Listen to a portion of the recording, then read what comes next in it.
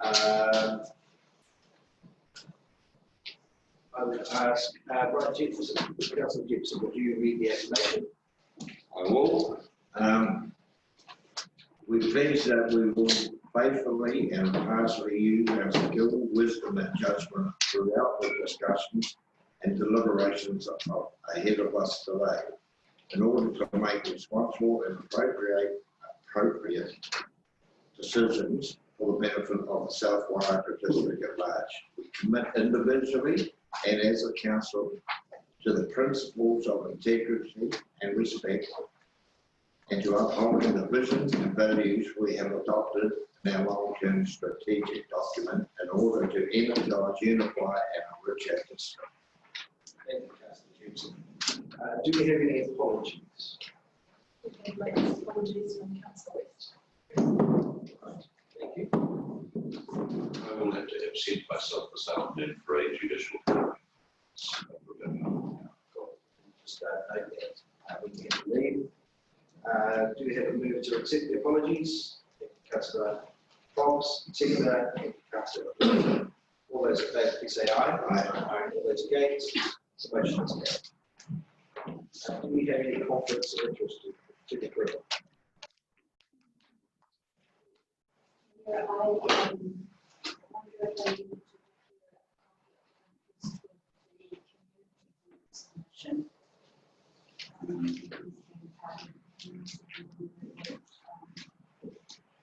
Be able to stay up.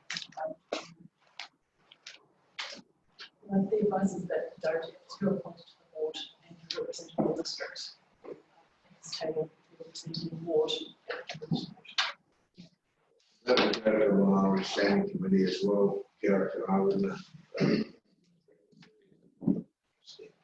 Good. So now we'll move on to the second part of our meeting today, which is a sufficient hearing as to the schedule. To remind councillors that any questions you ask should be with regards to clarification, not comment. As well, your job here, your role, is to listen and understand.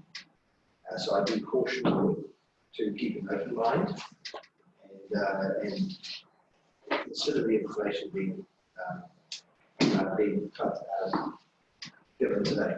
So with that, we'll move 2 minutes early on to Janine Price.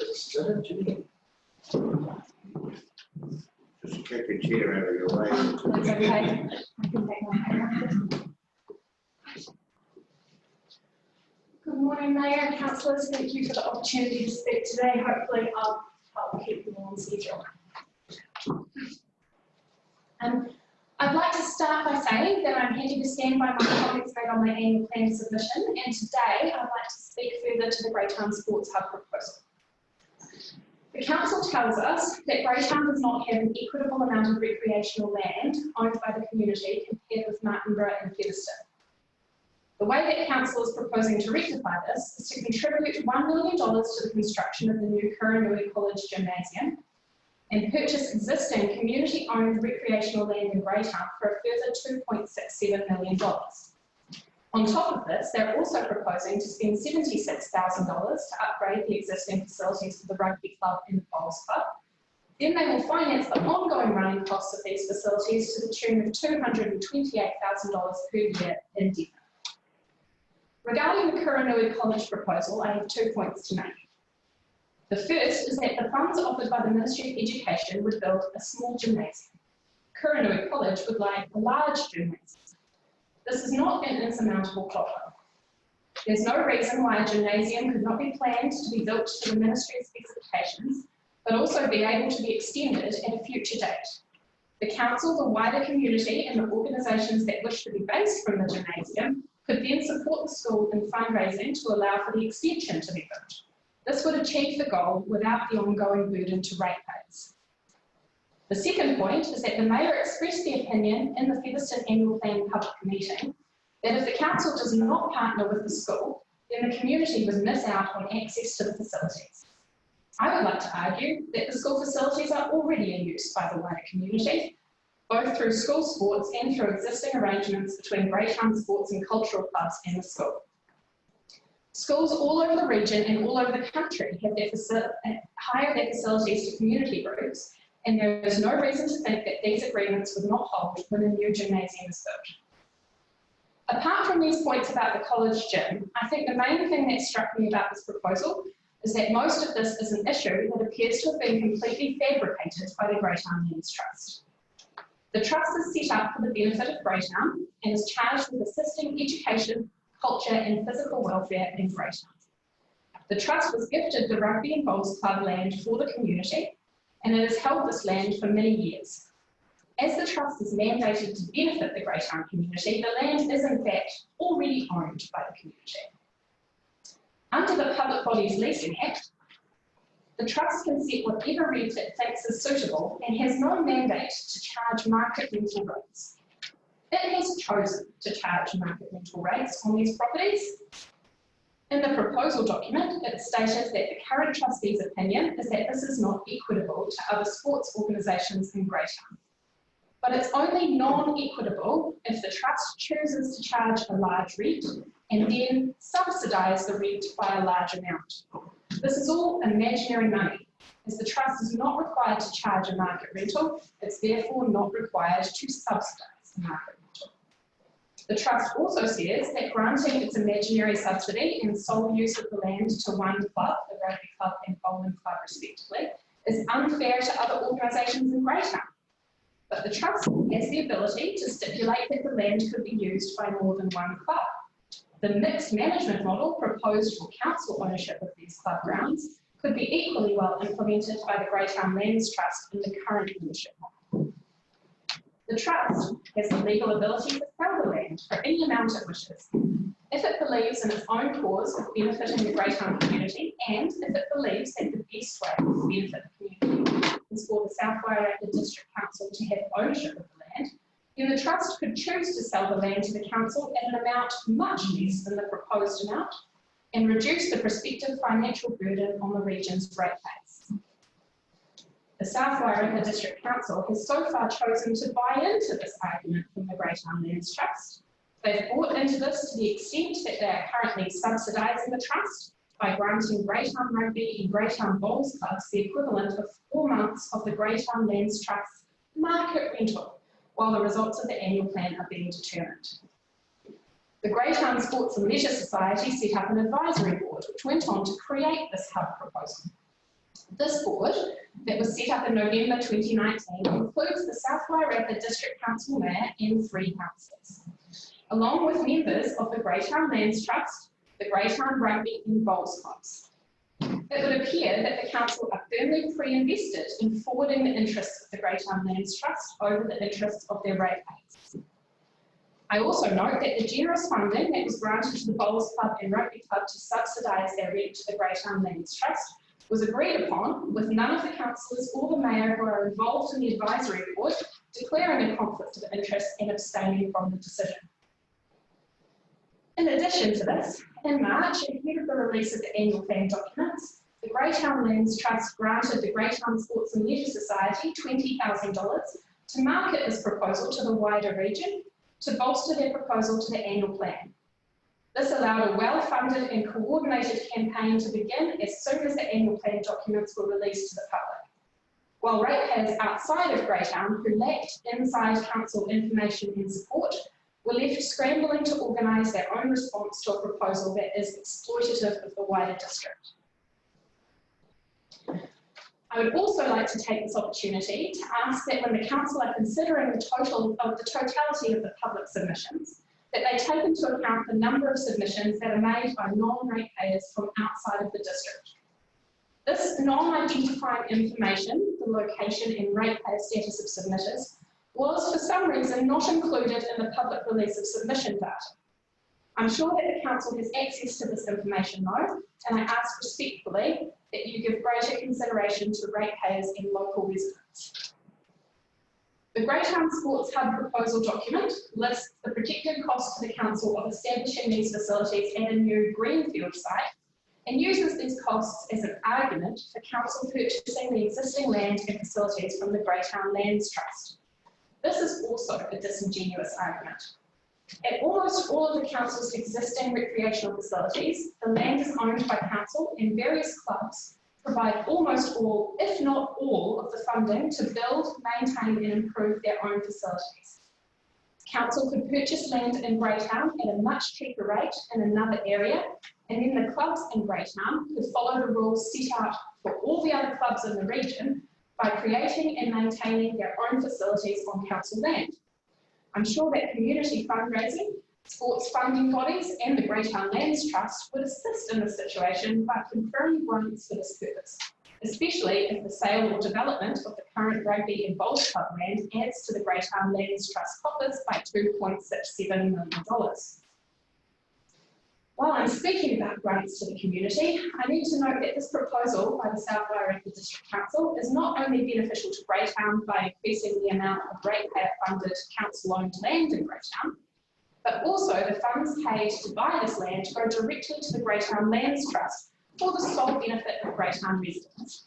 The rest of the region's ratepayers are effectively subsidising Greytown twice with no return for the rest of the region. I would like to say with some emphasis that this is a terrible proposal. I encourage the South Wairarapa District Council to apply the same rules to Greytown that they apply to Featherston and require Greytown sports clubs to be self-sustaining. I also encourage the council to return to the Greytown Lands Trust and instruct them to uphold their own mandate and not expect to enrich their bank accounts to the detriment of the wider region. Thank you. Councillors, do you have any clarifications? I just want to very, can we have a copy of that? Here you can have a copy of that.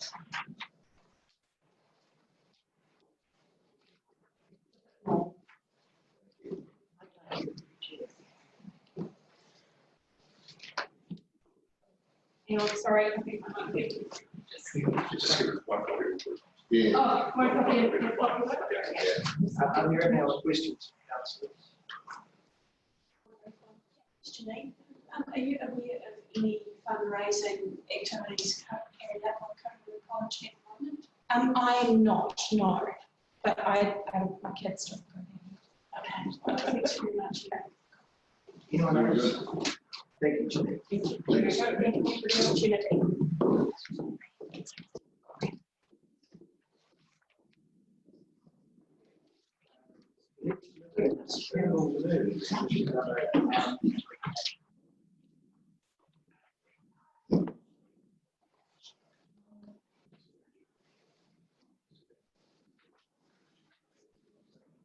Just note that councillor Nixon. Yeah. Good morning and thank you for making the time available here. Now, in the present economic climate and with the World Bank report yesterday, which is putting a very grim picture on the economic climate for the rest of the world, as it will affect every developed country and our undeveloped countries of the world will suffer the most serious economic recession since World War II, if not in the 100 years. And its effects will be felt for decades, but particularly on the tourism sector, which they don't think will ever be the same again. No council in New Zealand will be able to justify any rate increases or other expenditure except for their basic mandate of 3 waters and roadage. Councils will need to work within their current facilities, no sports hubs, no expenditure on council offices or any other non-essential projects. The Kurunuri gymnasium replacement is totally out of the council's brief. It is a matter between the schools, trustees and the Department of Education to reach an agreement. It is not for council or ratepayers' money to be spent funding education department projects.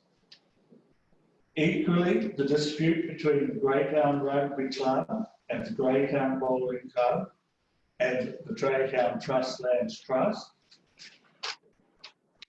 is for Greytown ratepayers to resolve and not for the South Wairarapa District Council.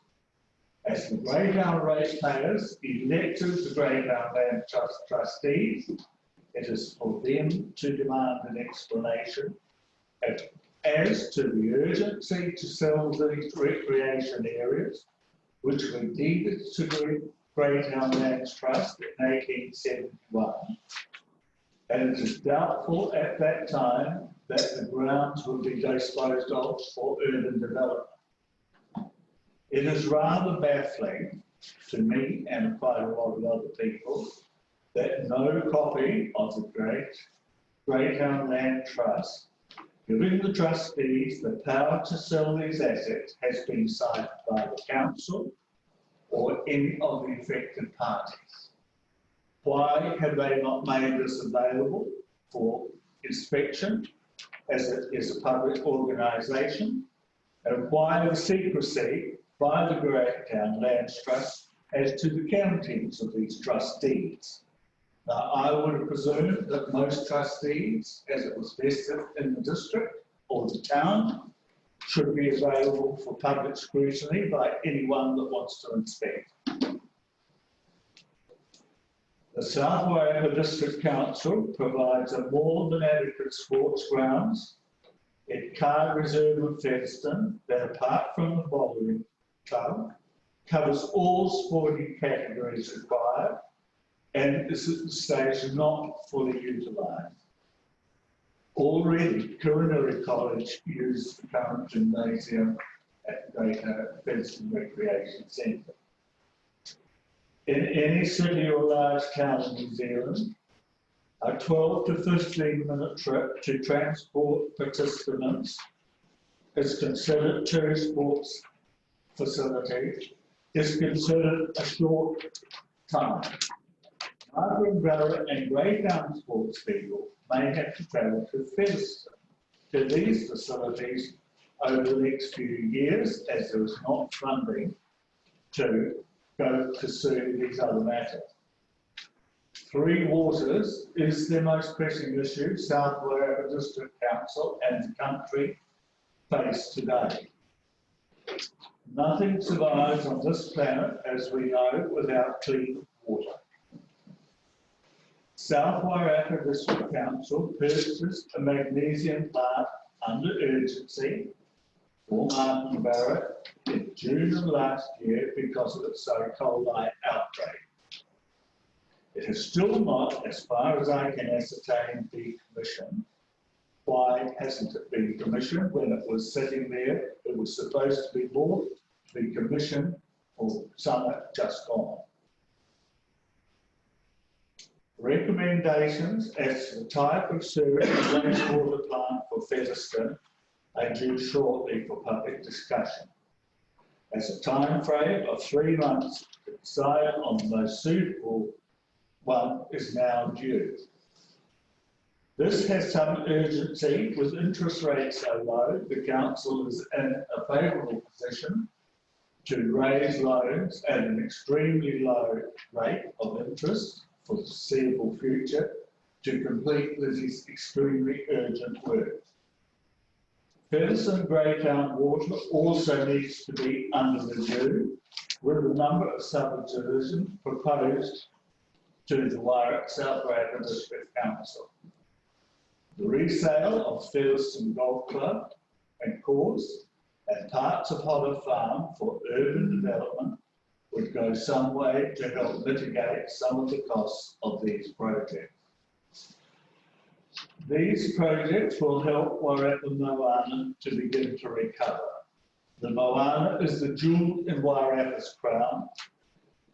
A 2017-18 report commissioned by the Fish and Game found Wairarapa Moana to be 89% dead lake.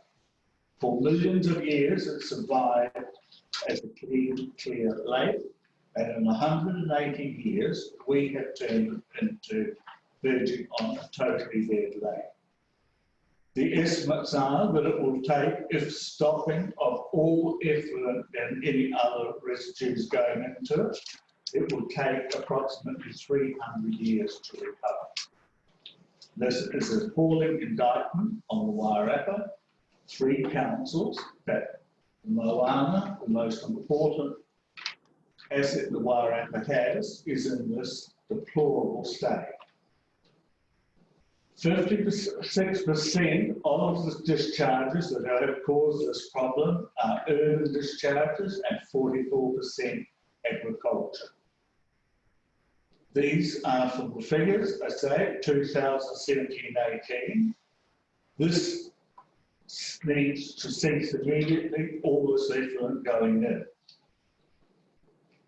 The Rimahama River has been used by the 3 councils and is still able to be for discharging raw sewage on special occasions, and this has still not any real serious attempt made to stop this at all.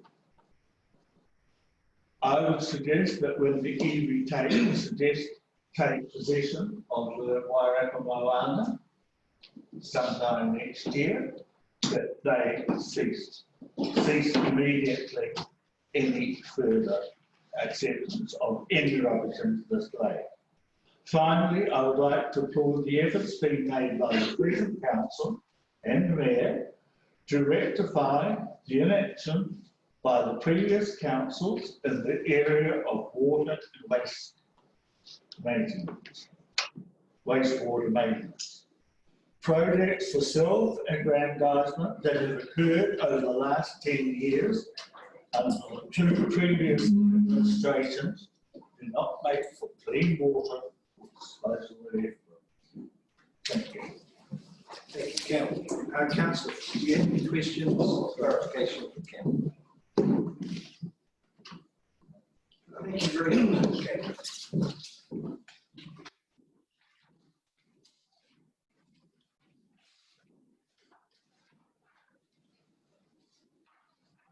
We're running ahead of time, which is good. We now have Tim Fenwick and associated people from the Great Town Rugby Football Club, if you'd like to come.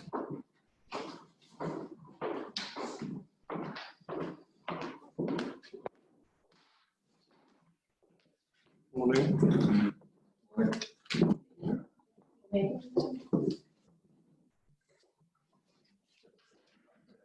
We need to talk about the footpaths in Greytown. Atamari Koto, my name is Gina Telford and I'm here with fellow committee members Tim Fenwick and Edwin Reid, who will speak to our submission today. But I am thankful for the opportunity to introduce myself and speak to why this decision is important to me and our club. I am the current president of the Greytown Rugby Football Club, a full-time teacher at Turanui College, a junior member at the Greytown Bowling Club, and in 2 weeks, my first grandchild will become a 5th generation son to Greytown. Since 2016, we have worked collaboratively with all stakeholders to determine best options and to show how the particular grounds offer the best opportunity to immediately establish a sporting hub for many sports codes in Greytown. We cannot consider that our club could be based in Featherston or Martinborough or use grounds outside of our town. As a Greytown resident and ratepayer, our children deserve the opportunity to play sport here in their chosen code and have the opportunity to benefit from the positive success sports can have amongst children and young people. Our town has working families already struggling, and retaining our presence in Greytown gives them an option to take part. None of us want to see an undesirable impact on those that are already disadvantaged. Rugby and sports have the ability to integrate the community, being more accessible for the high percentage of Pacifica and Māori players, including new people and whānau that move to the community. Frankly, the decision you all as council will make will impact not only our historic club's future, but the future of many generations to come. So I understand that this is not a decision you can make lightly. Speaking to mental health, our club has been at the forefront for positive change and creating a platform where it is okay for men and young men to talk and ask for help after the tragic death of a senior player to suicide last year. This has been widely supported throughout the Wairarapa rugby fraternity. We have had overwhelming community support, received letters from the New Zealand Rugby Football Union and the wider Upper Bush Rugby Union, including video support from past Greytown players who have respectfully gone on to represent their codes at an international level. To name a couple, Gillies Kaka and Shakira Baker, there are many more. But this is it for us. We are at the end of the road with no options, and the impacts of today's outcome weighs heavily on all our shoulders, including all of yours as the representative council members for the South Wairarapa District. Thank you. Yes, so, yeah, thank you very much for your time. So I just wanted to reiterate a few other points. So firstly, it's very unfortunate that the Greytown Trust Lands Trust have made the decision to withdraw completely from its land support for us after 130 plus years. As much as we don't agree with their decision, it has been made. So we believe it is now Council's responsibility to supply this green space to our community, as you do in Featherston and Martinborough. I want to reiterate that through the feasibility study funded by the Council 18 months ago, it was identified that the cost would be more than double to provide what we currently have if we lose this space and have to re-establish it elsewhere. So it makes complete financial sense to act now. And if you don't and choose to ignore the vast majority of submission respondents, which was 73% positive, this will inevitably cost our community significantly more, and this council will have to be held accountable. I'm obviously aware there are some speaking to the submission against this proposal. I'd just like to remind the council and the 20% who were against this, that even with this purchase, Greytown will still have considerably less council supplied green space than Martinborough and Featherston. We are simply asking to have closer to the same green spaces afforded to the two towns for now and for our future generations to enjoy. Finally, we would also just like to challenge the actual message of the petition that was presented to council over the purchase of the land from the trust. We believe that this doesn't mean the community that signed this petition don't want the council to own or buy the land, rather that the petition is proposing that a fairer price be negotiated with the trust for this purchase based on its historical use and legalities of the title. In fact, we're aware of many of our members who have both put in a positive submission in the annual plan on the purchase and also signed the petition. So on behalf of Greytown Rugby Club, we thank you for your time and consideration to help save our club and our green space, and we welcome your questions. Nothing from me. Councillor, questions?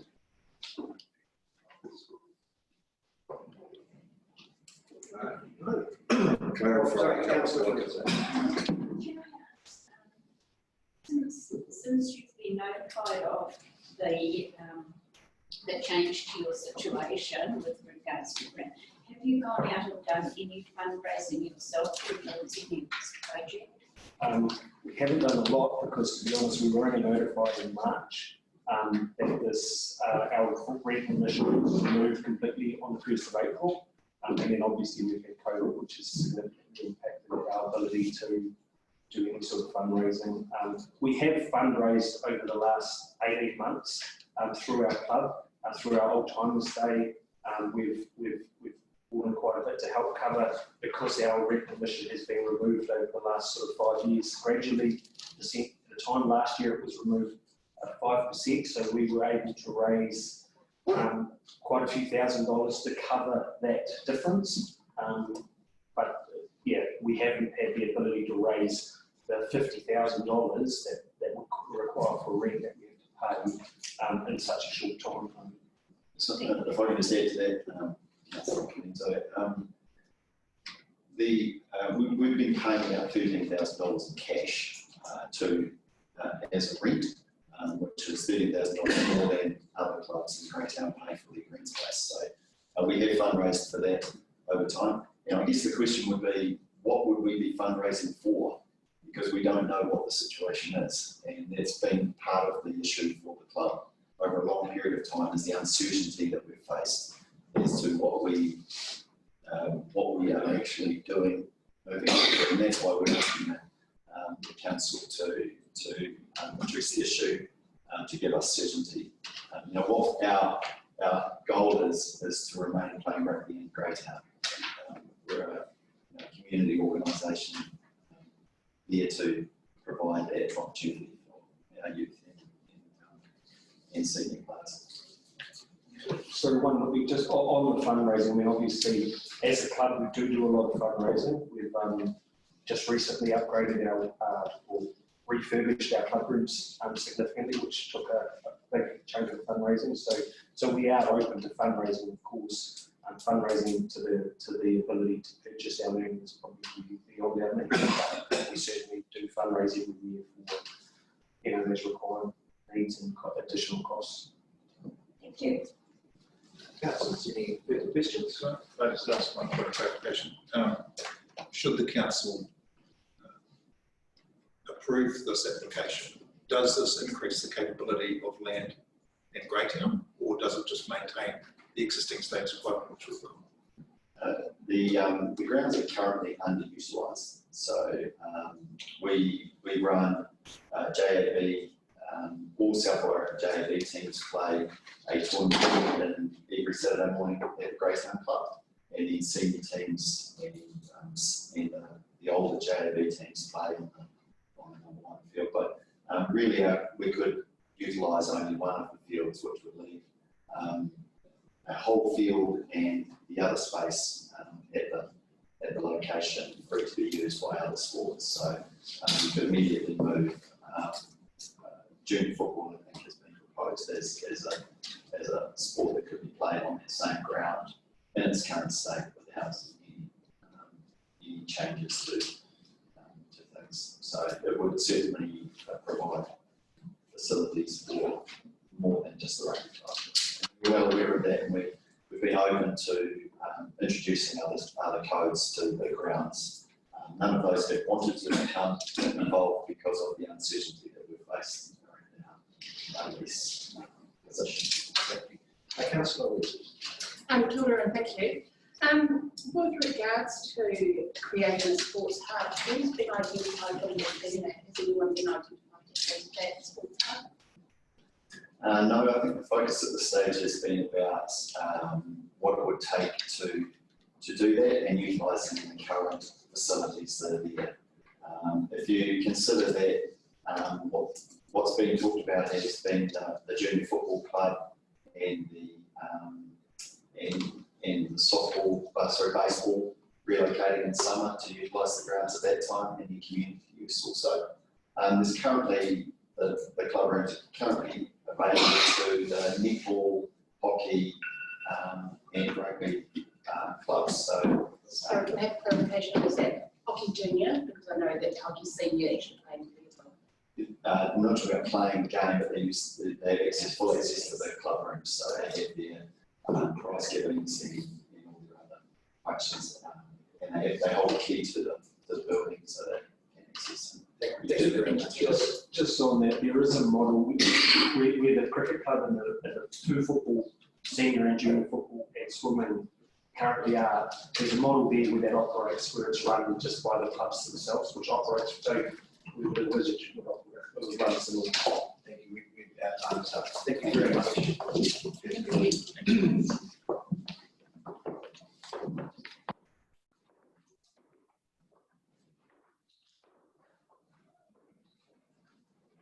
We now have Jeremy Thompson.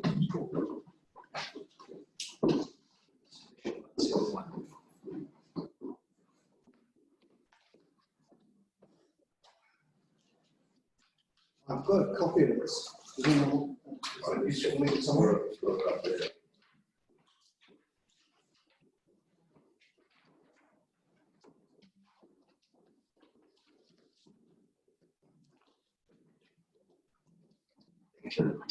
Morning. Thank you, Mayor. Thank you, councillors. The critical priorities for South Warwick District Council over the next year and beyond are firstly the implementation of stormwater, wastewater and drinking water solutions. Number one. Secondly, it is the support of ratepayers within the community as the world enters a recession. In my mind, those are the two absolute critical focuses. The Three Waters implementation will take huge capital investment and require significant borrowing with subsequent impacts on rates. Post-COVID support is not expressly detailed in the annual plan, which for logical reasons, but must surely be considered in maintaining the well-being of the South Wairarapa community. What that support will entail is yet to be determined, but will have to be managed in a conservative manner if the benefits are to be felt by everyone. Increasing rates may be a necessity, but increases must be kept to an absolute minimum. So this is the time when the council sticks to the absolute basics. With this viewpoint in mind, I want to comment on two items in the annual plan survey: possible purchase of Greytown Lands Trust land and investment in Curlew Sports Centre. With three roughly equivalent towns in the district, the council has to manage expectations that the amenities held by one town should be available in the others. That, frankly, is just not possible. In post-COVID times, spending should be prioritised on amenities that have district value. For that reason, I'm in favour of the council contributing a modest amount, perhaps for sports equipment, to the proposed Kurunuri Sports Centre, or school gym. This is a resource used by students from all areas in South Wairarapa and also beyond. A note of caution. The college gym is a building owned by MOE, and it is the MOE who is responsible for ensuring it is fit for purpose. Committing $1 million or more in capital development beyond the money already set aside for the rebuild, and from MOE, and committing further funds for significant ongoing costs of a community recreation centre is just not appropriate at this time. This project is easily classified as a want, not a need. Purchasing the rugby ground and the bowling club at this time is problematic. This is already community land that's managed by the Greytown Lands Trust, and the council has been asked to purchase it at market rates at the worst possible time. What is not clear is why the trust wants to sell and what it plans to do with the proceeds of the sale. I haven't seen any reference to either of those.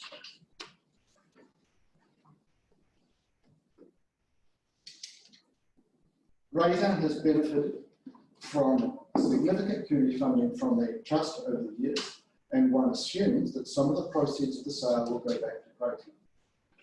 I may be wrong on that. If that is the case, Greytown residents win twice. Perhaps the Greytown Lands Trust could consider supporting the Kurunuri Recreation Centre. Looking at the submissions online, there is strong support for the council providing recreational land. This is understandable. Everyone wants as much green space as they can. The reasons given were that it is good for the community, yep, and that it was unfair that Greytown had less land available for recreation than Martin. I wonder what the response would have been if the question was, do you think the South Wairarapa District Council can afford to spend this amount of money at this time? There's been no discussion on why Greytown community land is to be sold by the trust or where alternative land may be found. Clearly, underutilised club grounds in Featherston and Martinborough have not been considered as shared venues. The matter gets messier. The submission responses have been clearly influenced by a significant marketing campaign funded by the Greytown Sports Village Society. The language of many submitters reflects the language of full-page advertisements the Society funded under the direction of its advisory group, and that advisory group includes members of the current council. So, here we have it. A community trust plans to sell community land to the council at market rates, with many of the councillors in active support of the proposal prior to public consultation. The questions arise. Why is the land being sold, and why now? Why can't it be deferred? Why is it being sold at market rate? How can the council justify the expenses at this time? And what other options have been explored? It seems as if the Greytown Lands Trust thinks it has the council in its headlights. They're thinking, you have to buy the land, so we set the price, and since you've checked, okay, you might as well pay for all these other bits and pieces as well. The council does not have to buy it. It is an expense that will compromise council's ability to deal with other critical projects and will certainly impact on rates. It is not the end of the world if the council decides not to buy.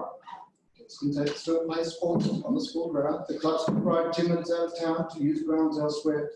Council can place the future purchase of recreational land in its long-term plans and look at appropriate options when resources allow. Greytown Lands Trust can sell to a developer and continue to provide significant cash support to the Greytown community.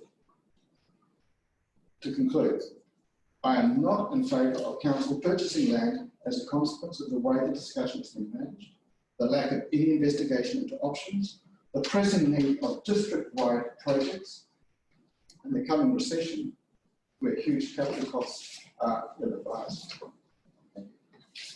Thank you, Jeremy. Councillors, do we have any questions? Councillor Fox. Thank you, Jeremy. You've spoken about three waters as being a priority. In your view, which of those three waters is the primary priority? Well, that's going to reflect from my view as a Featherstone resident, it is wastewater, but we have huge issues with stormwater as well. Right. Wastewater is an issue in Martinborough, and with low issues elsewhere, which also in Greytown. So, wastewater is first. Thank you. Questions, councillors? Julie, thank you very much.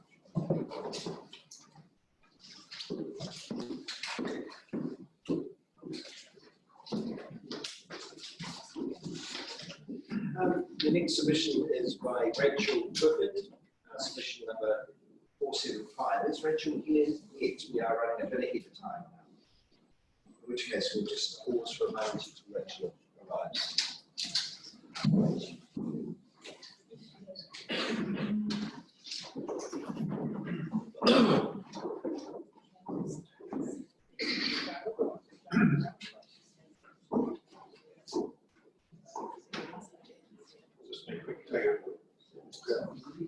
Stop. Just hang fire. That's a very inappropriate term at the stage.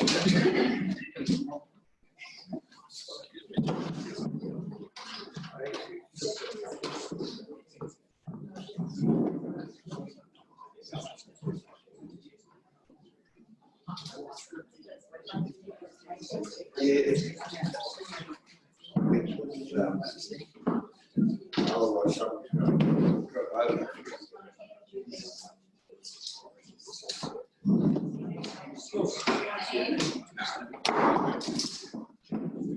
Gives me a reason to get on the street and then.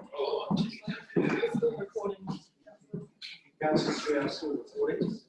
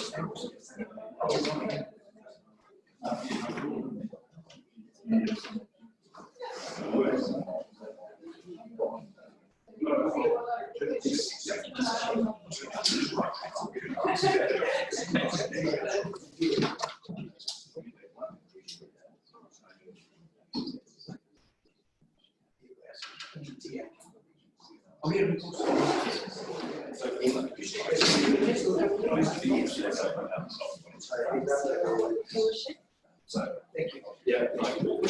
So your name is? Alexandra von der Beek. 130 or something, 130 kilo, 125, 130. Oh, submission number 692.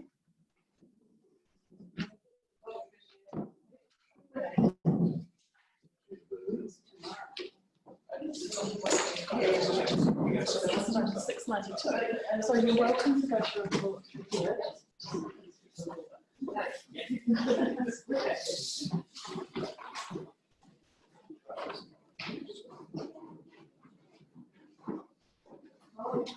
Jackie, if we don't, are you able to do your submission a bit earlier, just if things don't line up?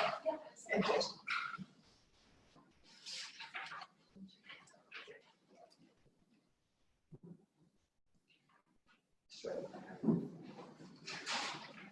And we'll just find out, it's just in case.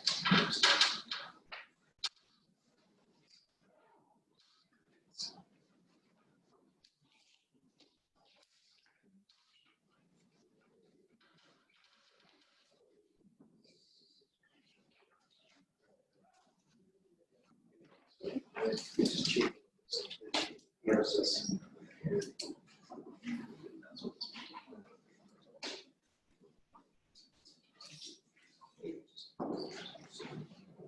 Councillor Maynard, we're just checking to see that you can hear us okay. That's fine.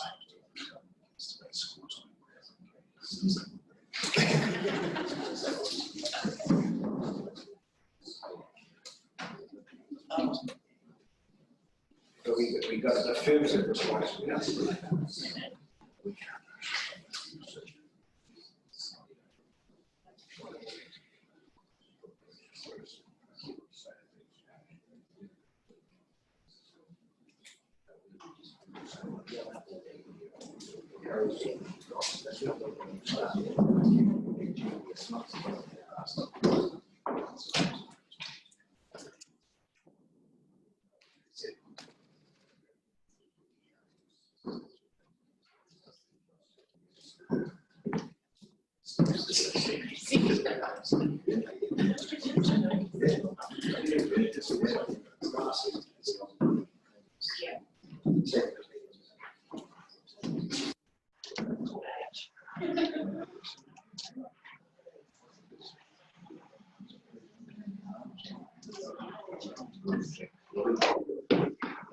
Slowly moving up the hill.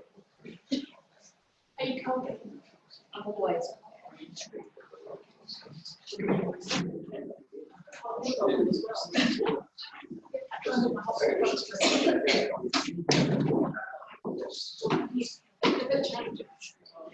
Right, people, we'll just mix these around. Jackie, if you would like to come and do your presentation of this video. Thank you.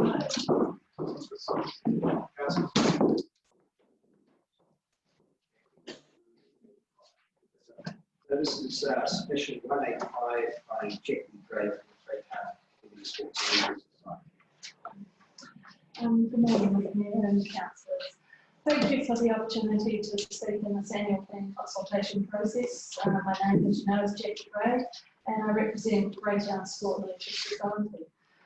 This is a volunteer governing body established in 2003, and my primary role is to actively support community-wide participation in sporting, leisure and recreational activities. We have 16 member clubs in Greytown with over 1,200 participants across summer and winter activities. Sport and active recreation facilities are key elements of community infrastructure and town planning. Investment in these by councils and the communities that use them will ensure increased physical activity, and the subsequent increase in community physical and mental well-being are very helpful. Greytown has a significant lack of green space to use for sport and recreational activities, less than half the that provided to our other towns. Our wonderful Soldiers Memorial Park is overutilised and cannot cope with any additional demand. And we're now faced with another challenge when the trust that has provided us for over 100 years additional land has had to make changes to its community distribution and that's to ensure its own sustainability. This immediately puts two clubs at risk when land rental increases and rental subsidies reduce and subsequently ceased on the 1st of April this year. But at the same time, we also have a positive opportunity at our Karanui, our South Wairaka College. They're in urgent need of a replacement gymnasium, and we'll speak later on today as to the benefits of forming a partnership with the South Wairaka community to make it a shared indoor gymnasium and event centre. Greytown Sports and Leisure Society has provided a green space framework and has assumed an advocacy role to bring all these key stakeholders together to help future-proof sport and recreation. From initial conversations, consultation, coordination, collaboration, and lots of compromise, representatives have agreed on this proposal to submit for consideration in the annual plan. So that takes us to the here and now. At this point, I'd like to thank you all for your time and extra efforts for you and your support teams that you had to put in for the annual plan consultation process amidst the lockdown levels.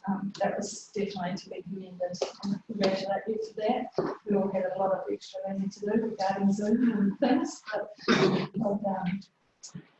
Communications, very vital. So from our Team Greytown group, about the proposal and the annual plan process, we've generated much conversation. Good and bad, this is a great thing to happen.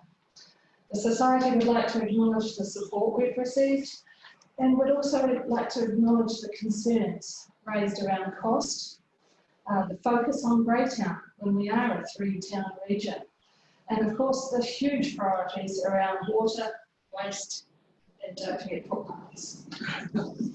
Regarding costs, we need to make sure this is essential provision for green space can cope with demand now and into the future.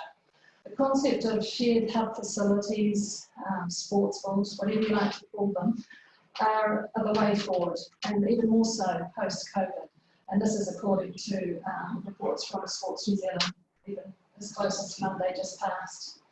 What we will have is an existing hub split over 3 central sites with all existing clubhouses and ground infrastructure that's already there. The clubs are willing, and the clubs have developed these and are willing to hand over and share with the community just to keep the land they're on. The cost to recreate this elsewhere at a later date, and it will have to be done, will be far more expensive than what it is today. The focus on Greytown in the annual plan is due to a lack of investment in the past. The Greytown Trust Funds Trust has provided for the town's additional sport and recreational needs, as well as many other things. And now we need the council to take on this role and have some equity with the other towns in order to cope with demand. The new Orchard Retirement Village is going to bring many new jobs and many new residents to our region. They too will need opportunities to integrate into the community. And with a social bowling club 50 metres away, it just makes sense for it to remain part of our wellbeing equation. Regarding concerns over water waste and footpaths, as we're all aware, these are infrastructure issues that have their own budget. They're independent of this green space proposal. So what happens if we miss out on this opportunity? There is the potential to not only lose 2 heritage clubs, but also to lose these central located green spaces to potential developments. Where would the 2 Westpac rescue helicopters have landed since a major accident last Friday? Documents to support trends, demand, financial analysis of options, and public opinion are all in your hands now. Submissions have been made by experts, and I have a few additional letters of support from New Zealand Rugby Union, Wairaka Bush Rugby, Bowls New Zealand, Andy Holmes, Chairman of Greytown Rugby Club, Spitfires Baseball Club, and to support specifically the Karanui proposal, there is Capital Football, South Pacific Taekwondo, and Greytown School. Thank you for your consideration. Thank you for tackling some very big concerns in very difficult times, and know that the Greytown Sports and Leisure Society is ready to be of assistance and to work with you to be a partner to ensure that you become become part of a proud shared asset in our community for the future generations. Thank you, Jack. Councillors, we have any questions for Jack? Jackie, actually, you just answered it for me there. I was going to ask with the Great Sport Malaysia would be keen to assist the council. We'll go a long way down on this, obviously. Absolutely, this is just the beginning. Some alluded to it that we have a network in place with regards to the pavilion, and the society 2 years ago took over as the umbrella organisation, so that there's a governance model in place. The clubs are part of the committee that I am secretary for, and we report. Thank you. Councillors, any other questions? Thank you very much. Thank you.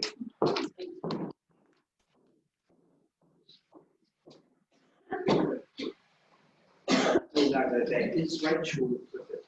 Yes. Fantastic, Rachel. Would you like to come forward? This is submission number 475. Good morning. Excuse my voice. If I start coughing, I'm asthmatic and the cold air is affecting my asthma in the morning, so my apologies. And my voice, obviously. I'm submitting as an individual. I felt it was important to come for two reasons. Because my understanding is that the Greytown Land Trust cannot give the lands to Greytown or to anybody because their rules are such that they have to do the best financially they can. So giving assets away is not possible.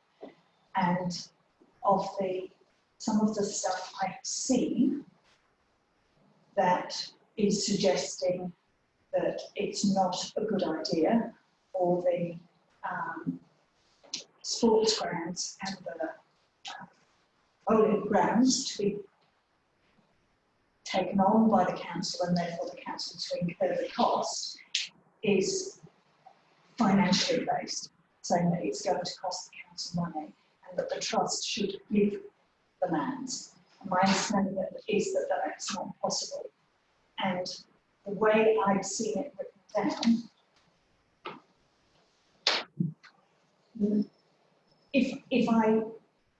the way I'd seen it written down, if it wasn't such that I knew the trust had within their rules to be commercial, then I would have agreed with that person that the council shouldn't buy it and the trust should give it. And my understanding is that that's not possible. So I therefore feel that the council should very much go ahead and purchase the lands because there's not much green space in Greytown itself for children to play, adults to play, older people to socialise and mix. And once that land's gone, it's gone. At the moment, both spaces can be used by any age. And it's not just the physical stuff that goes on, it's the mental health, i.e. the socialising and stuff like that. And mental health and our physical well-being needs exercise and fresh air. And it's all very well good walking around the streets, but that's not the same as playing sport or being involved in a social activity. Also this week, I thought that was really interesting. There was a small article saying that the rescue helicopter landed on the rugby fields last week, which it did. I think maybe two of them landed there because it was not a very nice incident. And if those rugby fields are turned into houses or other non-flat accessible spaces, that's one less place the helicopter can land. And I know at the moment it has landed before now down by the medical centre, but that land's been sold and no doubt is going to be developed.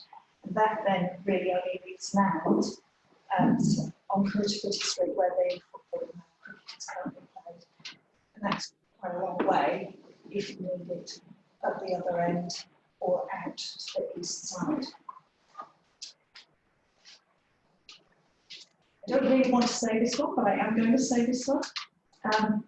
Being a bit divisive now, I feel that the council has spent a lot of money on Martinborough in recent years, doing the wonderful facility that is now here, and quite a bit of money has also been spent in Featherstone, at the site of the side of the state highway there. And because we are we're more than three, but it's three bigger communities, Greater Martinborough and Featherstone. You could argue all the time that money should go just to the place that you live, but if it is being shared around, then maybe it's Greytown's turn, and I think it's a very worthwhile purchase.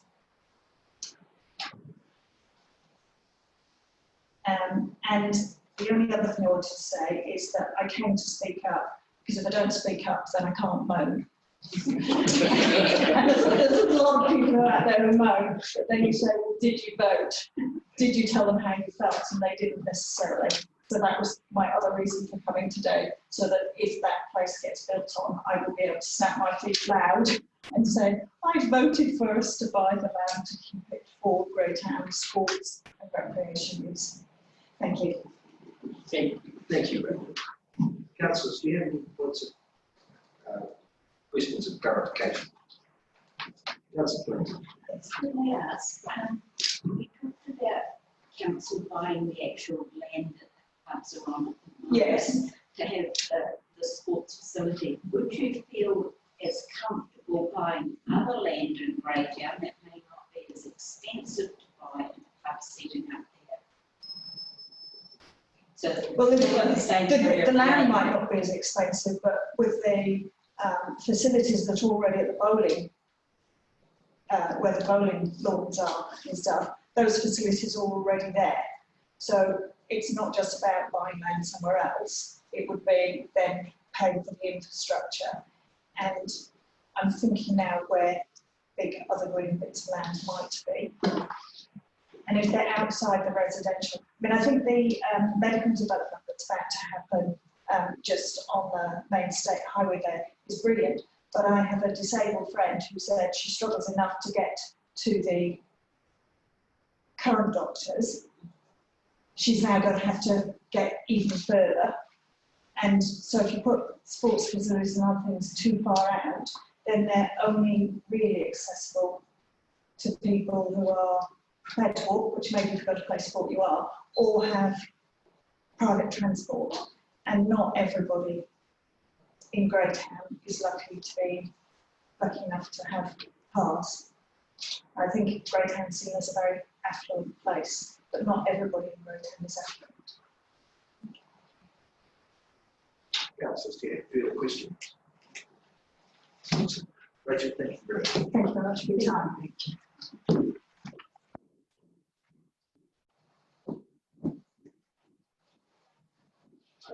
Do we have tests of money available to buy the service from your submission? I'm not sure about Daphne, whether or not you're willing to go a bit early. Yes.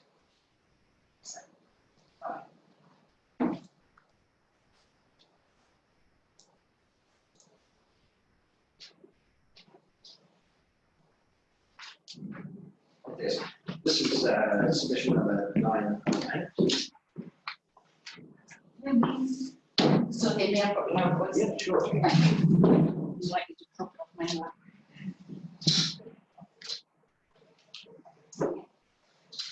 Thank you for this opportunity to speak. The annual plan, a time to firm up some activities, postpone, change or add others, while confirming the budget. A chance to communicate with the community, provide information, better understanding and trust building. Cool. Well, I had great hopes for the new culture of openness and transparency, but this consultation has been really disappointing. The continuing reluctance to provide detail of financial information and clarity of projects. If I look at topic 1, water supply, an additional 5 million is needed this year, over that already allocated in the long-term plan. It's a lot of money, and yet we're not told how that is going to be spent in any detail, just that there are 5 major projects. Yes, of course we want a clean and reliable water supply, no surprise there. But we also want council to be accountable to a transparent budget, a monitored project plan and agreed performance measurements. In answer to a question, how much has the manganese plant cost so far, the total cost and the ETA, the answer was, it is a fixed price contract. You're asking us to make serious comment on your projects and spending, and that kind of answer is just insulting. Not just to the person who asked it, and it wasn't me, but I think I've asked that question before, but to all of you, but to all of us. You stated the manganese plant's a temporary 5-year fix, and you're already 18 months into the project, costing X million. And the question is quite appropriate and should have been answered, as should many other questions. Some answers, you say, are in the accompanying paperwork. So I look and I ask, how do these numbers relate to the initiatives and the work plan? I like to think I'm quite bright and I will invest time in gaining an understanding, but I'm baffled. And I hear more knowledgeable people than I describe it as smoke and mirrors. We needed a change of approach to provide more transparent, clear financials. We didn't get it. It's not good. Topic 2, Greytown Sports Hub. Including this initiative in the annual plan adds an undue urgency that only serves to limit debate, skimp on detail, and may lead to poor decision making. It would appear that this proposal was on the table during secret meetings, and I mean by minutes not being public, and attendees not reporting back to council, with the trust and sports clubs for some time before the community were aware of it. I do wonder if the trust had simply proceeded to sell the land to a developer, as it threatens, the people of Greytown would they be up in arms and lobbying the trust to keep the community asset in the trust. I'm worried that now council's proposed fronting up our money at a time when we're belt tightening, the trust is just lapping all the way to the bank. I've heard the term being held to ransom. 2.7 million will we sell to a developer. Should they not be phrasing it as, we as a trust will ensure that the community have ongoing sports facilities, just as in the past, and will collaborate to achieve this. There are smart people in the community asking more probing questions. Please treat them with respect, as we all want to know the answers before a decision is made. It should not be a referendum, yes or no, as part of the annual plan. From my point of view, having posters plastered on the front window of the Greytown town hall stating, vote yes, does not seem to illustrate an unbiased council. And using phrases like, exciting opportunity, hard to miss, if we can get this over the line, and stating that council can't remove the posters does nothing to build my trust in their understanding of influence, impartiality, and public perception. I attended a number of Q&A sessions where information was requested relating to reserve funds, price secured on selling land, contribution from development. The obfuscation and reluctance to be open and transparent and answer these questions was very concerning and begs just what is being hidden. When asked about the price realised for Old Sellable Park, for probably the 4th time, the answer was, I don't have that number to hand. It's just not credible. The number was later given as 1.5 million, not hard to forget. It would have been so new council to be told the net funds received, the dates, costs associated with the sale, where the funds are and how they're available to be used. Not hard, just no will. When asked about the possible operational costs, the answer was, there will be none. The discussion document stated that finance and running costs were estimated at 228,000. So was this all finance cost? The council then later stated that running costs were 43,000 and finance 239. That's a total of 280. I don't know what numbers are being used today. 8 minutes into the Q&A session, the Greytown ratepayers were asked to limit questions to 2. This does nothing to build confidence in a council prepared to listen and wanting to be accountable. For the record, the 1.5 to 2 hour Q&A meeting had about 20 minutes of Q&A. Well, who would want to ask a question after that smackdown at 8 minutes? Topic 5, resource management initiatives. They're all stated as ongoing important initiatives for 2021 with strangely no funding identified. and yet they sound like big initiatives. When I asked what the allocation was, I was told that they need to be sized. We have used an estimate. If the work's not been sized, then just tell us how the estimate was calculated and what's the estimate. But wait, some of these projects have been going back a few years. Estimates are fine for projects in initiation, but these are all in progress. So just to be clear, the words "we've used an estimate" is never a transparent answer to how much. Building capability requires 800,000 over long-term plan, but no indication of the total budget, as there doesn't seem to be any financials for building capability. The annual plan does show that costs for employees and suppliers is increasing by 3.5 million over the long-term plan, yet there's no commentary on this. So see what I mean about a little more clarity? 3.5 million, that's a chunk of additional money with no explanation. When I tried to understand this and ask for what are the changes in staff numbers, what's the breakdown between suppliers and employees, I got no response. This year or last year when I asked the same question. So what is the problem with providing detail? If you really want to be transparent and open, then begin by providing answers based on what is the concern here that's being raised and how can we answer it fully? Not limit us to 2 questions, be openly condescending, avoid answering and ignoring emails. Then maybe we would be making headway on openness and transparency and building trust. And we could make more knowledgeable and useful responses in support of this and future consultations. Thank you. Thank you, Deb. Councillors, do you have any questions? Councillor West. Hi, Daphne, can we have a copy of that, please? Oh, sure, I can switch to Thank you. Councillors, any further questions? Thank you, Deb.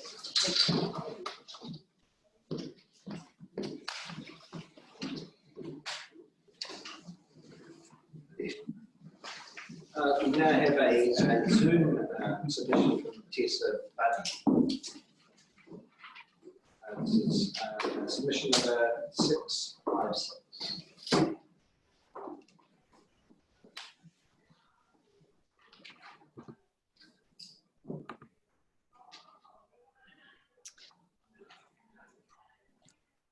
Kia ora everyone, am I ready to rock and roll? Yep, hi. Okay, so I just made a few points about, I get muddled up because I submitted on the spatial plan as well, and I was hoping to get some points in there. Basically, I had a few things that I really wanted to raise, and just about the pedestrian ability about our towns, particularly Greytown and Featherston, and I think this is in the links in the cycleways and transport, I think you had that under. So I was hoping I could make a few points around that. And I was hoping that we could look at some sort of raised pedestrian crossings and making our town more pedestrian focused, more pedestrian friendly, so we're putting the pedestrians first. I noticed that it's quite, it's getting harder to cross the road, especially with little kids, just crossing like McMaster Road, going down the main street to the library. This is in Greytown. So either looking at raised pedestrian platforms to slow cars down, and where there are pedestrian crossings, actually having a raised platform just to signal to drivers to slow down. So it's just looking at our streetscapes, maybe making them narrower in places. So, so the cars are signalled. This is, we are putting the pedestrians here first and to watch out for them. And just actually to slow us traffic, cars coming in and out of the car. Sometimes we have massive trucks hoofing through Greytown.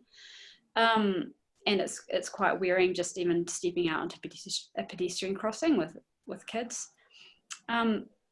So yeah, so that's sort of, and also just with any subdivisions, I really want to think about future-proofing cycle and walkway linkages through any new subdivisions, even if there's no link or walkway there at the moment, just putting a walkway through to what may become a subdivision in the future.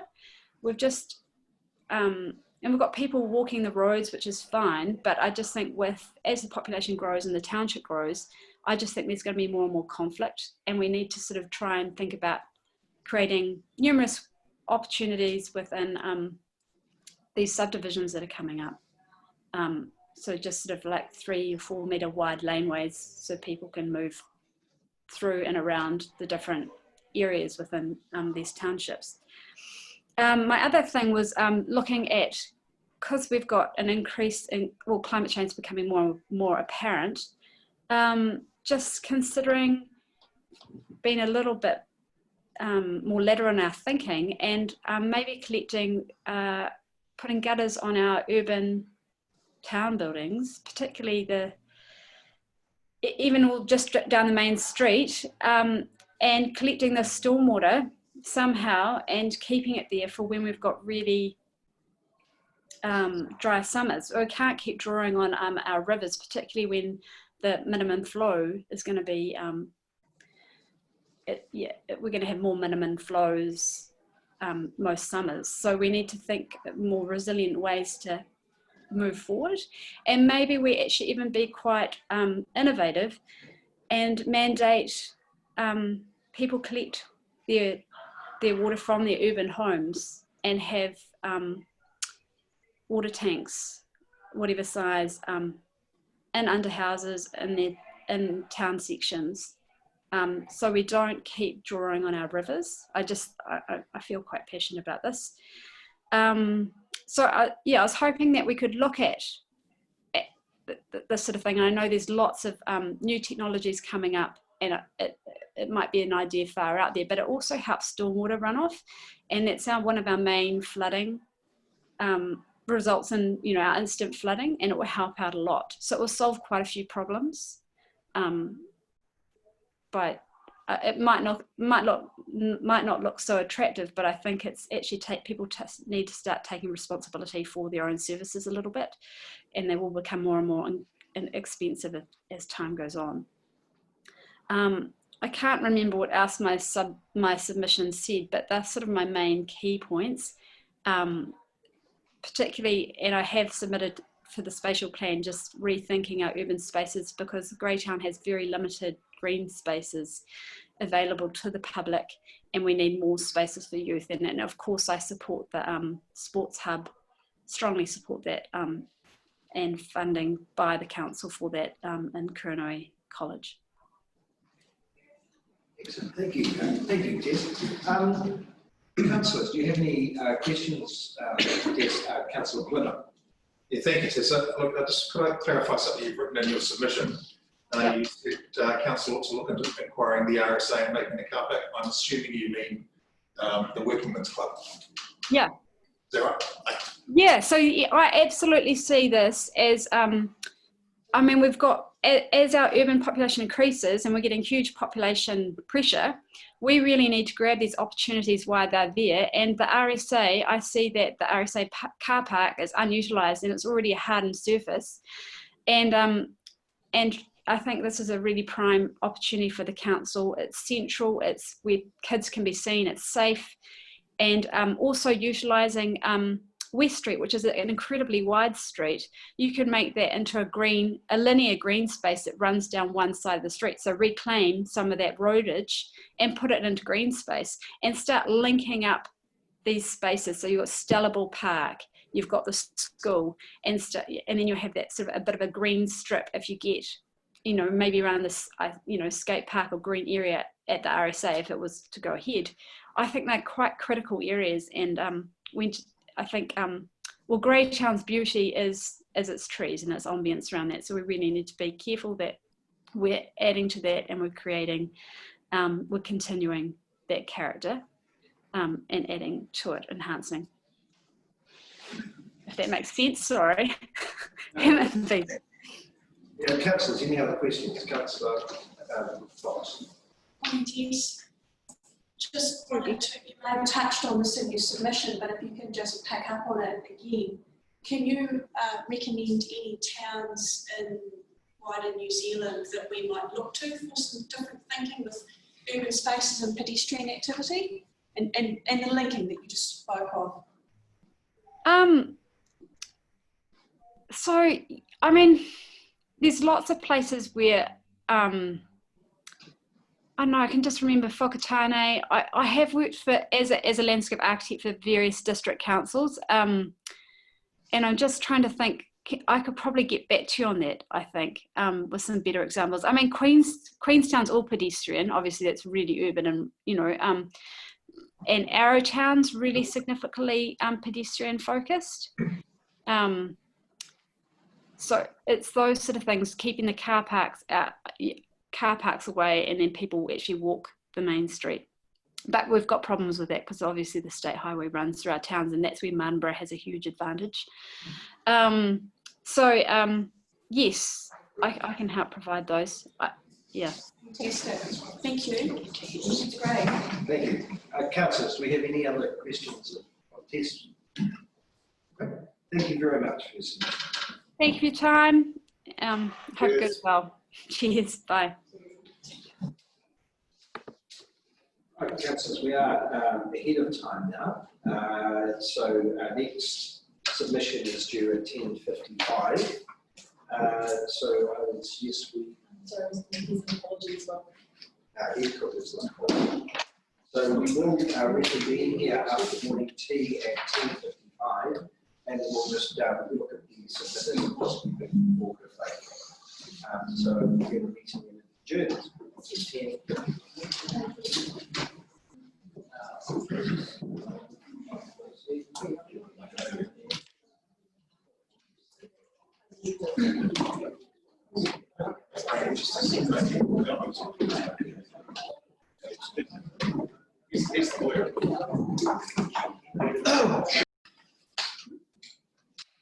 Okay, we'll reconvene now. Fantastic.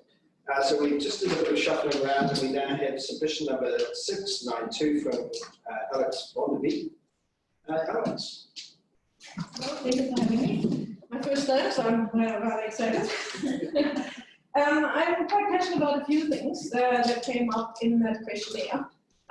First of all, I think we, after living here in New Zealand now for 20 years, I think we need to really work towards resilience with natural disaster, as everybody is aware of, and I think the water issue is the main thing. I have started to live off grid with some hiccups, but and I've realized that the water usage can be drastically reduced by composting toilets. Some councillors from Masterton told me, people don't like the smell and stuff like that, and don't like to see their juice. That is actually not an issue. There are plenty of products available. You do not need any water, no water usage whatsoever except for hand washing. And a little bit of cleaning afterwards, which is with the spray, if things don't go in the middle. In the last year, my next door neighbor has got a composting toilet as well. They have a different system that you can, there's continuous production of the compost. And you go in once a year, it depends how much you use it, and you collect the ready compost into a wheelbarrow and put it into your garden as ready. The other option is, if people don't want to deal with it themselves or want to have it more contained, there's a wheel bin product from Finland, and it does comply with New Zealand building code as well. Yeah, you put that wheelie bin underneath, has got a special double floor in there, and depending how big the system is, usually you exchange that wheelie bin twice a year, yeah, every 6 months, and you can get it picked up. Yeah, if we've got the council is willing to use that as fertilizer instead of buying it from Africa, yeah, much better to use our own and compost it after, or carry on composting it then for another 6 months. New wheelie bin in, done. No problem, no issues with smells. There's a fan, integrated fan that either works with a whirly gig or a fan, solar driven fan, no smell whatsoever. Yeah, we don't have to build another sewage plant or sewage pond in the wetlands of Carlton. Yeah, it is an absolute disgrace in my eyes that happened. Ever somebody thought about it. We need to make people responsible, like the other last lady said, for what they use and what they discharge, no matter what it is. So that people actually get the awareness of it. And therefore the whole thing works with recycling as well. Normal recycling, if you have to get rid of your recycling, see how much plastic we produce. Mali, 20 years ago, over 20 years ago, the African country of Mali prohibited plastics. Why can we not work towards minimizing plastics? A lot more than that, yeah? And people take care of it, they should be washing their dishes. If they use dishwasher, they can throw their plastic rubbish into the dishwasher, have it properly cleaned so that New Zealand can use New Zealand products, yeah, New Zealand waste products, and recycle it, and we've got a quality recyclable product. So we need to make advertising, get people's responsibility for that sort of thing, yeah? That we've got, if we have to use it, we can use a decent product. We should be trying to instead of using new materials probably coming in from China or being treated with arsenic and copper, the fence posts, for example. One can easily make fence posts out of plastic. Yeah, you can buy them now, but they're too expensive than the arsenic treated one. We need to have that shift that we can get rid of our plastics somehow. Yeah? There's another possibility for waste reduction, and the council can greatly help in that. Tires are a big problem. They're earth ships. 1,600 tires are being used for the average earth ship. I don't know if you guys have heard of the earth ships. Yeah, I've learned that when I was 18 years of age at high school, we did that in our art class. Yeah, architecture of earth ships. They are self-reliant. They collect their entire water. They have got solar. They have got thermal insulation. If you want to, you can additionally heat it with a thermal mass heater, which uses 1/8 of the firewood. But we know the councils, there's one in Tara that has been built. The councillor, or the mayor actually himself, was on television, by the way, and supported it. Why can Marston and Carterton and why can't the whole Wairarapa become a hub, a real nice hub for alternative solutions that are environmentally friendly, waste reduction, yeah, waste and less in water, and we need to be resilient. Our Wairarapa is the next one. When we've got a disaster over the hill, the Wairarapa, they will all try to come here to get fed, to get water. We need to be resilient, not just for our population. You have to take care of those folks over there. Honestly, yeah, where are they going to go? Who's going to feed them? The closest one is going to be us here. Yeah.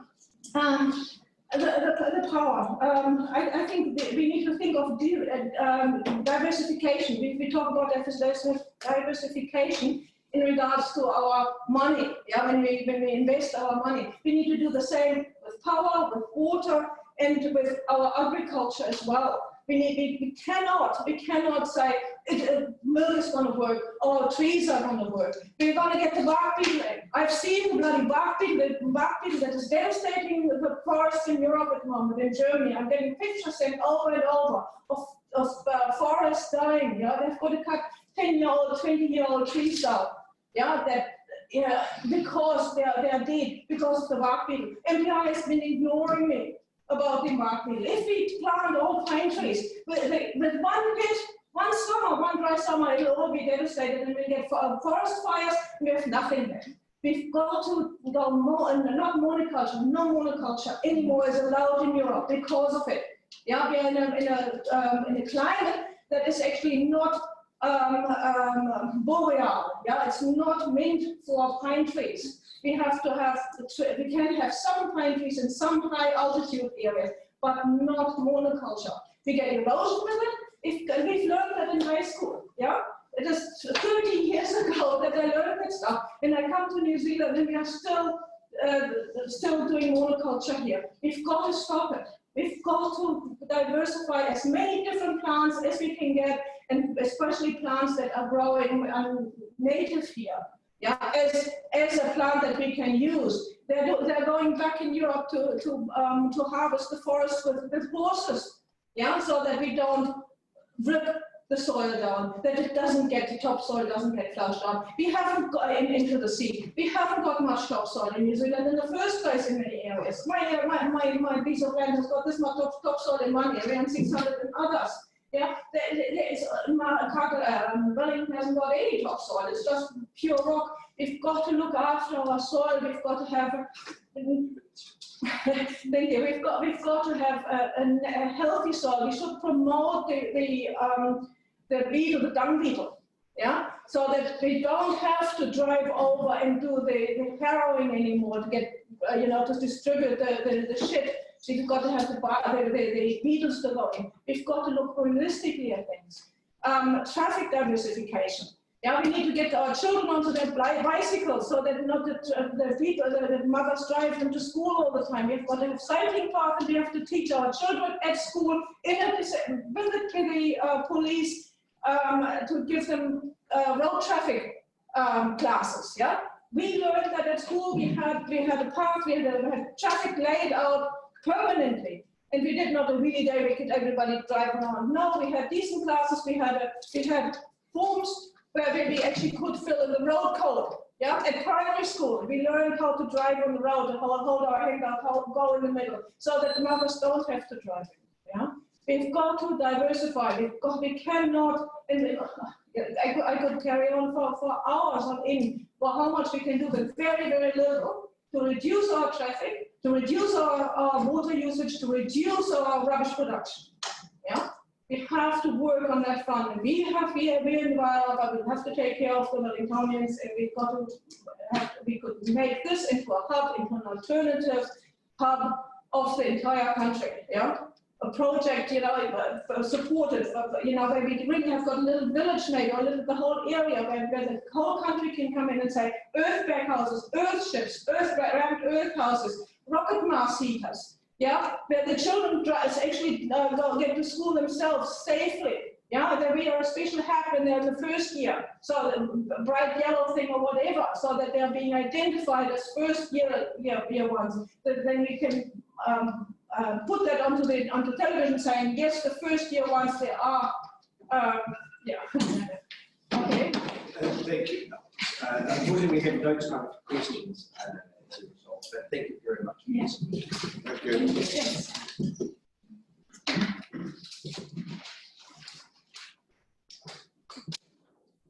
I'd like to now call Anne Rainford and Shelley Simons from the Greytown Community Board for their submission, which is submission 907.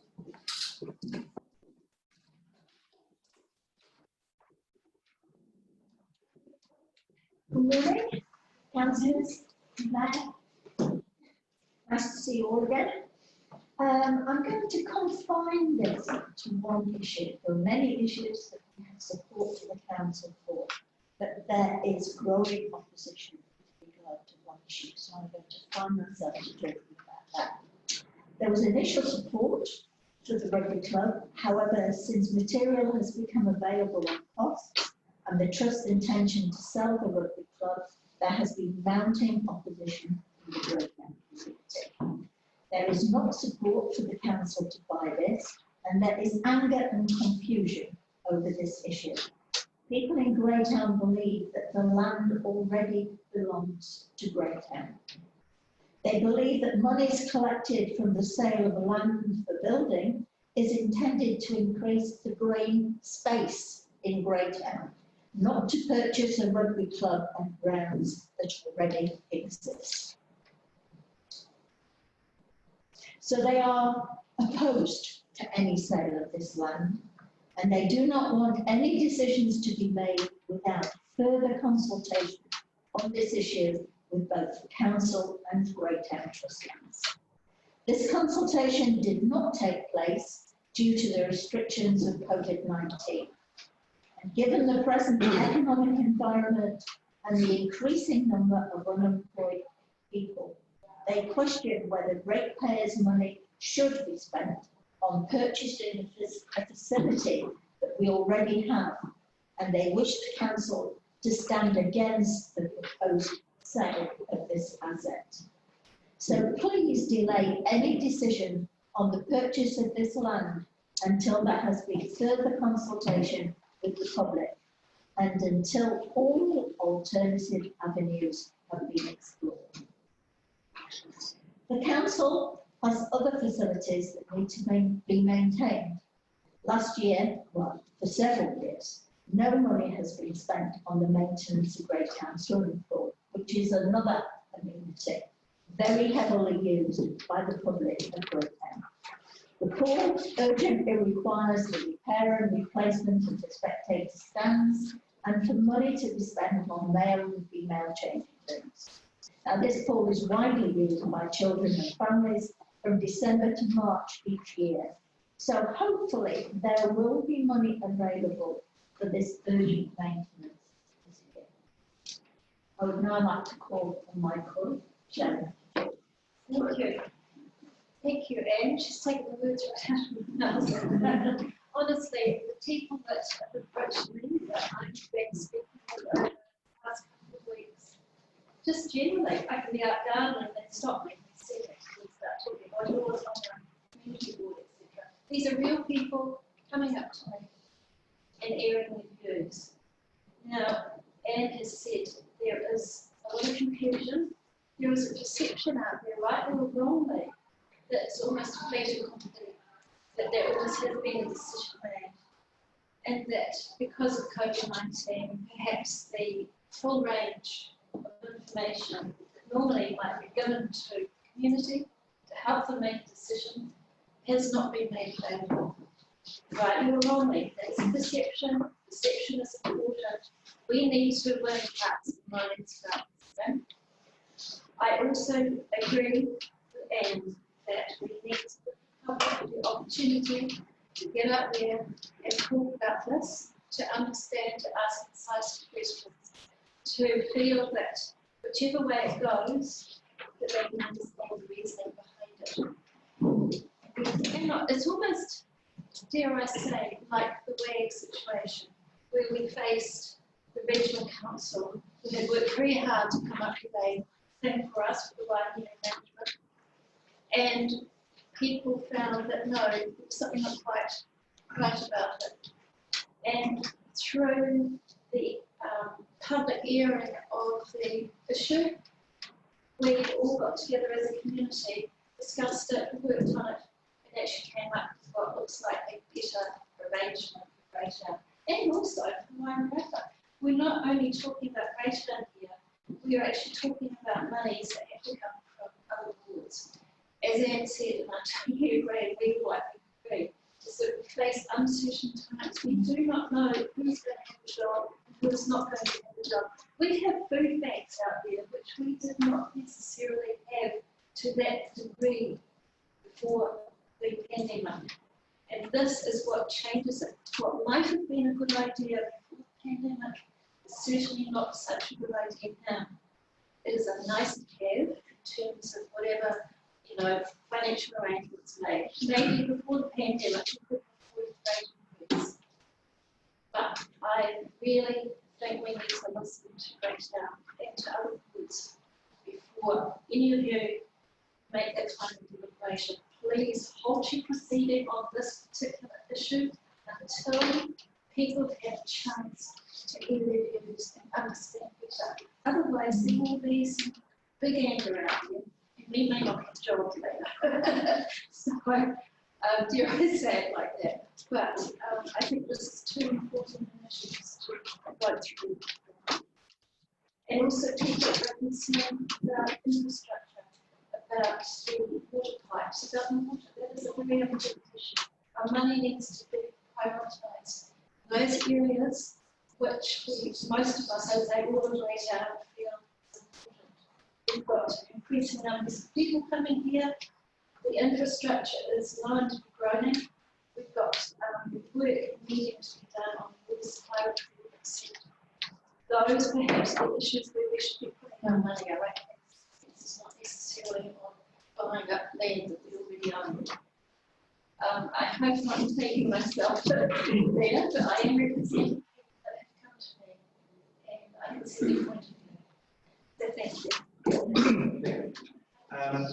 now move on to questions. I have one as well, to start with the council as well. So you have effectively added to or changed your submission that's in front of us. Would that be correct? Yes, that submission came in very early before COVID. And the situation has changed markedly since then. So you are here representing the Great Town Community Board. Do you have full support of this addition and change from the community board as this construction? We've been unable to because we've been unable to meet. What we're saying is what we have been told by the people, and every time we go out, we are met by people. And this is the only issue they want to talk about.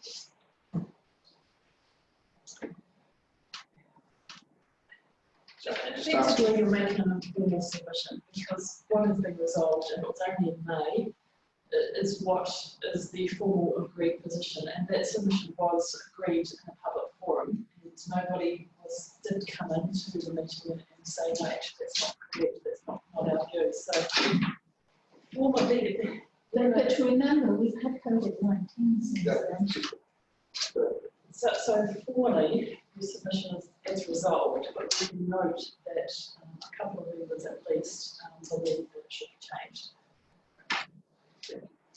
Councillors, do you have any other questions on the submission from the Great Town Community? So, Councillor Shane. Maybe hard to quantify, but do you have any feel for the numbers of people that have come up to you around this issue? 20, 100? Well, people, I would say I've spoken to about 8. It's not a lot, but it's just as you look around. And also what it be like, yeah, I've been good at these conversations. We're concerned about the information rights. And yeah, so yes, I mean, we're there, they know that we can actually we have to take who want to be on the safe side, but that's what we do. Just a quick one. Point of information, clarification. Are you complying the coronary situation with the people's land? So you're separating those two issues? Thank you. Yes, we've had, well, I certainly had no disagreement over the criminal approach and the proposal to extend, for money to be put in to extend the gym. There'd been no, we've had no concerns over that at all. The concerns have been, and you know, once we've had a public meeting, once things have been laid out, and once the public understand what is happening, then they feel concerned. At the moment, there is a great deal of concern. Remember, when we put this submission in, there was no information available about costs to ratepayers. Thank you very much. Time up. Is this going down as a submission from the Great Town Community Board or submission to the regions? An informal submission update to a regional submission. I do have a problem with that because it was not a full submission. Right, so we are still running time, so Minty Hunter, so we will arrive there at submission 249.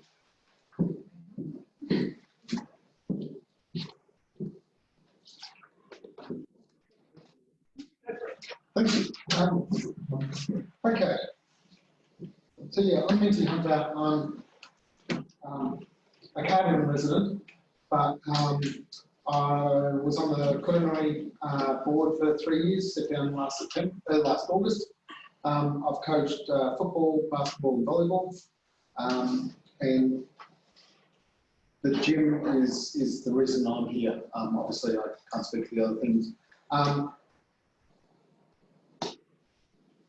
I guess, yeah, when I saw the proposal come up and there was an extension to people outside the area to have a say in the gym, I posted on the Facebook page, and I had a lot of friends who came back to me and said, we're in Featherston and our bloody house floods every time, and we need to address those issues first. And I completely understand that. Like, I understand. I've got a lot of friends in Featherston and various areas like that where they do feel like some real fundamental stuff needs attention. But the reason I'm here saying that I think the gym deserves to go ahead is that, to me, it feels like a once-in-a-generation chance to get it happening because of the confluence of circumstances. The hardest thing about getting a big project going is that initial momentum. The money that the ministry will put forward, along with the other support from various sectors of the community, is a chance that just doesn't come up very often.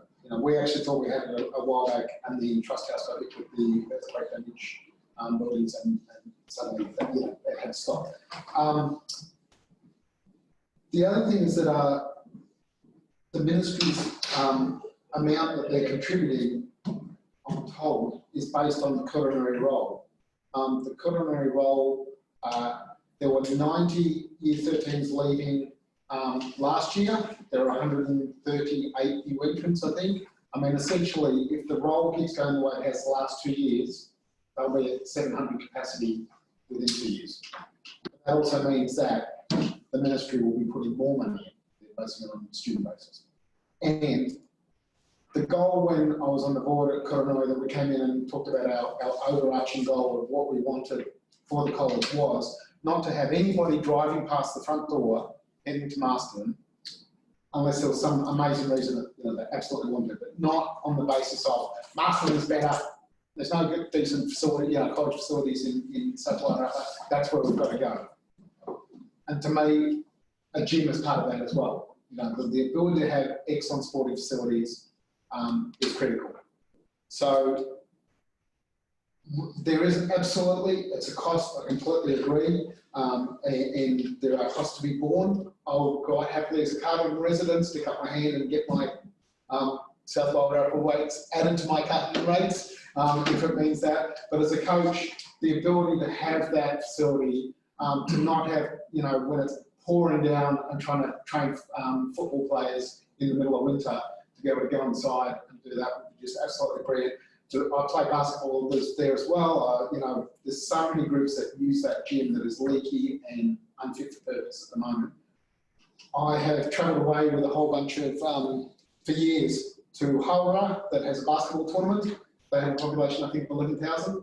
They had 2 dusty courts, and for years that's what we played in. And then suddenly when we went there, there was this TSP arena, which is a multi-purpose, multi-sport. And I asked the tournament organisers, how have you found things since you've had this place built? And they said, the biggest difficulty we struggle with is we've run this tournament every year for 15 years, getting our space. The place is so booked out and so much in use that we struggle to, we have to fight to make sure we get our booking in. And that's a population of 11,000. Now, their one is a larger prospect than we're talking about here, but I just think you can see how much the community gets health, well-being, sport, all that sort of stuff out of it when they have a proper facility. And I just think this is a chance that will not come along very, very often. And so I'm for it. I've got a couple other notes, but I'm not sure where I'm going on time and leaving time for questions. Okay. I was listening to the comments before about the global pandemic and everything, and that does need us to think about things, and has brought on a whole bunch of other impacts. And I completely agree with that. I think it's also hit some people far harder than it's hit other people. We've been very lucky in that worked from home for 20-something years, so there's a whole bunch of reasons why, but there's some people it's been incredibly hard on. But we're at number one. We have to, the whole thing that has got us there has been a focus on kindness and well-being at the centre of everything, as well as the economic decisions. And if we want to keep that well-being going, then I believe it will be too short-term just to go, we've had this global pandemic, we can't spend on anything up, it's got to just be the basics, the basics, the basics. Because this will be a facility that keeps serves the community, including all those college students and all those, you know, for decades. So that's why I'm here. Fantastic. Thank you. Councillors, do we have any questions? One clarification, your comment about the 700 students, that is correct? That's not the current role. No, that's the magic number. Well, that's, I think Coronary tops out of it, you know, they'd have to be putting on extra classrooms and all that sort of stuff when we start to approach 600 and up, and I'm not sure. No, but I mean, to get a full-size gymnasium, is 700 the magic number? Oh, I don't believe so. I don't believe, like, as I understand it with the current one, they're talking about a netball size with runoffs, and the netball is larger than a basketball court. If they get towards the 700, then they can talk about 2 courts. And 2 courts means the ability to run tournaments, whether it's futsal, basketball, all that sort of stuff. You need at least 2 courts to be able to have a proper tournament where you can have games going all the time. Yeah, Councillor Anthony, maybe we some business that you probably clarify. That's what I'm Yeah. Councillors, got other questions for? Excellent. Thank you very much. Thank you very much for the chance.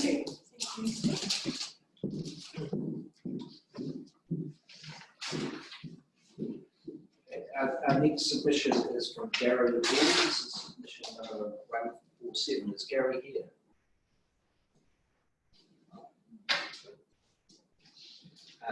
Then we might start earlier. Peter Ratner is here. Are you available to present early? Fantastic. Thank you. This is submission number 173.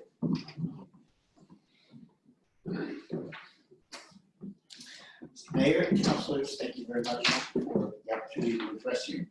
I wanted to talk about 2 issues. Water. First place,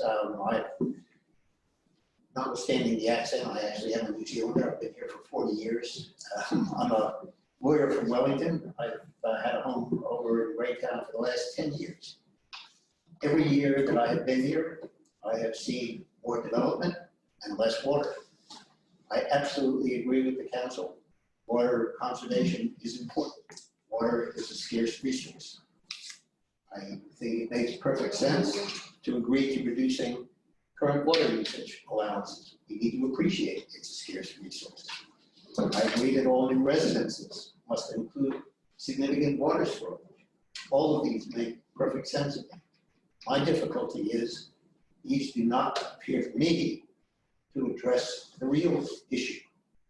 All of these scream out one thing. We know there is not enough water right now. Yet I turn around and I live on UD Street, I can take a 5-minute walk and find 24 new lots going up. And over the last couple of weeks, I've noticed opposite the park, there's some pipe work going in, which I assume will be another new development. That's a minimum of 75 more people just within 5 minutes walk of my house using water. It seems to me that this council needs to use whatever authority it has to stop further subdivision, stop further building until such time as you could be absolutely satisfied that we have enough water for what's already here. So I wish to make that point as strongly as possible, and thank you for your time on that. The other matter I wish to address is the sports hub, and I was very interested in listening to the submission of the 2 ladies from the community council. I supported in my original submission the hub, but I supported the purchase of that land only because it seems to me it is preferable to have it sold off for more development. I didn't realize that I had something to add until I received the Greytown Grapevine, and in it was a flyer in response to the petition from people to gift the land by the trust. And there was both an article in the Grapevine and then a flyer, which I assume was put out by the members of Greytown Lands Trust. And ladies and gentlemen, I'm a lawyer. And I acknowledge that the District Lands Trust has the legal right to sell the land. However, I must question how we got to this position when I read the sorts of things that were in there that, and I've been trying to find a word for it. The best that I can call it is disingenuous, and being honest, both of those statements, some of the stuff in both those documents appear to me to be frankly deliberately misleading. For example, the statement is made in there that the council wants to buy the land. I would be very surprised if this council wanted to buy the land unless it wasn't first put to it that, well, if you don't buy it, we're going to turn it in, we're going to sell it off to developers. Now, I'm sorry, that's wrong. I also read that the proceeds of the sale will be put back into the pool that is used to earn grants. Well, again, that is true, but it's misleading. Under Section 23S of their legislation, that whatever money they earn can only be used either to buy more land or to develop existing land. So no grants are going to be generated right away from any of that, and I have no idea what the plans are to buy land. Then they go on to say they cannot gift the land. Well, again, that is strictly speaking a true statement. I'm not a trust lawyer. I read the statute. I can think of at least 3 ways under their legislation which they could effectively deal with the land that would have the same effect as a gift. And the simplest one of all is don't sell it, keep it for its dedicated use. You don't have to earn money. I mean, to me, it seems to me incredibly silly. And the point of it is we want to support sports. And personally, I'm not a rugby player. I grew up elsewhere. Rugby means nothing in particular to me. I don't play bowls, but those are clearly incredibly important assets to the community. I have recently watched the Westcott helicopter come in here, and I struggle to understand where to land if it can land in the green spots that we have. So I don't know what the council can do, but all I can say is if these documents express the kind of thinking that's going on at the district, at the Land Trust, then whatever the council can do in the most forceful manner to convince those people that they are doing something which is legally possible in all other respects completely wrong, then I would strongly urge the council to do so. But thank you very much for the opportunity to speak. Thank you, Peter. Councillors, do you have any questions of so, Councillor Holmes. Thank you, Peter. I just want to go back to the first part of your submission where you talked about not allowing subdivisions because we need to manage water within our current resource. Do you consider that we are using too much water right now, or too little, or is it about right? Well, I'm not sure I can answer the question in the sense that all I can say is I can see we do not have enough water for the people who are currently here. And if you don't have enough water year after year after year for the people who are here, then how on earth can you allow more people to come in? Because inevitably that makes it worse. So you're talking about water use for basically current requirements. Well, yeah. I'm sorry, when you ask for current requirements, it just strikes me there is not enough water for the people that are here, and my limited understanding of climate change is it's just going to get worse. And it's good you've answered that. That's just what I wanted to Councillors, do we have any other questions? Clarification, I'll just say, you're talking conservation and supply here. You've got to consider. Excuse me, Councillor Gibson. Yeah, so I'll just assume that. Keep the clarification. Any other questions? Peter, thank you very much for your speech. Thank you very much for your time. Did Gary Hall arrive in the meeting? Gary? Fantastic. This is submission number 147.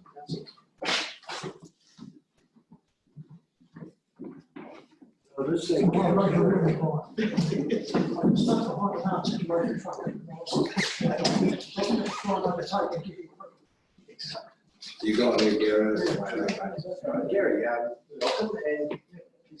Right, I'm probably going to read it, but once I try and make eye contact with you for my 5 minutes that I've got here,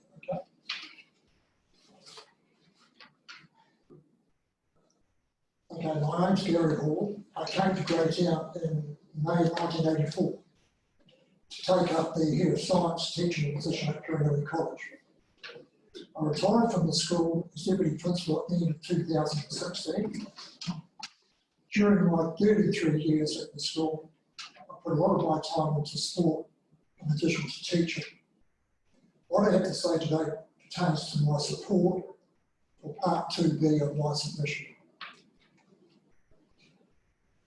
As Deputy Principal at the college, one of my key areas of responsibility was discipline, mainly of boys.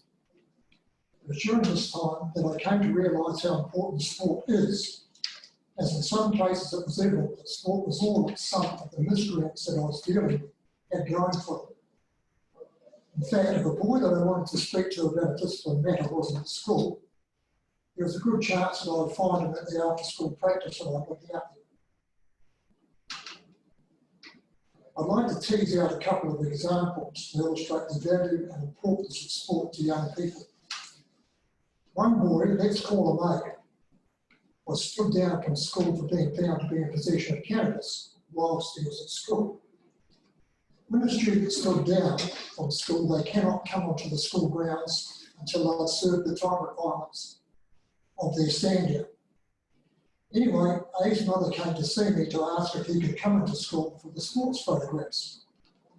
I responded by reminding her of the stand down requirements.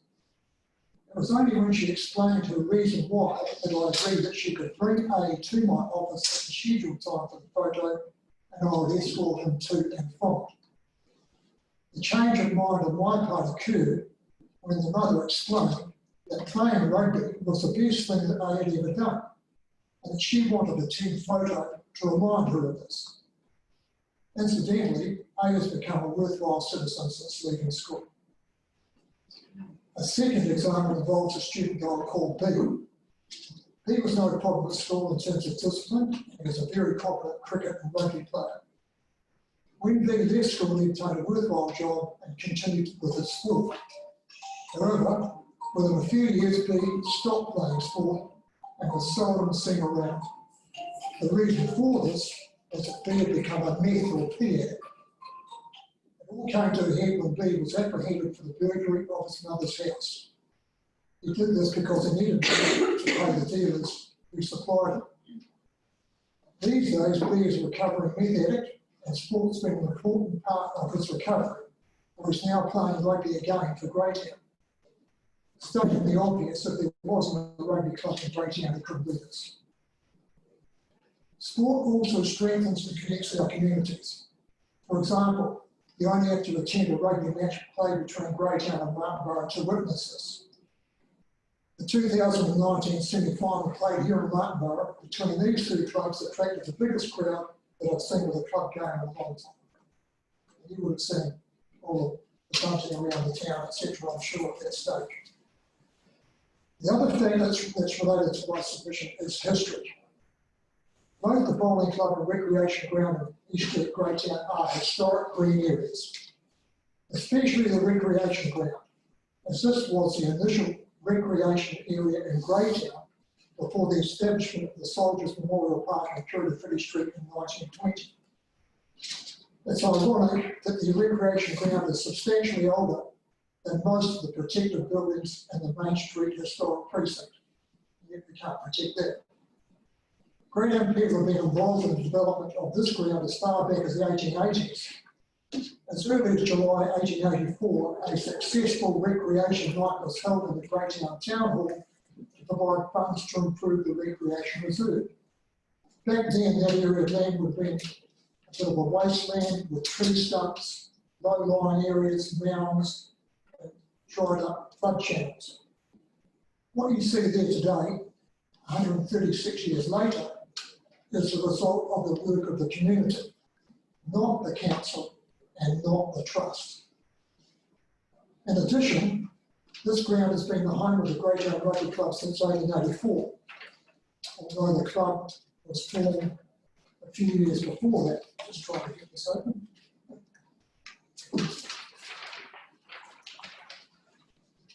In fact, the Greytown Rugby Club is the second oldest club in New Zealand, behind the Nelson Club. The club will celebrate its 150th in 2026. This is something that this region should be proud of. I'd like to conclude with a sentence from a letter related to this matter that I wrote to the editor of the Warwick Times-Age last year. It is difficult to understand how the loss of such an historic green area in our town can be a benefit to the town in the future. Thank you for giving me the opportunity to speak. Thank you very much, Gary. Councillors, do you have any questions or clarification? Gary, we have a copy of it? Yours must be. Yeah, that'd be great, thank you. Councillors, any other questions? Thank you, Gary.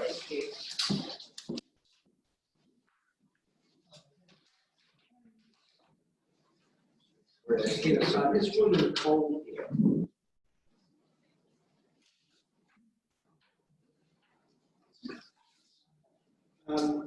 With that in mind, we're running quite ahead of time, but I do notice that Liz is here. Liz, would you like to do your submission slightly earlier than planned?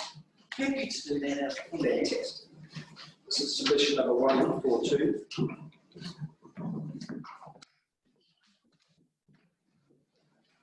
Kia ora koutou, thank you for giving me the opportunity to speak to you on annual plan. And some of you will have noted that I've already been quoted somewhat in the paper, so you know how I'm going to address you today. And I do want to raise the two really important things that are going on in this world. And even though, you know, we're in the back of beyond and wider up, the world affects us. So COVID-19 and Black Lives Matter are two huge things that have happened. And because of those two huge worldwide things that are happening, I believe you have a fiscal responsibility as councillors to not have a rate increase. I'll make that absolutely clear, not to have a rate increase. This is absolutely the wrong time. I want to make it absolutely clear that I understand the needs and wants of the people of Greytown. This is not about cutting town against town. This is absolutely about what is going to happen in this world in the next 2 years. If we do not get a vaccine, if we do not get an ability to manage a pandemic such as COVID-19, and we certainly don't want to drink Genola or any other mad idea that people have, the world is in trouble. It will affect all of us, but it will really affect our children. Really, really affect our children. The unemployed currently are young people, and if I go to Black Lives Matter, the majority of them are Māori or Pacific. And you have been elected with a responsibility, and I absolutely put it upon you that you cannot allow the rates to rise in this time. And certainly on a project such as you have described and such as being advertised to my absolute amazement on the radio and in papers and so on. Which takes me back to the history of this Council of Amalgamation. And I'm all for the Wairarapa being amalgamated. But I also understand why people are very afraid because of what has happened to South Wairarapa because of amalgamation. And I want to talk about the process and the things that matter. What matters right now, that gentleman from Greytown just raised it, are the three waters. So we need to ensure that we have good drinking water. Every citizen in Aotearoa, New Zealand needs to have fresh water that they're able to drink out of their tap. And you would have to say what happened in Martin Borough was no fun for any of the residents and the ratepayers that live here. The other major issue, and I know I come from Featherston, and it's sewage. And what we have, and we're going to have as we increase populations in our towns, and all the towns are still growing, is the issue of sewage. Sadly, we have a scheme in Martin Borough, a scheme in Greytown, and one day maybe a scheme in Featherston. We are South Wairarapa. We are not Featherston, Martin Borough and Greytown. And it is your duty to think wider than the ward in which you sit. And I believe for many years since amalgamation, you're all relatively new, so I'm not really saying it's your fault, but actually that collective thinking for the whole of the South Wairarapa has to come into play, and it hasn't. And it hasn't in this case of the proposed sport hub and the proposed development at Kuranui College. Now, I was at Kuranui College myself in 1960. You're sad to say, Brian, yeah, getting to that age. I'll say mid-1960 was my sister's that were the foundation. And I remember the emu parades. Do you know what an emu parade is? When we walk those sports grounds, picking up stones every day in a line to make a sports field. So, talking of history, the community did get involved. When I went to Kuranui, I lived in Carterton, and the majority of pupils came from Carterton. Still, pupils come from Carterton. We also had quite a contingent from Masterton, believe it or believe it not, and really because of the charismatic hairmaster at that time, Sam, and because of the sport. That being said, what I'm really, really concerned about is the process that councils have developed in relation to these, what I could call blend projects, Martin Borough Town Hall, Greytown Sports. A world-class facility. I think that sounds extremely pompous. You know, the whole of the Wairarapa is still only 40,000. And let's get real, South Wairarapa's less. And the imposition on ratepayers and residents of funding such a thing is grossly wrong. It is the responsibility of central government and the school community. And the school community is the whole of the Wairarapa. Now, I haven't seen Greytown people coming and talking to us in Featherston around this, except one. That was Paro Munson before he became elected a councillor. So I am very, very concerned about council process, and I look forward with some excitement to you councillors, because most of you are really new to the game, and you have the opportunity for a culture change, which is what we've all been looking for, so that we think collectively as South Wairarapa rather than pitching people against each other. So I want to put the will out to you that you make the effort to actually assess what sports facilities there really are. Because already I've heard the joy of having sport and what it does for young people. And it's absolutely true. And I totally support that. So why don't we look at what's going on? Kuranui currently go to Featherston very often and use the stadium there for basketball. When we talked to council about that, they had no idea that Kuranui even had a key, or that that even occurred, but it does. I happen to be sitting here with one hat on for chairman of the Card Reserve Artificial Surface Trust. Last year we replaced the chair. It cost us $100,000. It did not cost the council. We raised the entire money. What is happening in Greytown that these things are happening? What is happening anywhere?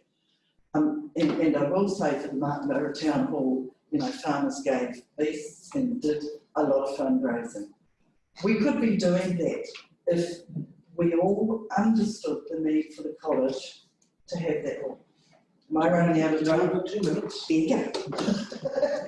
So really what I want to charge you with is going back to rethink this. That is not to stop it. But that is really to say the process is absolutely flawed. And I hold you all equally responsible for rate rises that are unnecessary in times when people are losing jobs and are under huge stress. Also, just want to raise a question. I see Derek there has been on that trust for a very long time.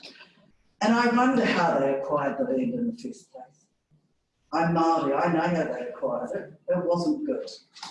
It isn't good. And so when you take something and then you sell it on, and heaven forbid they sell it to this council, you're actually, it's like someone stealing my bike and then I'm selling my bike. It is still a stolen bike. So I want you to think very hard about that. And I would like, look at Greytown's trustees, trustees. I would just say they are very male. There's one woman. They are very white. It is not representative of the community at all. And the behaviour of only being interested in money and not being interested in the benefit to the town, the whole town, and the whole of the South Wairarapa. It is very narrow thinking, and in this post, as COVID, as we work through this, the world has got to change. And just only being concerned with making a profit. For whom? For Greytown, maybe.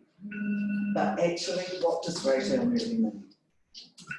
So I ask again, please defer this, please do not raise the rates this year. Allow us to recover. Thank you, Liz, for your submission. We've gone through to the full 10 minutes. Unfortunately, councillors, there are no questions for clarification. But thank you. Thank you. Did William Cole arrive?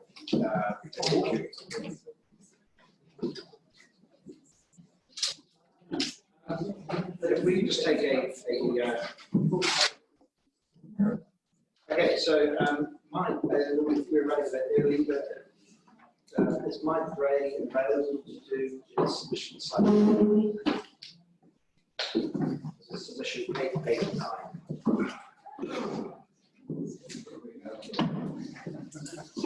Morning, Mike.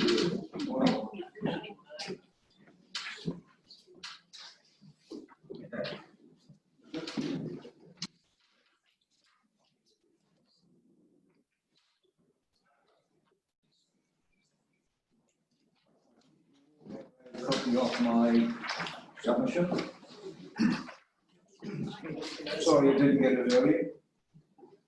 Anyway, I'll say good morning now, because it's not afternoon, and thank you for the opportunity to come and speak to the sports proposal outlined in the consultation document. Firstly, I want to congratulate the people or the group who formulated the proposal. I applaud their involvement, their collaboration, their cooperation, for the excellent example they have set in encouraging others to create change for the common good, and in this particular case, a wider community good. So well done to the group that formulated that proposal. Secondly, I support this proposal because of its importance to the notion of community. In this case, it's not just Greytown. There's been a lot of talk about Greytown because of the trust and because of the land and all that sort of thing. In this case, it's not just about Greytown, but a wider southern Wairarapa community. I wish to refer to section 14 of the Local Government Act, which outlines the principles relating to local authorities and the factors you have to take into consideration when you make decisions. I haven't gone in detail and listed them for you. I trust that you know them, or you'll go and have a look at them and make sure that when you make your decisions, that you have observed your obligation to act in accordance with those. I believe these principles, as outlined in the Act, are acknowledged in the proposal. Subsection 1 specifically requires South Wairarapa District Council to act in accordance with the 8 principles listed in that section of the Act. You must act in accordance with those principles. Inherent in those principles is the concepts of stewardship, the importance of partnership, and interdependence. All of those are critical elements of the notion of community, which is fundamentally what you're here for, community. I support both elements of the proposal.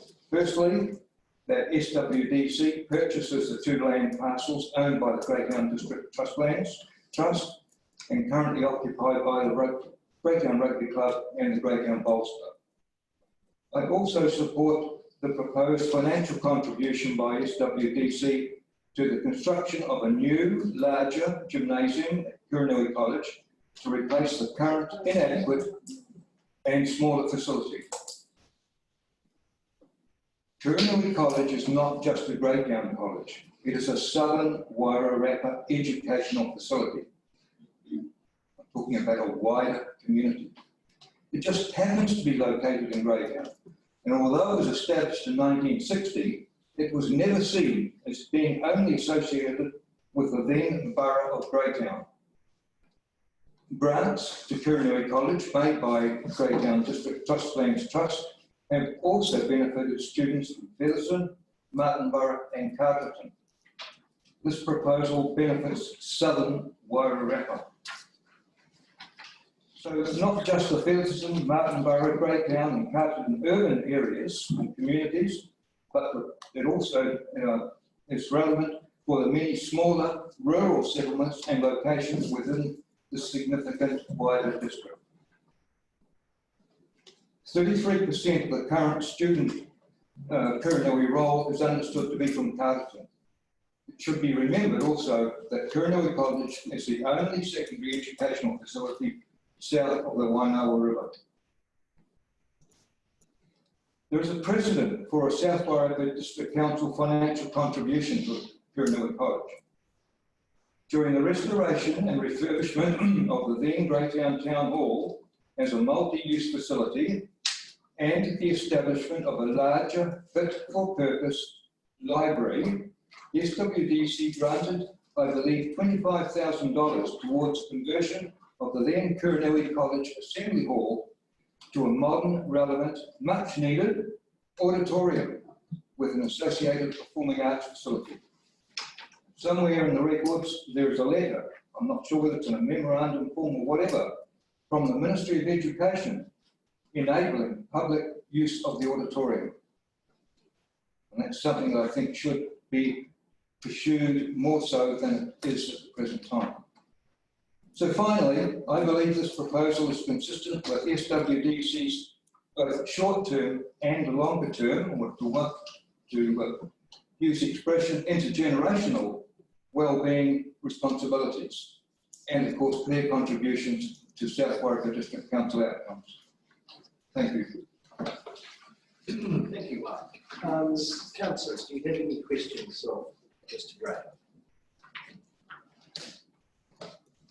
Thank you very much for your submission. Thank you. Thank you. Just to check to see if William Cole has arrived. Keep doing. And also our next submitter is Principal Simon Fuller, but it does not look like he's here either. We are ahead of time, so we might do an adjournment for 15 minutes, and then we'll re-adjourn, see if Principal Simon Fuller has arrived, and then we'll close. So it's adjourned within 50 seconds.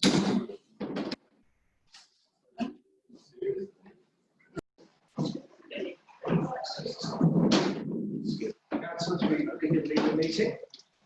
Noting that Plans arrived. So some submissions 5 to 7 4 if you'd like to sign it. We can get a submission.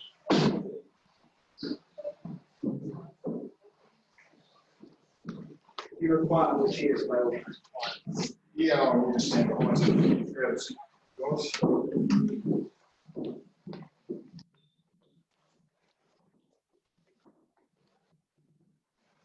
Yeah, I never be able to walk away. Given we've got youth. We've got a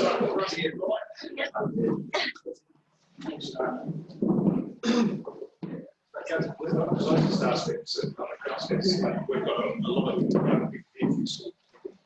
They're not seduced, but maybe a little bit of flexibility over time. No, I think we'll speak about time period because we have, but we still do want the time for questions.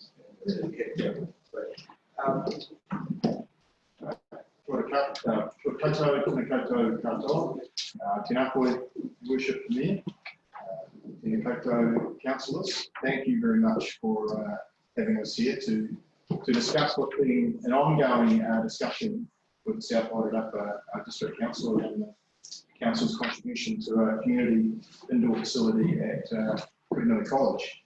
Now, obviously we've got a lot of young people with us today, and today is actually about hearing from them around how this is a fantastic proposal, and if we turn it into a reality, it's going to be a huge opportunity, not just for the young people now, but our young people in the future and for the rest of our community. So you have heard from, Belinda, our board chair is with us. So you've actually heard from Belinda and I a couple of times, and we presented at the previous council a couple of times as well. So we thought it was important that we do bring along our young people, because they are the future. They are the future business owners in the South Wairarapa. They are the future mothers and fathers. They are the future ratepayers. They are the future sport coaches and managers and club members. You know, in everything we do, we always look for the future, and here we go. So I'm going to hand over to the young people. They're going to introduce themselves, and they're going to tell you about what this facility will mean for them, for their whānau, and for their community. So we're going to kick off with Fi. You can stand if you want to, sir. Hi, I'm Fi. I'm Fi Harley. I'm year 10 at Kurinui. I've 2 older siblings at the school, and I study down there. I play basketball and football. The new gym will be great. Size, getting bigger, the equipment, and obviously less leakage. I've had Caleb. He was quite a big basketball player for our school. He attended many scrimmages, but now they've dropped due to our size being small in Waikato. Alex played netball. We could also play netball, futsal, and other sports for training in the winter. Nice. Kia ora. I'm Alex Mason. I'm a year 10 at Kurinui. I live in Marnborough and attended Marnborough Primary School. I am passionate about many sports and recreation activities. I love to play basketball, cricket, and enjoy mountain biking and tramping. A full-size gym at Kurinui would be a huge opportunity for me and this community. I would like to be able to play the sports I want. For example, at the moment, myself and the other 40 students wanting to play in those basketball games cannot. This gym is just too small and leaks when it rains. Our hockey team is nowhere to train and when the weather is bad, and our PE lessons are compromised by the size and height of this gym. Having this gym would allow the young people of South Wairarapa to be the best that we can be. Hello, my name is Terry. The best thing about our new gym is that it will be shared by us all. There will be a constant stream of people coming in and out of it, enjoying and socializing together in our busy community. This can provide something for all ages in our community. My family are really sporty. My mom is keen on basketball. My brother is a rugby player, but also keen to play basketball. My dad is a rugby guy, but is keen to play badminton, which isn't restricted with a low ceiling. My sister would be stoked to have an indoor training venue for football skills, and this will be such a cool activity all of us to enjoy. Kia ora everyone, I'm Brian Matthews. I'm in Year 12 at Kiranui, currently studying to be a neuropsychologist. I'm involved in both the cultural and sporting aspects of our school. A new gym would be a great space for indoor sports, but it would also be an amazing space for dance, yoga, Pilates, or for rehearsals for all sorts of productions. Our showcase team, that consists of upwards of 150 students, could utilise a venue such as this for our dance rehearsals outside of school hours, as there would be room for all of us to rehearse at once. There are also groups in the community who have small dance classes or exercise classes who could enjoy this space. Thank you. Kia ora, I'm Sarah T. Wilson. I'm a year 11 at Kiranui. I'm here to ask that the South Wairarapa District Council continue to support our community by investing in a full-size gym at Kiranui. This is a once-in-a-lifetime opportunity for the state-of-the-art indoor gym without the council having to spend $5 million to get one. My mother and family grew up here in Crown. I know she would have loved the opportunity to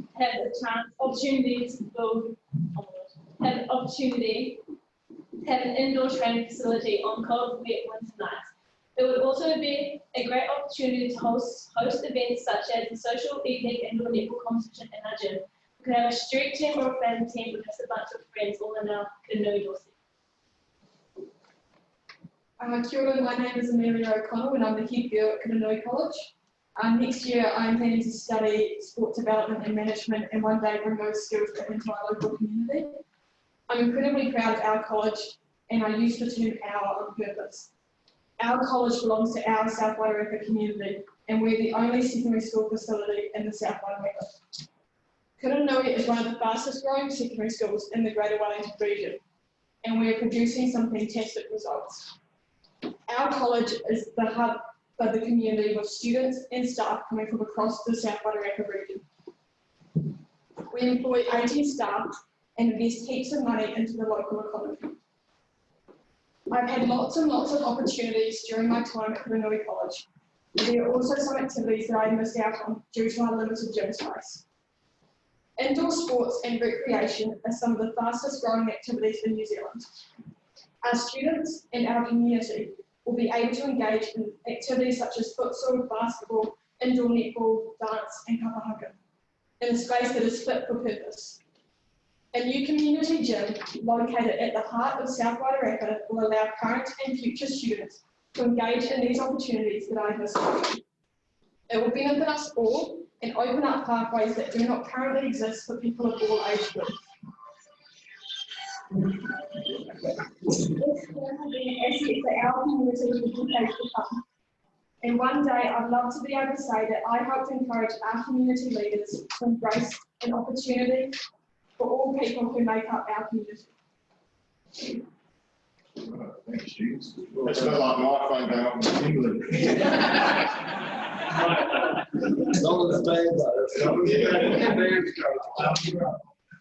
This is just a small selection, and they were nervous because they know what's on the line, and what's on the line is a huge opportunity, and we're talking an opportunity not just for these guys or for the school. It's for everyone, and it's a generational opportunity. It's a 50 to 60 year facility that is going to not only increase sports participation, but also have massive impacts on the health and well-being right across from zero to however long you're on this earth for. It is a once in a lifetime opportunity to have a key tenant in a building that will utilise it during the school hours, that can help maintain the premises, and then open it up for community use to be that hub. Thank you. Now, I'm sure Council we have a number of questions on this one, but if I could start out. Yeah. So, I mean, what issues that are being mentioned here regarding height, futsal, etc., would be addressed by the provision of a gym as per the Ministry of Education's current plan? So the current plan from the Ministry of Education, and what you've got to realise about the Ministry is they base things off old data. So they don't necessarily base it off this year's data where we've added 100 kids to the roll from last year. is that they would replace the leaky earthquake-prone building with a gym that is 2/3 the size of a basketball court. So that would address some of the issues that we're currently hearing regarding capacity, height. It wouldn't address the issues around being able to play sport. If it was just are we talking the community partnership or just the ministry? Just the ministry. Just the ministry. Obviously, it would address a leaky gym, address an earthquake issue if they built it, but it certainly wouldn't address the opportunities or the activities that we need to run it, not just for students, but for outside. So you still wouldn't be able to play basketball, you still wouldn't be able to play netball, volleyball, etc. We're running out of time, but councillors, do you have any? Councillor Hay. Hi, thank you so much. Do you have any timeline yet from the Minister of Education when they need to see this project completed? Yeah, the ministry have been quite lenient in what the timeline is. It is, as we know, it's in the consultation document. It's an earthquake risk. It's a leaky building. They want to act as soon as possible. We've been negotiating with them to put that timeline on hold whilst we work with the community to find a suitable solution. We've hopefully found a suitable solution, and the ministry will truck on in once we have a decision. Thank you. Thank you, Baz. Unfortunately, we have run out of time. Can we get an answer to the previous question that was asked about numbers in terms of community? How many kids at school to get the full-size gym? Is there a number? Because that was asked previously. You said we can get to yeah, just on that question then. So the question, Simon, is based on what is the role of the school that would encourage the ministry to build a full-size gym, and how far away are we from that? Yeah, so it's not a one kid equals this amount of square metres of gym, because it gets divided right across classroom space, toilet space, office space, resource space, etc. If the ministry were to fully fund exactly what is owed as of today, then the floor space of the gym would be up to 600 metres, but that includes resource space in the gym, it includes changing room space in the gym, etc. But still, the court size is diminished from what a full-size one. So off the top of my head, I can't give you an exact number of what it needs to get a full-size gym. They work on data that's 12 months old as well. So front foot it is very difficult for the Ministry of Education because it's just the way it works. But we're going to be about 610 students next year. That would certainly be getting near a full-size gym, I believe, but that would be delayed because they've got to take that into effect in 2022 and then go through the plan. If they don't pull those down before then. Yeah. Thank you very much for your submission. Students, thank you very much for coming along and talking. Thanks, guys. So beautifully They were nervous. Well done.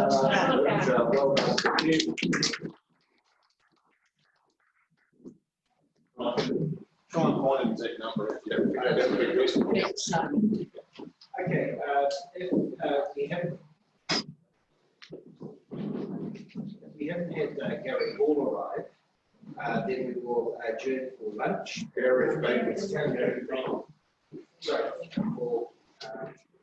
So William Coles, he has arrived. Then we will adjourn for lunch and reconvene at 1.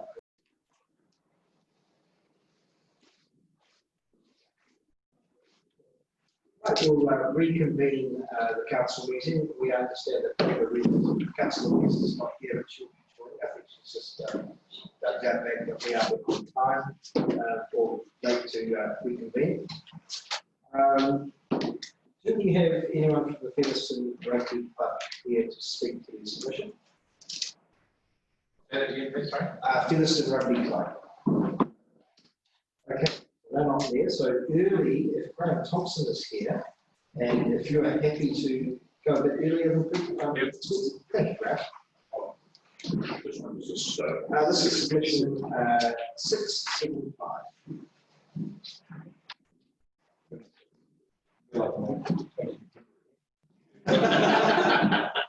Should I talk? Not judged. Not that far away. We appreciate you coming. Yes. Okay. Okay, right, well, my name you know. I've lived in Martinborough for now for more than 20 years, and in that time I've strived to make a positive, constructive, and sometimes significant contribution to the community, supporting such facilities as our local marae, the tennis club, the lighting, Wharekaka in many ways over the years, indeed this facility.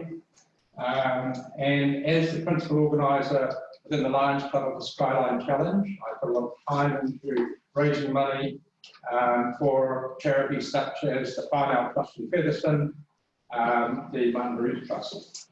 I mention these things because what I don't have is the right temperament to put myself forward to do the job that you guys do.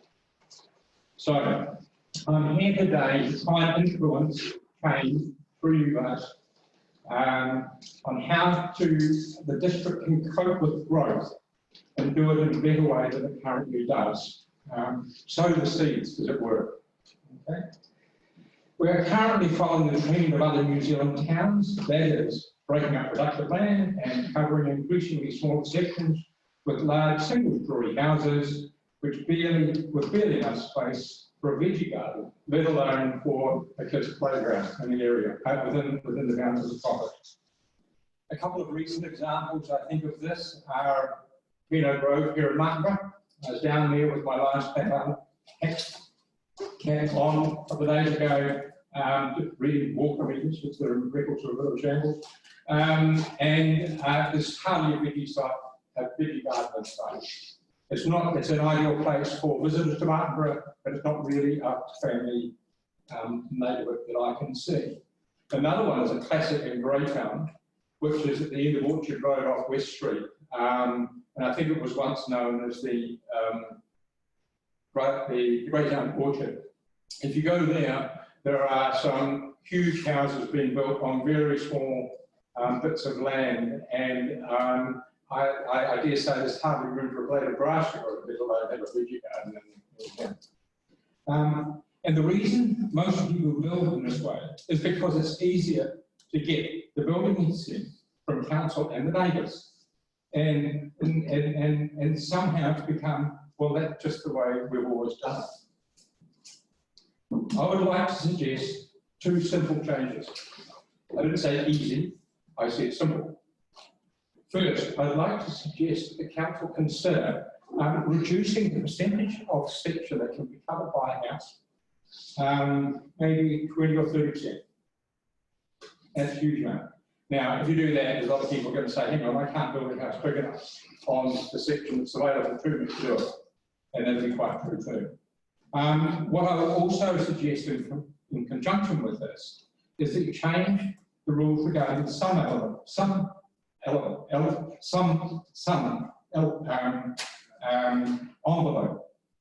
which requires neighbours and council consent want to break through it. It is currently sort of at the boundary up 2 metres and within 45 degrees of that. From all accounts, it is an expensive and daunting progress to break through that envelope.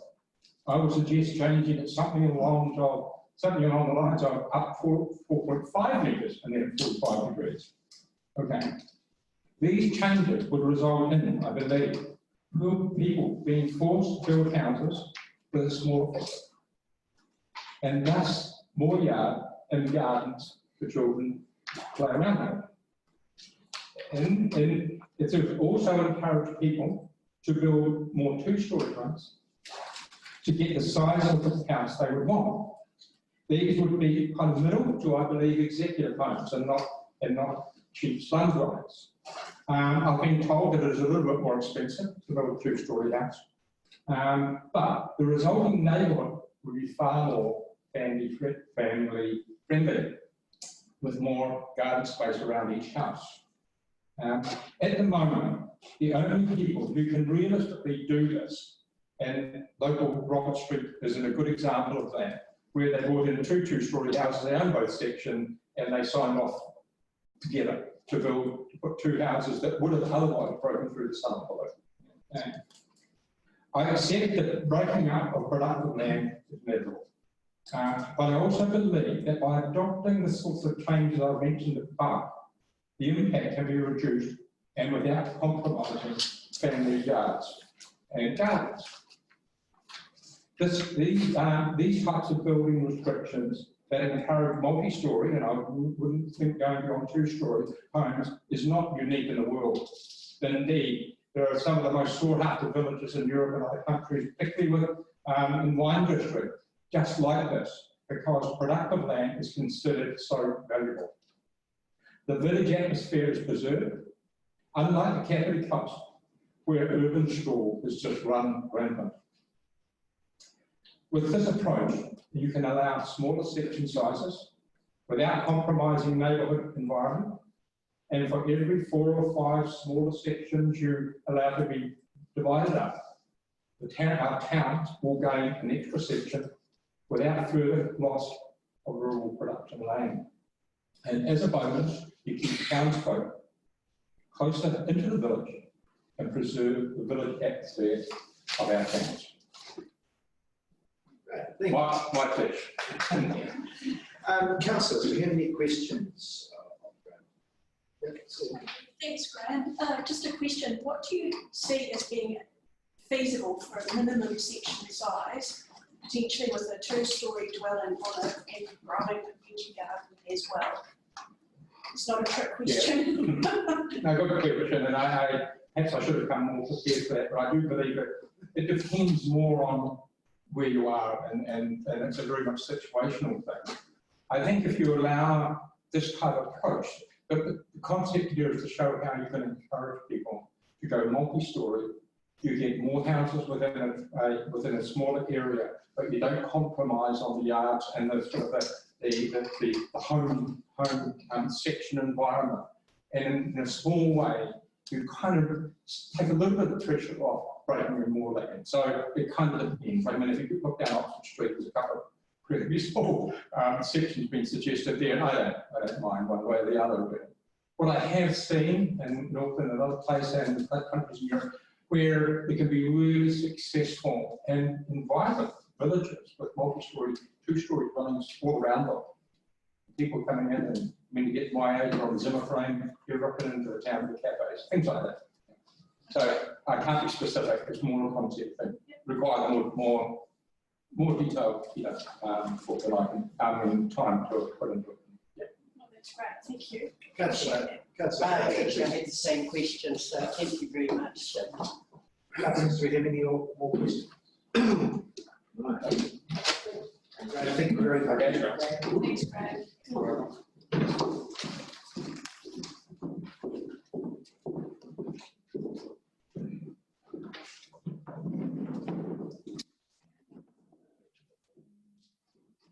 We now have another slide pause, unless Chris Watson is here, and would be interested in presenting submission area. This is submission number 724.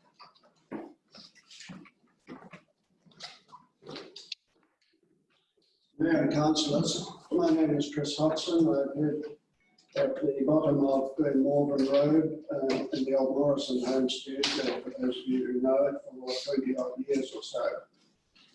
My submission is really about the wording of the plan. It starts with that, where your intention is to maintain roads with some renewal, whatever that means. And that's, I say, simply not good enough. You should be intending to improve roads. If they're only to be maintained roads, there'll be no sealed roads in the whole county. So at some stage, people must want to make improvements. And the aim of improvement should be just that, and it starts with safety. The council ought to be aware of unsafe and substandard roads and program accordingly. In Rabi's day, the council had no knowledge at all of what was happening on its roads, and I don't know if the situation has improved since. It doesn't maintain roads effectively. If Glenmorgan Road is in the example, it's the worst example I know of. For those of you who don't know, Glenmorgan Road is 8 minutes from Greytown and 2.6 kilometres long, ending in a very steep hill. I tabled a letter I wrote to the mayor, the then mayor, in 2007. I've got 3 copies of it. Sets out the then manager of state affairs. Nothing whatever has been done in the next 13 years about improving it. Occasionally it is graded with a grader. That's infrequent and ineffectual. The council had put up a sign saying gravel at the top of the hill. There were 2 accidents started immediately under the sign. One of them was fatal, and there continue to be more accidents than I can count. The road usage has increased enormously. The council appears to have ignored that, not for want of information. I've had more discussion with council officers than I can recall. And I'm not the only one. The other residents along the road have also talked to council officers more than once. The extraction of sand from the river at the end of the road caused huge problems, largely arising from this ludicrous situation whereby the regional council gives a permit to extract sand, and the local council, you people, have to pay for the resulting damage, which in Fulton Hogan were taking up and down enormous trucks, was very substantial. In addition to that, which seems to be over now, there are 4 or 5 new subdivisions on the road, many new sections and buildings, and much more traffic. There's a private camping ground at the end of the road. At the beginning, in the early days, people came down with tents at the back of their utes. Now they come with caravans and motorhomes. And about 3 weeks ago, the corrugations were so bad that a motorhome had to be towed up by a tractor. And the accidents continue. I've been myself collided with at the worst corner by out of control drivers, and cars frequently slide off the road. The latest I've seen on that was last week near the top of the hill, where 2 cars tried to pass and one of them just slid into the ditch, which is very usual. And then they have to be towed out because you can't drive out of the ditch. Towns have to repair their fences, of course, and I would suggest that the fact there's only been 1 death is good luck. Really simple, it's necessary, it's expensive. The road must have the worst corners taken off and then sealed. But to revert to my original point, the council needs to have a will to improve the roads, not just give them ineffectual maintenance. I could speak much more strongly. I've said all this before, and so have others, but the situation is continuing to get worse. The camping ground at the end of the road, which is occupied all summer, used to be a family affair, attended by people, 3rd generation people. This year, it turned up in some camping association newsletter as a nationally patronised address, without, I think, the owner's authority. The end result is camping motorhomes, caravans, and more than 200 people down there most of the time in the summer. That really is what I had to say to you, and I hope it makes this an impression this time. Thank you, Chris. Councillor, do you have any questions of Mr. Holtzman? Councillor Clinton.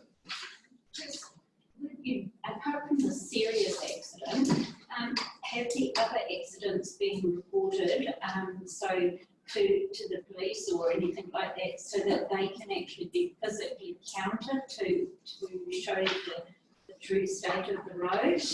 I doubt that to the police. I suspect the only people who would really know are the insurance companies who have to pay for it. Certainly, Ravi promised me that the council maintain close supervision. I said, if you don't know fatalities, how are you going to supervise? And of course, there's no answer. Thank you. Councillor Flynn. Yeah, Chris, I'm sure we'll be able to find the answer to this, but is the campground down there a consented business? No, it's just a private place where you open the gate down to Tom Ryan Jacker's land. He takes $5 off. You're not allowed to. You can't put up any buildings. You've got to have your own resources. This is a really private place. So it's taken into account by Doc years ago. They know of it, and there's some restrictions about walking around the river and so on. But it's been very harmless and very well patronised by families of the district who have got this unwanted publicity. Councillor Fox. Thank you. Could you just clarify for me, Chris, sorry, were you talking about resealing or sealing the entire section of Glenbrook Road or just the corners? I was talking about the road is generally level up till the last half K, which is very steep hill, with a number of dangerous corners on it, which need taking off. But New Zealand drivers, particularly motorhome drivers, cannot cope with hills with gravel roads, as we hear the banging and crashing quite often. Thank you. Councillor Hayes. Sorry, Chris, I just missed the detail of the length of the road. Is it just 2.6 Ks. 2.6? Thank you. Councillor, any other questions? Thank you, Chris. Well, thank you very much for your time.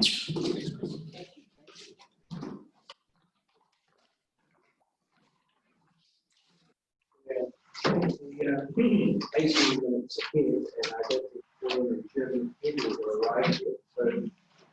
So, councillors, you just want to reflect on this, and we'll just wait for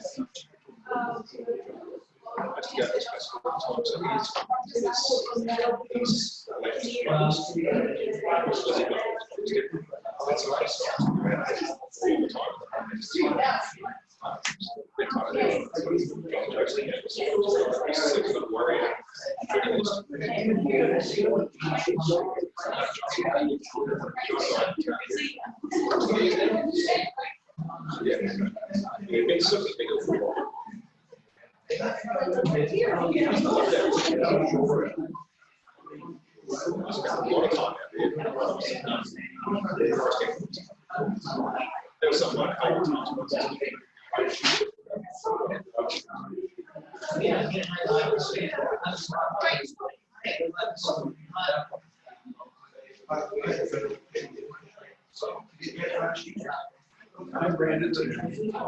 Probably 10 years ago.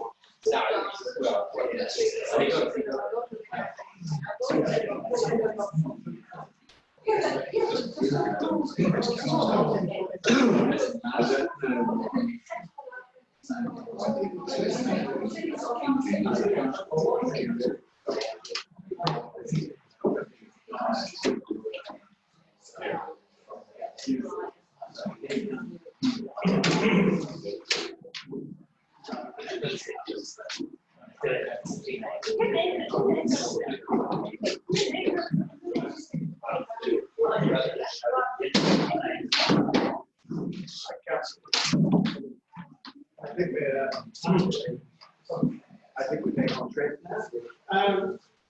Jim, are you able to ready for your submission? Well, you couldn't give me more time if you'd done started earlier since over New Zealand. I've never seen a council run so badly. If you've seen it, Yeah, bloody assets.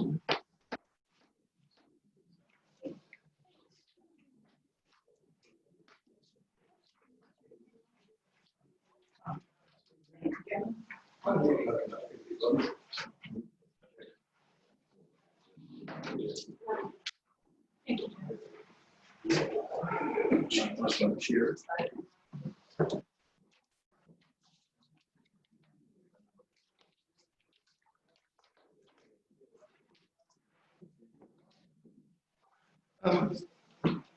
Yeah.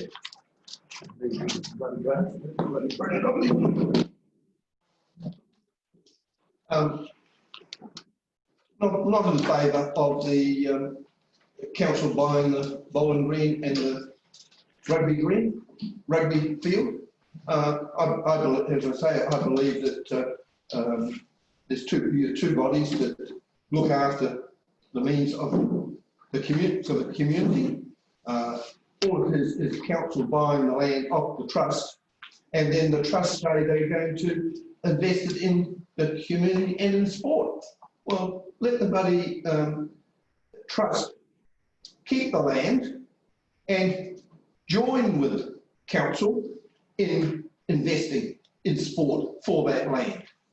You know, why? You know, the whole problem has arisen once the trust put a monetary value on that land.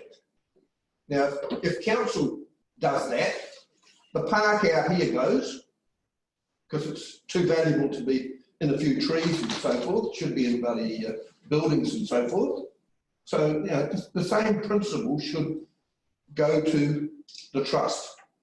And I think you should go back to the trust and put a strong case that, hey, we're both here for the community. We should be both looking after the community. You want to be doing sport and we want to be looking after sport. We should be working together.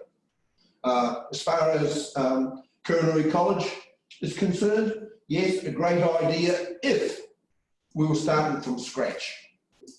Right? We could do a hub there for the whole district. But we've got an underutilised facility at Featherston. Why aren't we using that facility for the community? You know, we've got 3 towns. Are we meant to have a stadium in each town? Are we meant to have, you know, we've got swimming bars in each town, got libraries in each town, everything's in 3. We only need 1 of them.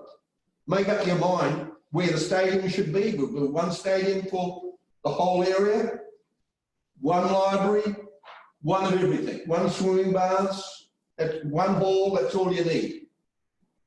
A lot more efficient and cost. You know, I have to travel to those facilities, 10, 15 mile to those facilities. Why can't the townies go from 1 town to another town?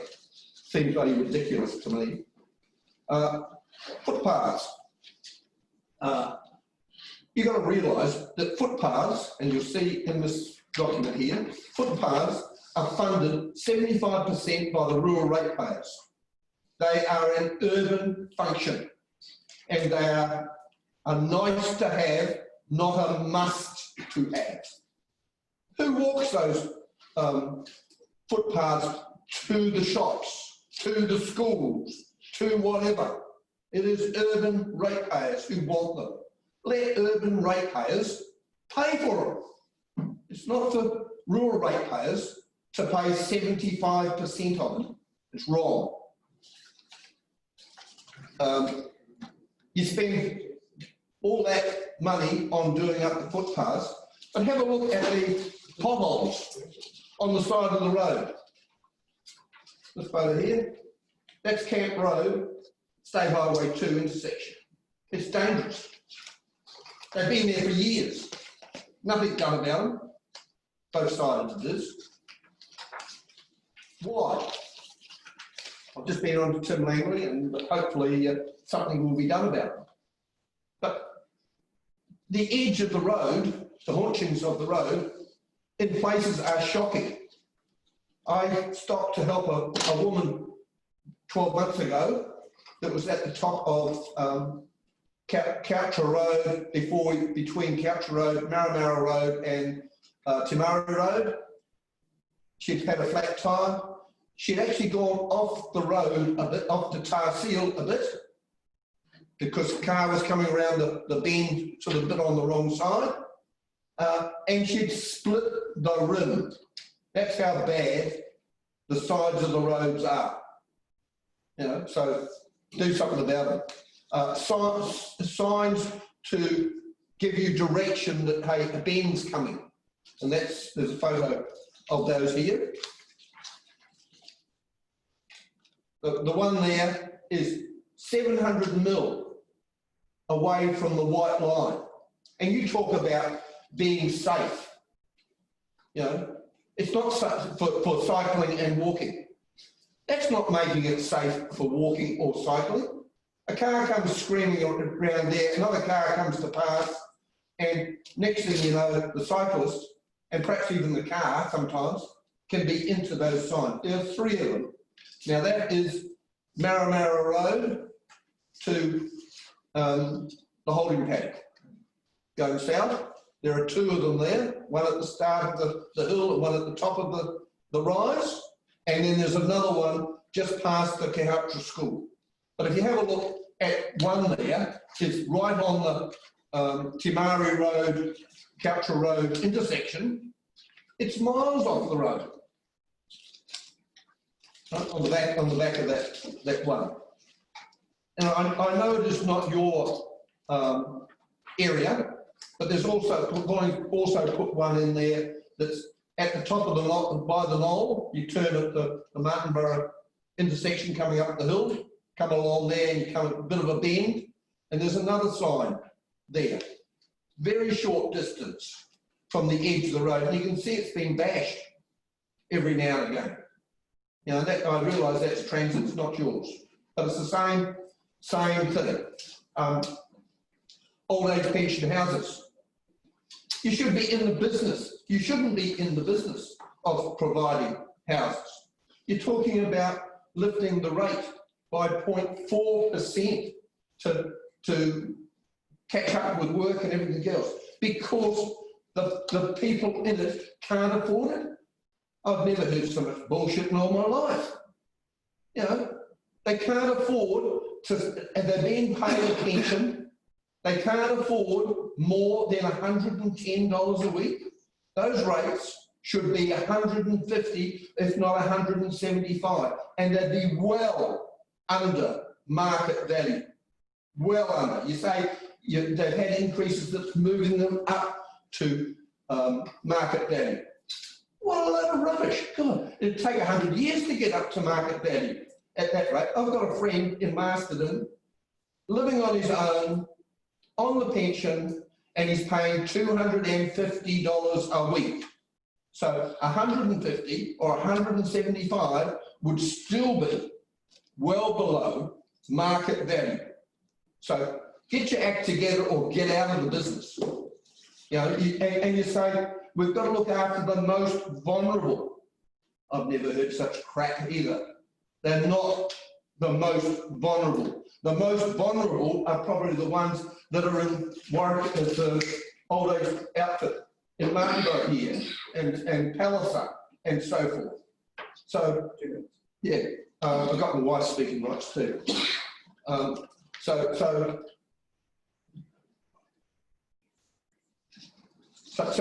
you know, you should be out of it. They're not the most vulnerable. The most vulnerable ones are those that are in their own home and have to pay the rates and all that, and have to pay to subsidise these people that are in these rented homes. And with that, I'll go on to, you should be doing a lot more on UAGCs. You'll see in the document you gave out, you only said the cap has not been reached of 30%. What's wrong with saying what the cap is? Be transparent. You're not transparent at all. You want to hide everything from ratepayers. That's the wrong way to go around things.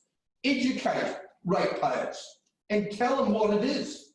And it would actually tell the councillors what it is, because I'd say most of councillors, what I've understood in the past, haven't got a clue what the rating system, how much is UAGC and everything else. So you need to be open and transparent about it. And UAGCs are the best way to fund things that are benefit is community-wide. You get a far better between towns. You know, here we are, Featherston last year, this is information is, the average section is 127,000, Greyhound is 259,000, Martinborough is 197,000. Well, each one of those sections get the same benefit from a lot of these functions. Why is Martinborough or Greyhound paying more than Featherston? You know, you had problems back a while ago where you try to do the average rate, average value property between the three towns, and had an uproar because Featherston thought they were getting overrated because they were paying more in the dollar for land value. This way, there is no kickback at all. You do exactly the same with water, sewage and rubbish collection. And there's no kickback from Featherston or any other ones. But you also overcome the problem between urban and rural, between rural farmers and lifestylers. Lifestylers get away scot-free on land value, but do it with a UAGC and it's a different thing. And you can do a UAGC with a differential, and then it doesn't count in the 30%. Right? So you know, so if you have a look, The 10 minutes is up. I know there are two submissions there. We did inquire and it was only asked that one time slot was required. oh, you didn't ask me. Sorry. Pauline must have answered your email. Pauline may have answered your email for you, but we've got you down for one slot. I know we have extra time available, but in the interest of fairness, we must limit you to 10 minutes. Well, yeah, okay, I'll round it up. No, it's finished now, I'm afraid. Oh, okay. But thank you for your submission, and we have it here. Well, I find it a sheer waste of time how you run this meeting. I've been sitting there for some time and you had no one to speak because they hadn't turned up. You should have, if there were people there, you should have carried on and given time to extra speaking time. Yeah, we take the time to put effort in to come here, away from our business. We can just do our business and say stuff the bloody council. Your opinions are noted, but we will bring it back on track according to the schedule. So thank you for your submission. Use UAGC more, and you can go beyond what we think is the 30% by having a differential, and that part doesn't count. Yeah, I just say to you that the elected members, we pay so much by UAGC, and then the rest by land value. Well, I get no more benefit than a person than the mayor there. Okay, thank you. Is Michael Jones here? We'll then move on to whether he's available, David Pamarina. I apologise. That's all right. This is submission number 737. Yep. I'll just read from the notes. Kia ora, everyone. I am here to talk about the ongoing threat of flooding to properties at the northwest corner of Featherston and need for remedial action. The origins of the water is the steep catchment of 7 square metres in the foothills west of Underhill Road. The Donalds Creek Flood Protection Project manages to catch the greater amount of water from this catchment and channel it through the culvert that runs under Fitzherbert Street. However, a large amount of water still runs north of the large embankments that were built as part of the project, across Harrison Street East and then across properties to Fitzherbert Street. The thunderstorm of October 2018 showed that sudden extreme rainfall events can still cause flooding, but the greater risk of flooding, from my experience of living on Fitzherbert Street for the past 40 years, comes when persistent rain sees the farmland to the west of Harrison Street East become waterlogged. At that point, with the ground unable to soak up any more water, the excess water flows across Harrison Street East. In the past, this water would then run across the block of land where the new subdivision is being built and into the drain that runs along Fitzherbert Street. Knowing this, the previous owner of that land built earth embankments along the west and north sides of their property, forcing the water to head north along Harrison Street East and then through the adjacent properties to the north as well as Boundary Road. So we now have a situation where all this water travels almost in a full circle, north, east, and then south again along Fitzherbert Street, before it spills into the Donalds Creek culvert underneath Fitzherbert Street. The culvert has to take all the water coming from the flood protection project, and when it reaches a certain height, a trapdoor stops the Fitzherbert Street drains right into the culvert, so it starts to bank up along Fitzherbert Street, overflowing into properties. Making matters worse, the pipes used for the driveways that have been built over the drain are too small, which also forces water to bank up and flood properties. The houses being built at the above-mentioned subdivision are going to increase the amount of stormwater going into the drains along Harrison Street East, Boundary Road and Fitzherbert Street, which already can't cope. In my presentation to South Wairarapa District Council and the Featherston Community Board in 2018, I said the Donalds Creek embankment needs to be moved further north to catch the water streaming across the farmland to its north. But that isn't the ultimate solution, because that will mean even more water travelling through the narrow Fitzherbert Street culvert. The only solution I can see is for a second channel to be built to take the excess stormwater away. Otherwise, what will happen is that any remedial action will move the risk of flooding from one group of properties to another. And then I just point out at the end that actually, if members of the council don't think there is a problem, which I misspelled, they only need to ask themselves why the previous owner of the subdivision and other property owners have built up the soil on their property to force the water onto their neighbours. Thank you. a bit complicated. Very quickly spoken. Yeah. Well done. Councillors, do we have any questions today? Councillor. Kia ora, David. Kia Yes. Would it be possible to have a copy of? Sure, I gave it to, you got it, yeah, Okay. yeah. It's a little bit hard to understand about it, yeah. Kia ora, David. In your view, how will this flooding hazard affect the subdivision that's going in? Well, the thing about the subdivision is that there was a plan for the subdivision, which I read, and the person that, Ian, who's actually kind of behind that, had a good grasp of the situation with the water, and he had a lot of factors that he would help to sort of less to, make it less.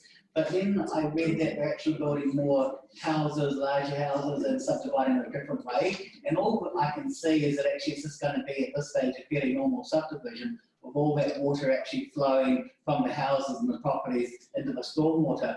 But actually what's also going to happen is the last owner of the property that built the embankment managed to block it off. But when they start putting little roads in there from Harrison Street East, all that water is going to start going back into these properties as well. So the thing is, the water's got to go somewhere, and it's kind of going everywhere that's the most convenient point to go to. And it all ends up in the Circuit Street drain one way or another. So, yeah, I just think there's too much water for the system to cope with is the ultimate problem. Yeah. Thank you. So, I mean, I guess I'm just raising that awareness so you can consider it more and be aware of that. Yeah. Councillor, Yeah, just clarification, the Thurs discharge then goes direct to Donalds Creek? Yeah, from my understanding, it goes crosses into the Circuit Street drain, it heads south, and there's a trapdoor where it goes into the creek just by the culvert. And as I say, that creek can get really high, when there's not a rain. And then there's a trapdoor that blocks any more water from the drain going in, which doesn't really solve the problem because it just means the water's not going anywhere. So, yeah. I've had my gallery excited twice since I've been there. So once was with the big flash flood sort of big storm, and the other was the persistent rain. There's been another occasion where it's just getting to the point where the property, there's a big empty property beside mine, and actually what it does is it fills up there first, and so parts of that property will go up to about knee height, and then if it carries on raining, then it starts filling into the other property. So another time about 3 years ago, it got to about knee height, and then the rain stopped in time, and we really haven't had enough rain like that in the last couple of years to prove my point yet. But it's always a problem. It's always there as a potential. Councillors, any other questions? David, I've got like at the top of Harrison Street East. Yeah. When you say the top, do you mean music? Oh yeah, got you. Yeah. Are there not? I understand it's a bit of flow coming off the hill here as well. Would there some containment ponds there to try to lessen the impact of the sudden down? I'm not aware. I mean, nothing's been done ever since I've been living there. Yeah, and I noticed actually, I'm not very clear on it, but they're actually putting the drains now going all the way from up the top all the way down to along the street, and then they're going to go around past my place. They may be sewage rather than stormwater. I don't know. I'm not sure what their plan is of that. And the other one would be, how many times a year are you experiencing flooding? Well, as I say, it happens every few years. It's happened twice while I've been here for 40 years. It's got close to other times. But the thing is that it's not so much, it can happen at any time. It's like persistent rain. It's like we've had quite a dry winter so far, right? It just takes about 2 weeks and then into the third week. It just really comes down to the circumstances. So I don't even think my properties are one at risk the most. I think it's the properties actually with the houses that were built along the Circuit Street drain, because none of those were built up to actually a very high, they should have been made to build higher in the first place, So, yeah, I think, yes, that's that. Any other questions? Can I just have one more thing which is not to do with this, which is not from the annual plan? A couple of minutes. Oh, good, no, that's okay. The other thing too is I'm constantly, occasionally badgering transit about finally actually reducing the speed limit actually at the northern end to 50 kilometres an hour with no luck. I mean, I know you don't have a say over that, but I kind of hope you'll continue to maybe put pressure on them. Because to give an example, there's no difference between my intersection where I'm, because I'm at the corner of the Circuit Street and Boundary Road, and the entrance for South Beaches to Carterton or some of the other places. The density of the houses is just as high now as those other places.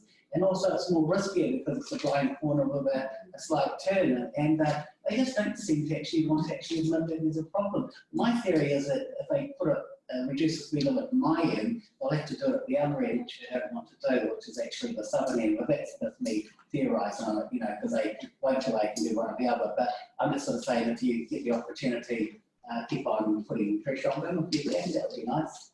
Yeah. Thank you, David. Okay, thanks a lot. Thank you, David.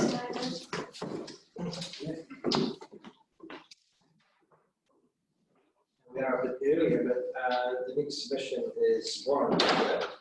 7:51. Warren, would you like to speak early? Right, we've told you got an operation in week's time or somewhere in the outside of your own table.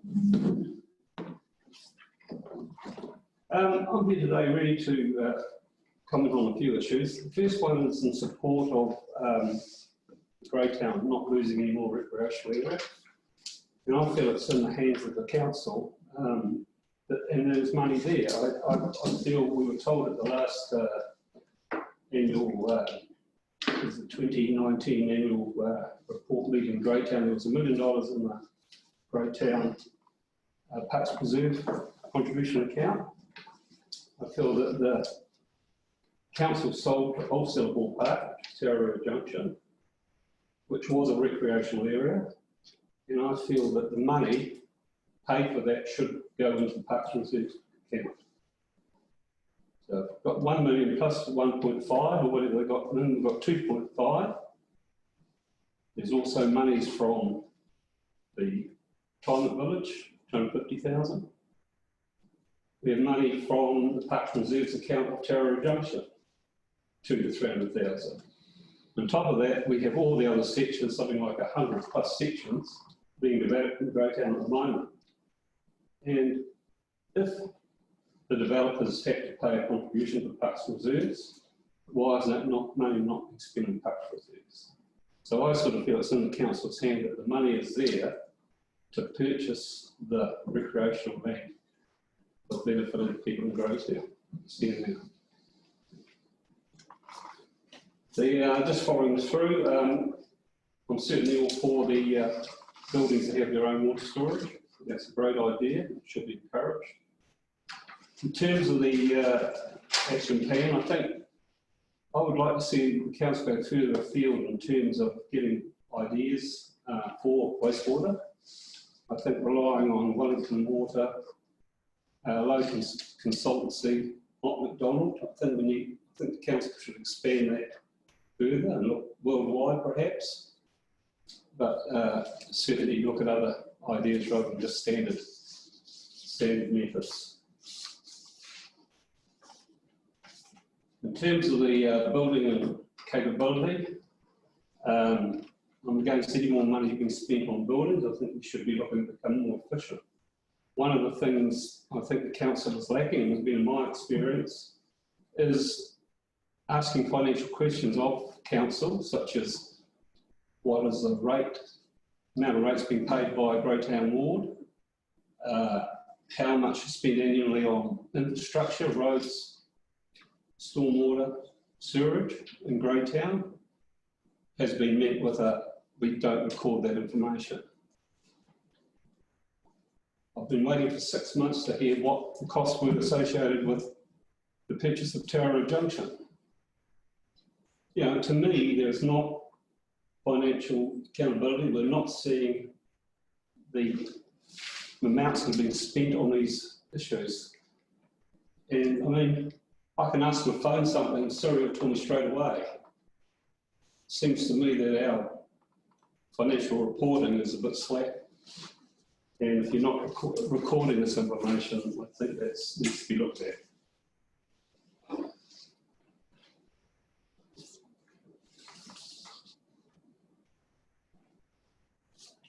In terms of feedback for the annual plan, we didn't get the copy in our midweek, and I know there's others that didn't.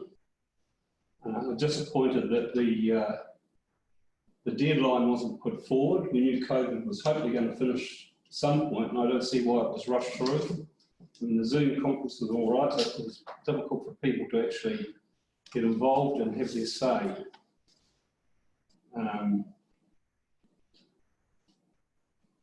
also found it difficult when actually writing on the survey, you only had a little bit of screen to see.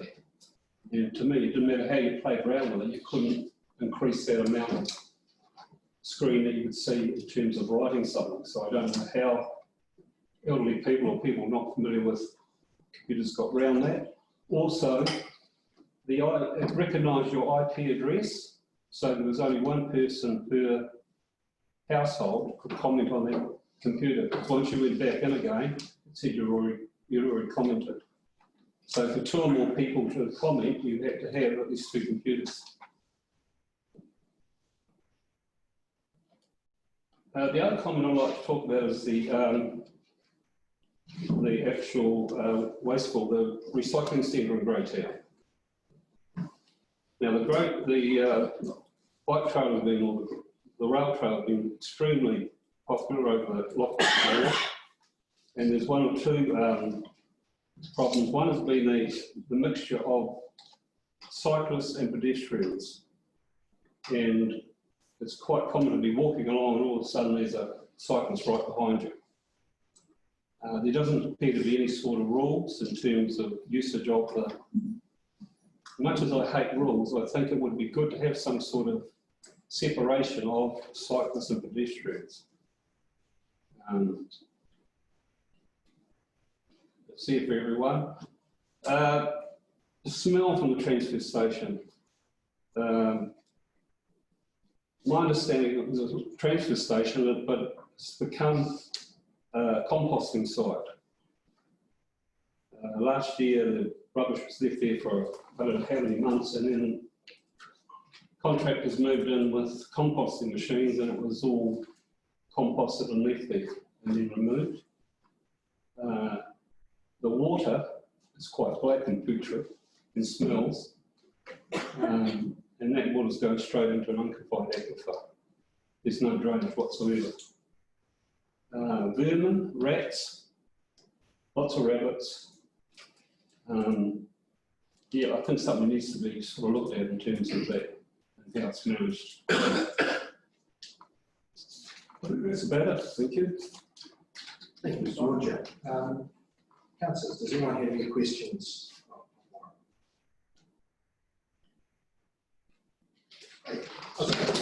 I'm right, just on the spot, you said you were, just clarify, you're in favour of purchasing the land if you use the contributions already in there. Does that say you're not in favour of the council were to take a loan out to purchase it? No, because I think the land's here. I feel that it was a park, sellable park, old sellable park, or a park. So the council has taken the recreational area and they should replace it with another one. That's my feeling. And I don't see how any other wards could actually be upset by that, like they are with the loans and everything, because it is actually Greytown land, or it was borough land, Greytown borough land. Yes. So, are you separating the sports hub into Kuranui and the rugby area? No, I'm just securing what land is there, like what is the rugby club land and the bowling club land. I think it'd be a pity to see it go into housing.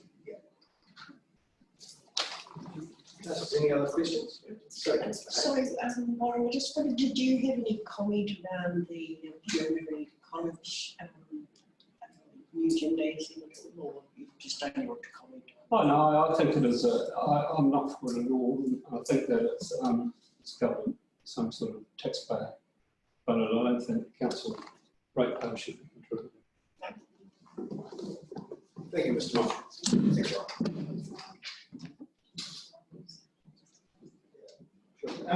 Is Michael Jones here? The one that we skipped over earlier.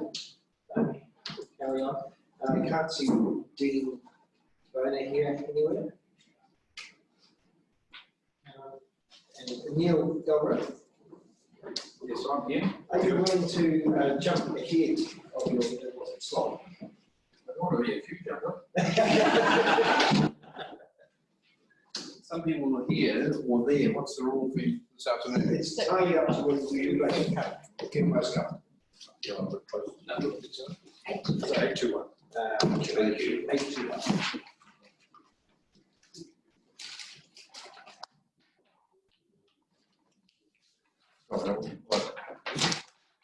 Okay. I'm just going to briefly run through the things that I've already made comment on in the online submission. First one, discussion topic number one, the water supply and resilience. And yes, I do agree that this should be Council's main focus for the coming year. And an important part of that focus should be the development and implementation of the Water Conservation Action Plan, something that will ease demand pressure on water supply and delivery. Climate change expectations are that South Wairarapa will experience a decrease in rainfall, which will lead to an increase in demand for water. And that is in addition to the increase in demand from an increase in population. I support a reduction in the water allowance per property and would prefer no free allowance. That is, a water charge on every cubic metre of water delivered. Water charges should increase with consumption. For example, a low charge for the first 250 cubic metres per annum and higher charges for higher consumption. This pressure would encourage careful use of this resource and encourage uptake of alternatives such as rainwater collection and reuse of grey water for non-potable uses. These options have been mandatory in new builds elsewhere in New Zealand for some time. I support the encouragement and requirement, where possible, by Council of these alternatives and also the offering of subsidised water tanks. It is an appalling waste to treat water to a potable standard and then flush most of it away to uses that don't require water of a high standard. To further encourage lower water use and avoid waste, I encourage Council to read water meters frequently and make this information readily available to property owners and occupiers. I prefer this approach instead of writing off excess water charges. On the Moraa and Longwood water races, I ask Council to place a moratorium on any structural or management changes to these water races pending completion of the proposed investigation and review of their future. Topic 2B, the Greytown Sports and Recreation Hub. I definitely do not support the funding of this hub by Council as proposed on page 4 of the consultation document. Although there has been some coverage by interested parties, there has been no consultation by Council with its ratepayers on this issue. South Wairarapa ratepayers have been blindsided by this proposal. And to have this described by the Mayor as the most exciting initiative proposed in this annual plan, I believe is dismissive of other legitimate interests of the wider South Wairarapa community, and particularly those outside of Greytown. I'm alarmed that this proposal is still being pursued by Council when, as the Mayor says, it has carefully considered the plan in the light of COVID-19 and the economic challenges that it presents. I ask Council to undertake a comprehensive review of the broader issues underlying this proposal and consult widely throughout South Wairarapa before proceeding. I do not understand how the Greytown Trust Lands Trust can justify rental increases based on what they say are commercial pressures on land that has been public reserve occupied under a perpetually renewable lease by sports facilities for about 150 years. I ask Council to thoroughly investigate the evolution of the true legal status of this land before it enters into any contractual obligations with the Greytown Trust Lands Trust to overturn the status quo. Community and recreation and housing for seniors. This discussion topic was omitted from the online consultation feedback option. However, I agree that Council does have a duty to look after the most vulnerable in our community. And rather than incur what Council mentioned elsewhere, like an administrative burden and angst over when, if or by what amount rentals for housing for seniors are adjusted, I suggest those rentals be linked by annual adjustment to a percentage of national superannuation amounts. Discussion topic 3, land transport, and specifically the walking and cycling plan. The plan document refers to a trails action group, a coordinator, a feasibility study, and the spatial planning, as all these things helping council to consolidate tracks and trails into a district-wide walking and cycling plan. For goodness sake, what plans? I hope we get more than just a plan. Let's see some real improvements on the ground. I'd like to see some of our tracks and trails bring the users back to a starting point without having to backtrack too much. That's quite hard to do, particularly in Greytown.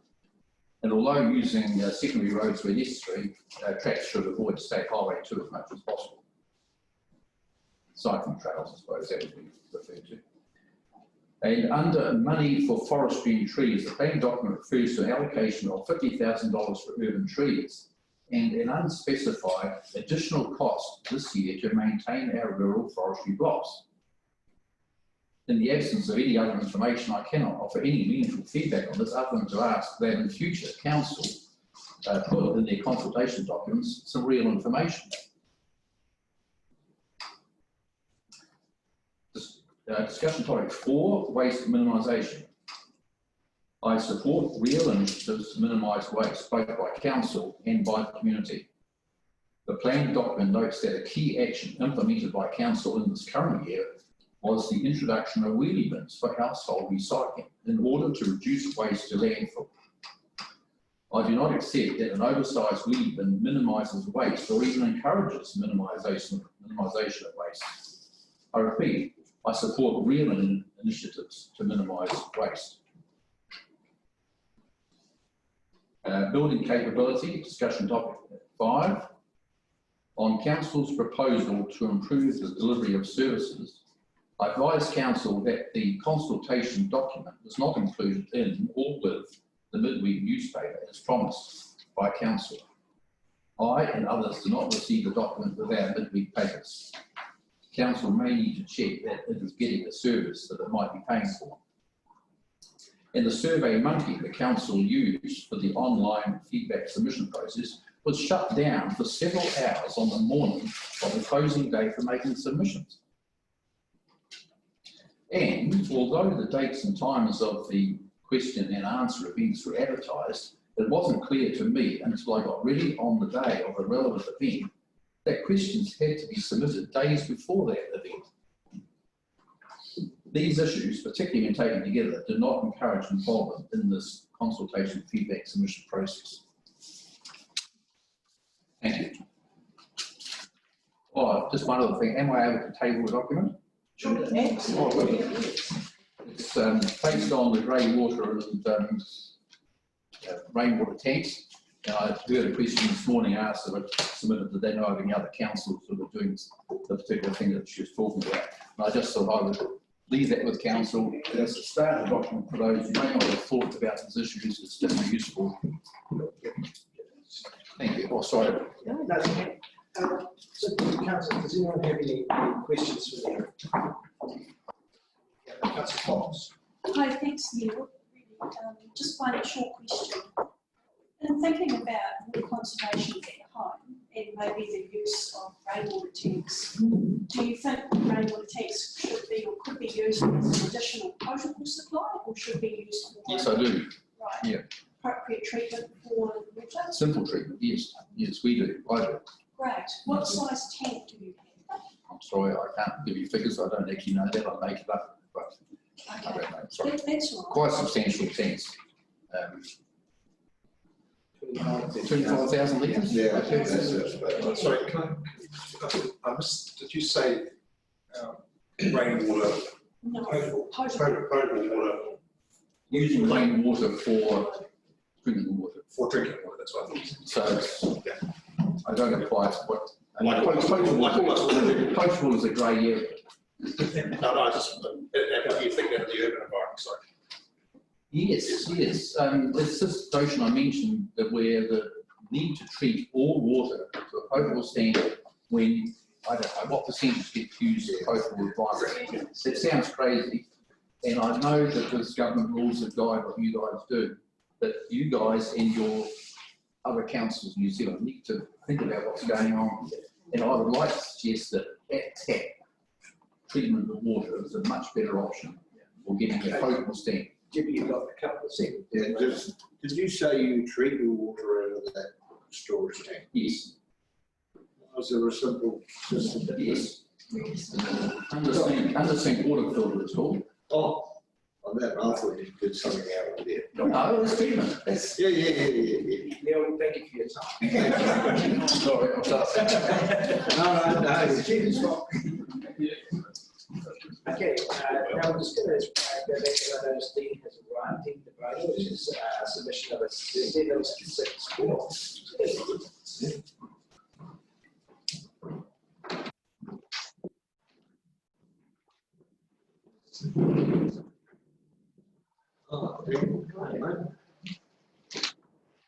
Good afternoon. Once again, thank you for allowing public consultation. I know it's not something all councils do, but I certainly appreciate it. I certainly appreciate the fact that you're prepared to listen to anybody and what they have to say.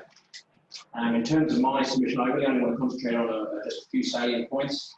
And I'll just start with the water conservation plan. I think it's a great idea. I'd like to see us incorporate in any new house a complete wastewater recycling system, which is used in many other parts of the world. In my submission, I put the Australian New Zealand standard, which you will see is quite an old standard, so it's not something new. So the point about this is during summer, when we have water restrictions, it's normally garden watering, which we're really targeting, or the wastewater recycling system will diminish that. Wastewater recycling shouldn't be used for your vegetable garden, but if we're minimising everything else, then that has the benefit to help encompass that with a tank that you've already suggested and subsidised tanks. That goes a long way to helping us get a very valuable conservation plan. I just want to touch quickly on the Wairarapa water storage project and how it can benefit us, especially in a water conservation plan. So with those properties along the Ruahanga that use the bores, their bore use is believed to be less, which should allow our bore, when we draw it from the bore, to make it a bit easier for us. So I think we should really work harder with the Wairarapa storage plan and see how we can encompass that into our conservation plan. I'm a real fan of paying for water. I think if you give water away for free, it just gets wasted. When we talk about council water restrictions, free water, we take it on board, but it doesn't matter because it's free. I would propose we look at it in a two-stage process. First stage is we take it from where we are now, which is 100% free, down to zero over a number of years, let's say 5 for no particular reason. So each year we will drop 20%, so that people get used to the fact that you're paying for water. The second thing I'd do is I would split the year into two, winter months, which would be 7 months, give or take, and summer months, which would be, say, 5 months. And the idea being, you read the meters that, and I believe these new meters we're getting will be electronic, regardless. We get a meter reading before summer, then we go on a higher rate per cubic metre, and then when we come back to winter, we go to a lower rate per cubic metre. So the idea being, if you overuse the summer, you pay a premium, but we don't mind if you use it in winter because there's more water to be had. The waste minimisation plan, as we know, and I just want to talk about wheelie bins in particular. As we know, Wairarapa wheelie bins, bird care and wire waste are all owned by the same person. And they've gone out and bought the bins. They are clearly through diminishing yellow bags, taking effective free money from the ratepayer into their pockets. And that's companies at work. What I think is, given that he's already invested in the bins, given the fact that yellow bags are not good for the environment, given that they break open and animals get into them, I think we need to be pragmatic about it and say, let's work with this particular supplier at this stage and maybe introduce wheelie bins across the whole South Wairarapa. I would say that the small bins are actually too big. I appreciate what Neil said in respect of recycling bins, but I think they're fantastic. Now, I've so used ours, and I've seen a huge decrease in our waste, and then we've encouraged that with composting. So that's worked really well. So hopefully there's some way that we can do a cost neutral movement over with the contractor to whiz bins at some stage in the future. If it does involve a cost, I think we just wait for years until we can afford it. We're down to the tip today, and as some of you know, I'm a real advocate for fixing the tip, and I'm pleased to say that I really enjoyed the fact that payway was available, and it made it just so much easier to deal, it made it much easier for the person in charge now. And for the first time ever, I'm not sure if it was because we're here today, but there was someone there actually guiding and looking after the tip. It was just like an epiphany has occurred down there. So that was really fantastic to see. And I just want to finish with the spatial plan and the Oxford Street redevelopment. I've said previously, the Oxford Street, where we're headed, although the concept was good, I think what we're trying to achieve up there is wrong.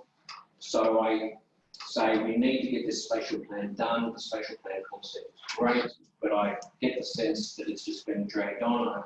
I'm anticipating it'll be finished by now from what I heard. I can't remember if it was last year or the year before. The spatial plan needs to be done. It's an important document, and we really should be fast tracking that before any other things, such as the great town, sports, or whatever. I'm not going to say whether the great town is super good or super bad. In this environment, I'm not for it, but I think the spatial plan would pick up and give us the solution to that. And I think a lot of things come back to that spatial plan, and it really should be a priority.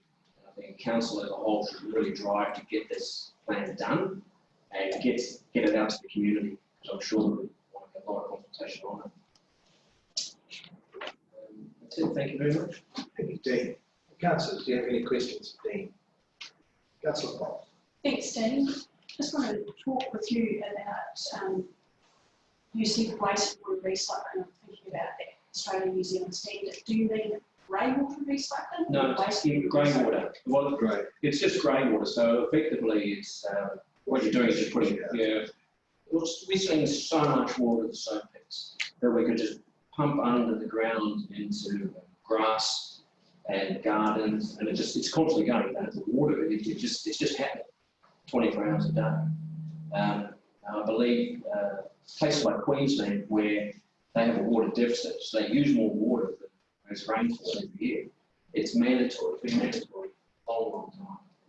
It is just something that consistently will allow us to not put pressure on taking more water out of the ground. But all we're doing is just putting it straight back into the soil. It is. Neil said. I just wanted to be clear with that New Zealand standard. You see wastewater, and I was quite sure you weren't meaning wastewater. No. Okay. You need a big mulchy machine. Councillors, any other questions? No, that's fine. Thanks, David.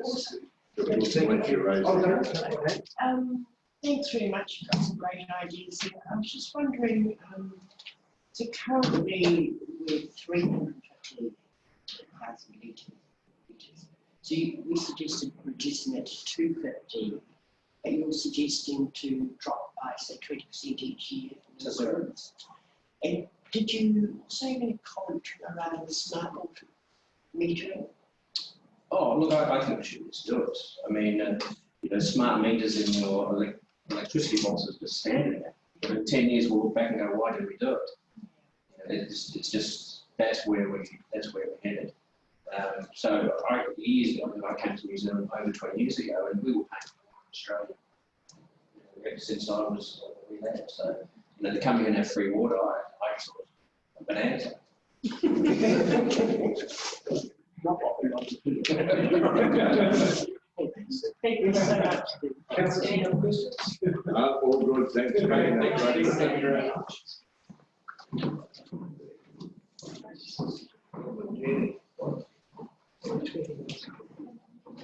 So we're now 20 minutes ahead again, guys. We haven't seen Michael Jones here, just two people in the public gallery. So we've got 20 minutes before Bob and Jenny Toswell will due to speak. So we will adjourn for 15 minutes. Okay, well, Yeah. So we'll be back at 2. This will be in my judicial conference, so I'll be a little bit late. Don't start me. okay. Right, I'll convene the meeting again. And we're nearly back on track. In fact, we're slightly ahead, but the Bob and Jimmy Toswell are available to speak to this submission, which is submission number 826. We'll invite them forward. He's already there. Apologies for my wife not being here, but she certainly supports what I am about to say. And basically, I'm speaking in support of the option proposed for the Greyhound Trustees Trust and the support for the use of the rugby grounds proposal. I think this is a unique opportunity, and whilst we are all aware of the major issues globally, this is also a decision for this time. Greyhound is underdone on the green space area. It's got one of the highest growth rates around. We all know that, and this is a specific location that's perfect for what has been proposed. So I certainly strongly support you. It is a time to be bold, to be looking forward. We all talk about the reset from COVID-19, and this is now an opportunity to work its way, to look forward and come up with a solution that is going to work. I also recognise the strength of the group that's put it together. I think the Greyhound Sport and Rec group is a unique group. It was formed probably 20 years ago as a pilot scheme for making sports administration work, and it's been outstanding in Greytown. We've had benefit from cycle trails and what have you, but it's forced to raise the bar of the standard. So when they, and they are young, speak to you guys, I think it's appropriate you listen. They also are the ratepayers of the future, and if they think this is something that their rates will contribute to over time, again, you need to take cognizance of that, so I support them in that as well.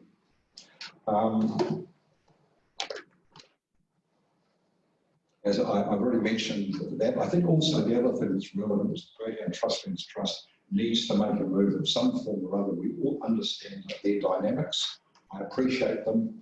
And at the time of low interest rates, we can make these decisions to move forward. So I just ask you to be bold and have a look at it. This is a 20 to 50 year decision. The immediacy of today's issues shouldn't cloud it. So Jenny and I both support that.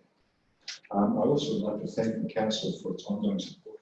The Cycle Trails Action Group and funding goes for that. That is another initiative that's really working well, as you probably will aware. And the Greyhound Trails Trust, I think there's a resource consent brewing for that too, for the bridge. So anyway, I will leave you and thank you for the opportunity. Thank you very much, Bob. Do you have any questions from councillors? Councillor Hayne. Thank you, Bob. Just a quick question just around the green space. Did you look separately at the proposal for Culinary College? Yeah, yes, I did, but I feel that that is not necessarily something for the council immediately. I don't have a look. I do believe that the council should focus on the green space, this one here, and let the Department of Education and the trust and the board will sort that one out. I appreciate it. Councillors, any other questions? Easy. Great. Thank you very much. Now, we do have afternoon tea, but I do notice that we're well ahead of time, and we do have Brad Evans in the audience. Are you happy to, well ahead of time, have your submission, or would you like to wait? Mr. Chair, I prefer to wait. I think a couple of people were going to come and hear me. That's fine. That's totally fine. So that's okay. Yeah, we'll still stick to a 3:25 slot. Thank you. We will then have another break for afternoon tea, but before we do that, I'd like to make a comment, having discussed this with Suzanne regarding the submission the informal submission that was made by the Great Yarra Community Board, and I would like to ask councillors to disregard that submission in as much it was made out of the submission process, and I just leave it at that. So, yes, Councillor West. And just for clarification, at any point in time, can people withdraw their submission? People can, the community boards, they're different. Cool. Right, and I will then adjourn till 3:20 for afternoon tea, which is quite a bit of time, about 25 minutes, and then we'll just start to prepare ourselves for the grand in the sport. Thank you very much.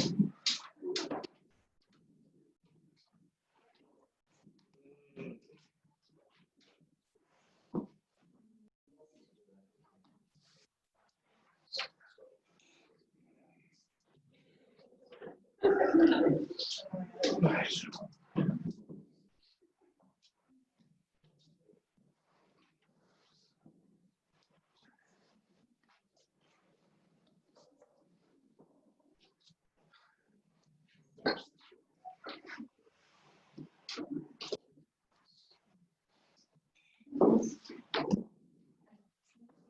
Up and down. There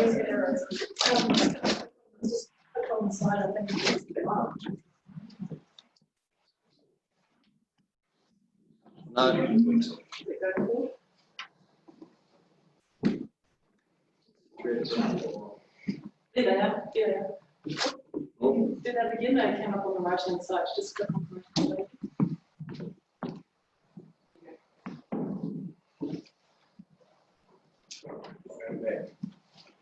There we are.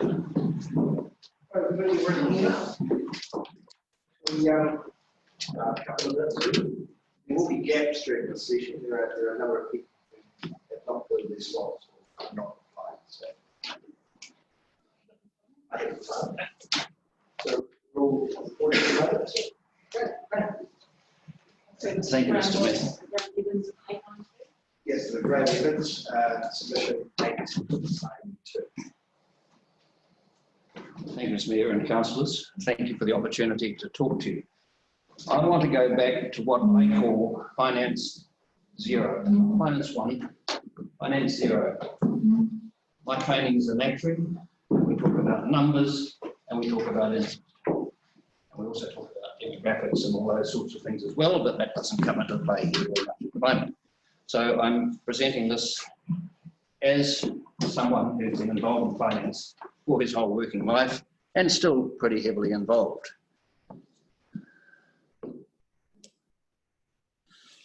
Your proposal at the moment is to increase your long-term plan funding for this year, which is 4.3% increase on last year, to 13.7%. So you need an extra 8.8% in rates this year to pay for whatever you want to do. Okay, that's $1.5 million, and you've got a repayment schedule of 2.54 million in the first year, followed by 4 years of 1.5% of your rates. So what you're doing is taking your 8.8 that you need to fund this year, and you're spreading it over the next 5 years. And I built a model that says, looks like that. So here's the 8.8 you borrowed, and here's the repayments. All works out well. The model repeats what you are going to do. In second year, you've got to borrow again, and you repay, here's your one, and you repay amount, but it's grown a little bit from last year. If I go back to the first one, come on. We're talking here, we've got 0 interest. So it's 2.6 and 1 and 1. So does that make sense to everybody? As a picture, you're borrowing this and you're repaying over the next 5 years. That's your plan. Okay. That way. So you borrow again next year and you've got your repayment schedule. Pretty easy. Come on, come on. And in the third year, you've got the same, come on. Here we are, you've got the third year. But in the grey bars, look at how much you're actually getting. In the second year, when you borrow 8.8, you've actually got to repay in that year 2.7. This is percentage of rates. So you're actually only going to get in that second year just over 6% of rates. And in the third year, you're only going to get 4.5% of rates because the interest repayments are going up. So it's gone the other way. Come on, Gertie. Sorry, I don't know this thing. So let's look at it. If you look at what you should be doing in borrowing 8.8 every year, and that's the grey bar, see? But this is how much you have to borrow each year to get there. 11 and 13 and 16 and 20 over the next 5 years. You don't just get your 8.8 next year, this year and next year and the year after. You actually need to grow it over 5 years to a 20% increase in rates. Does that make sense? Because you're paying out the repayment schedule. And this is at 1% interest.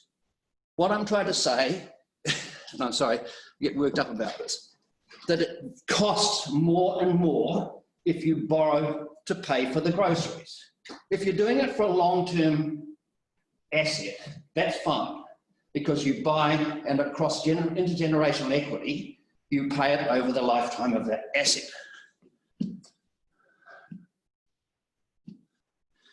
That's what happens.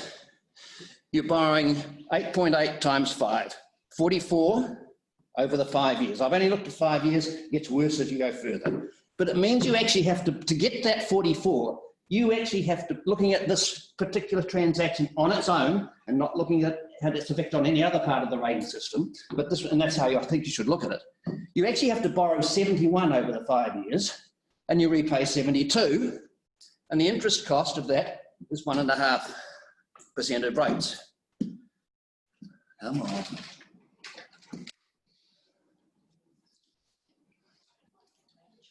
It's all going bad on me. Sorry. I can do that, Lisa. Yeah. Now I go back again. Thanks, Pam.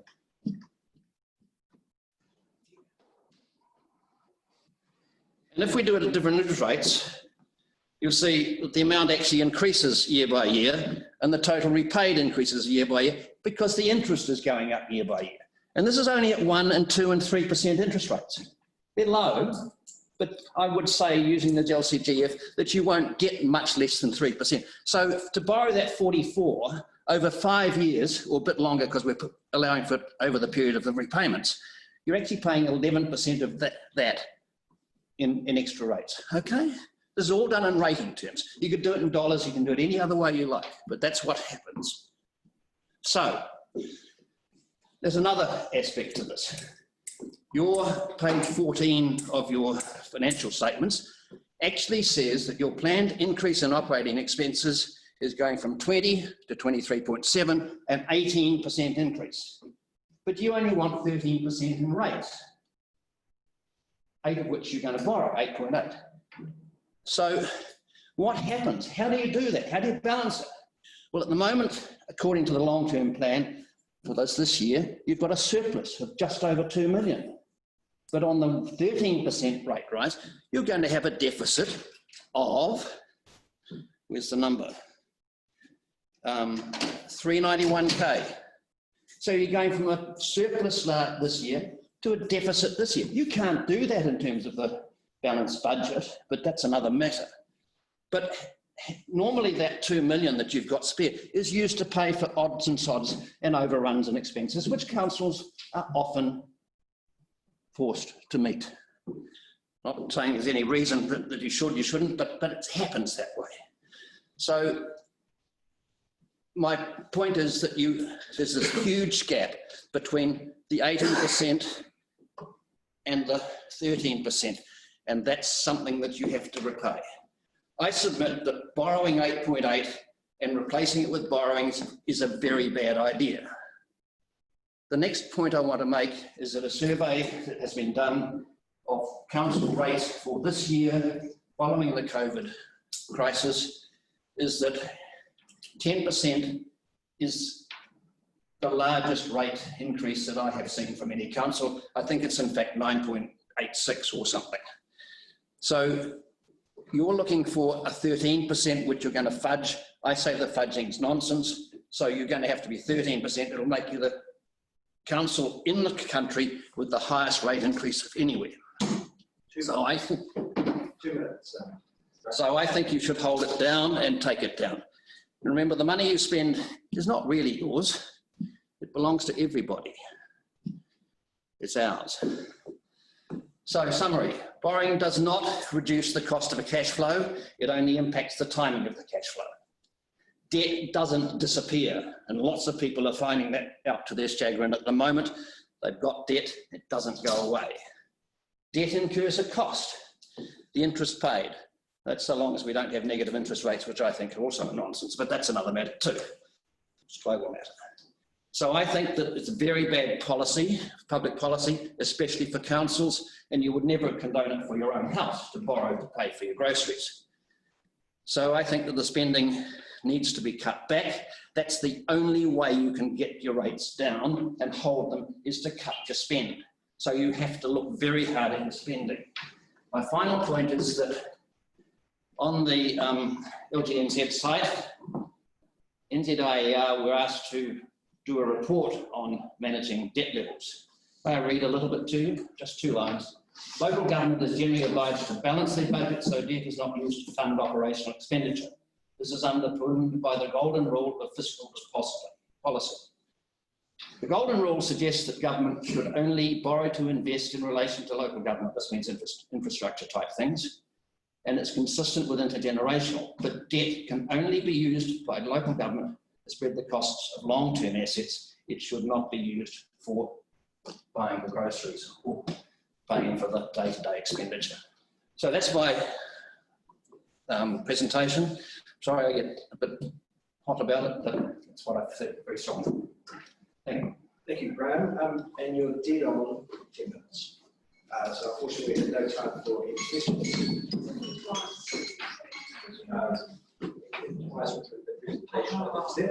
Thank you very much for your submission.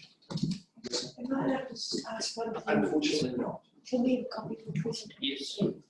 Yes. That's why I made this. Thank you.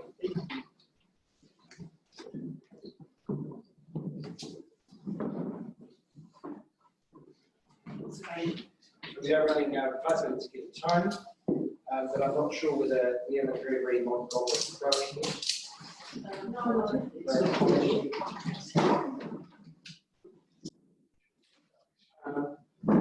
Moving forward, then Brian Baxter. Yeah, right. Would you like to wait for Alice? We have time. Sorry. We have Alan as well. Is he do it? But you don't mind waiting because we are putting you forward. Yes, I realise that. Can I just check to see whether he's out here? Should we give him 10 minutes?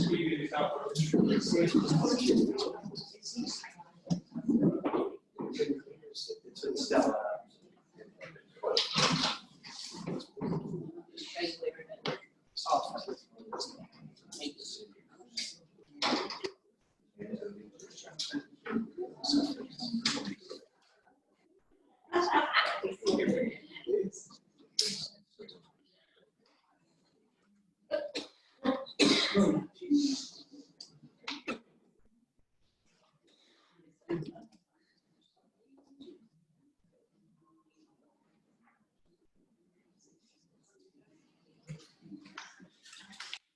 So, Councillor, we're actually 1/4 hour ahead of our time now due to the apologies. So,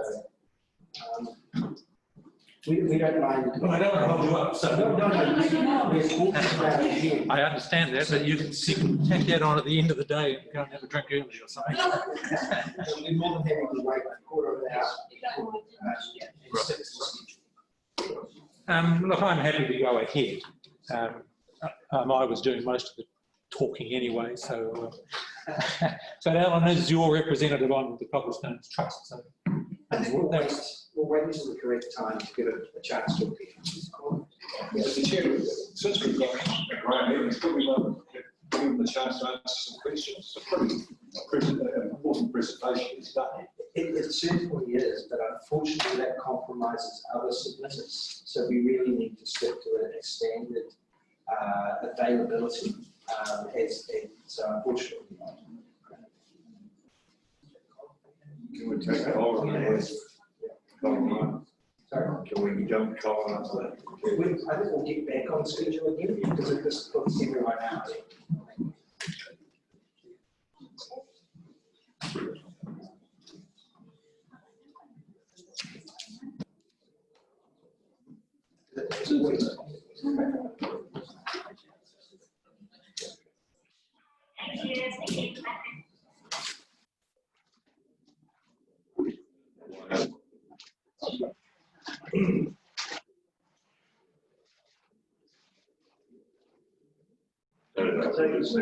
Council 10 minutes. So that you can make the phone calls and then we'll reconvene at 3:43 and time for the drive out of that sound. Thank you.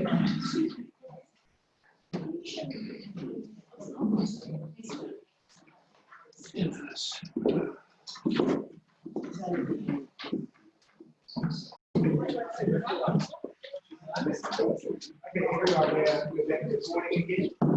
And we've now got Brian Baxter and Alan Percy from Cobblestones Museum. This is submission number 880.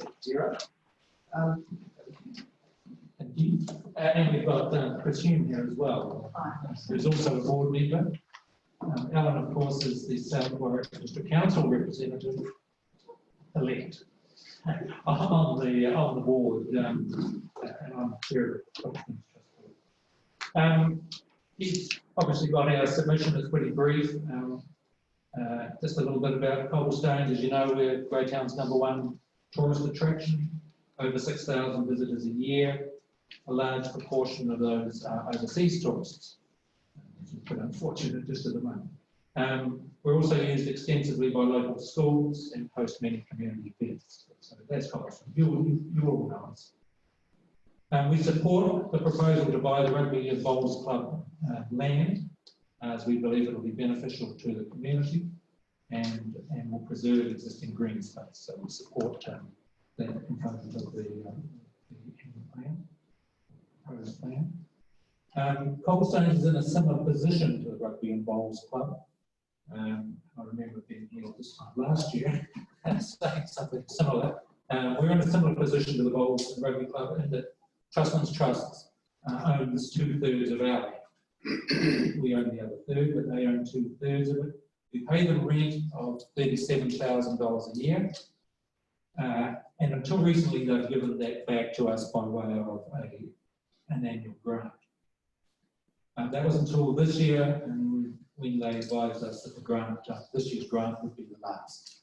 So we're in a position where, of course, that will leave a major hole in our income, $30,000. That amounted to 1/3 of our income. The loss of that income, as I've said in the submission, will be fatal to Cobblestones.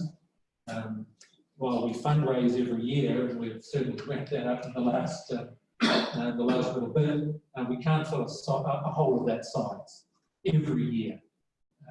So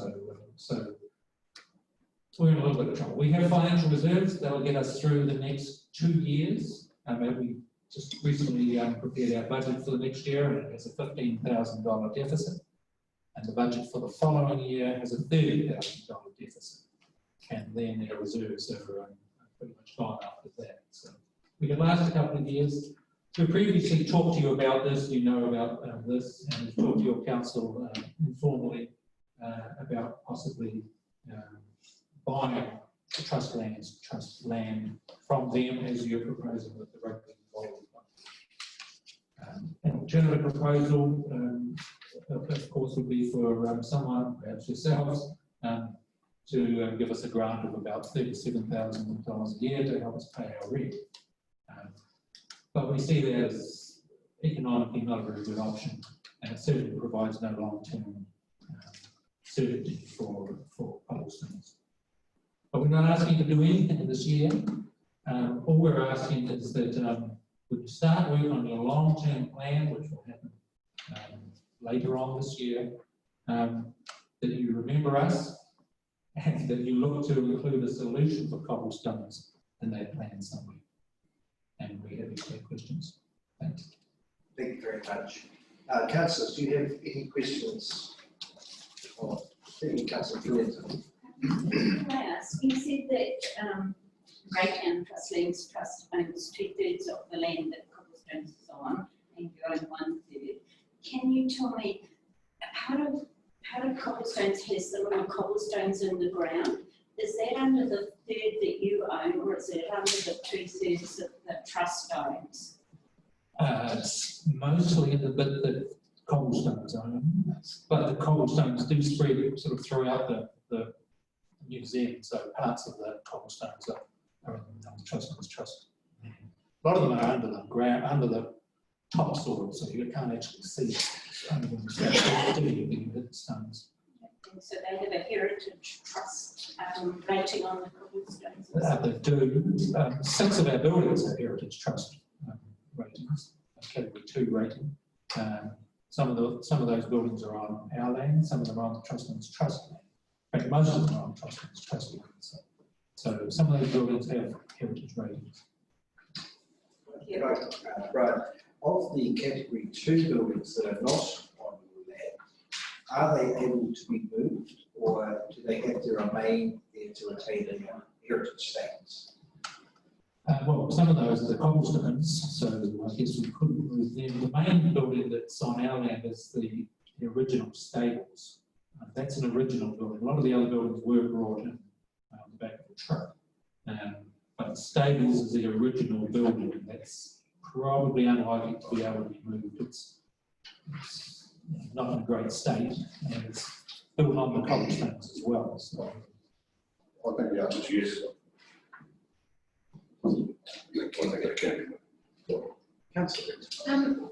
Thank you.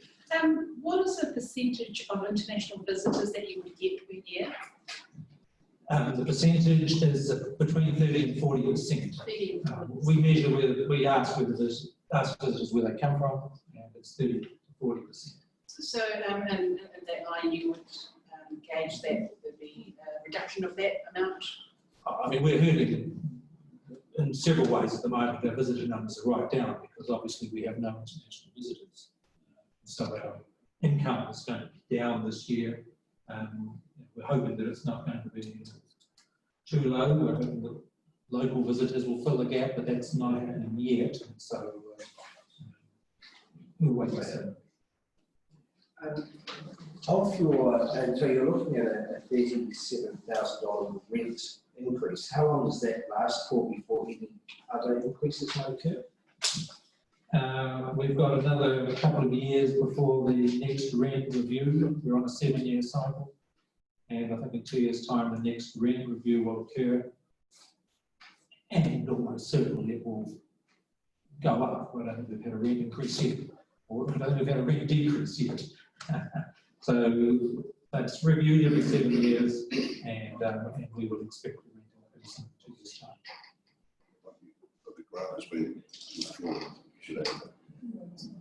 Yeah, I mean, we still have to pay our rent. It's just that we're not getting the grant from Trustlands Trust, so we're paying them the rent, they're not paying back to us as they used to do. And if the rent increases, then obviously, The situation.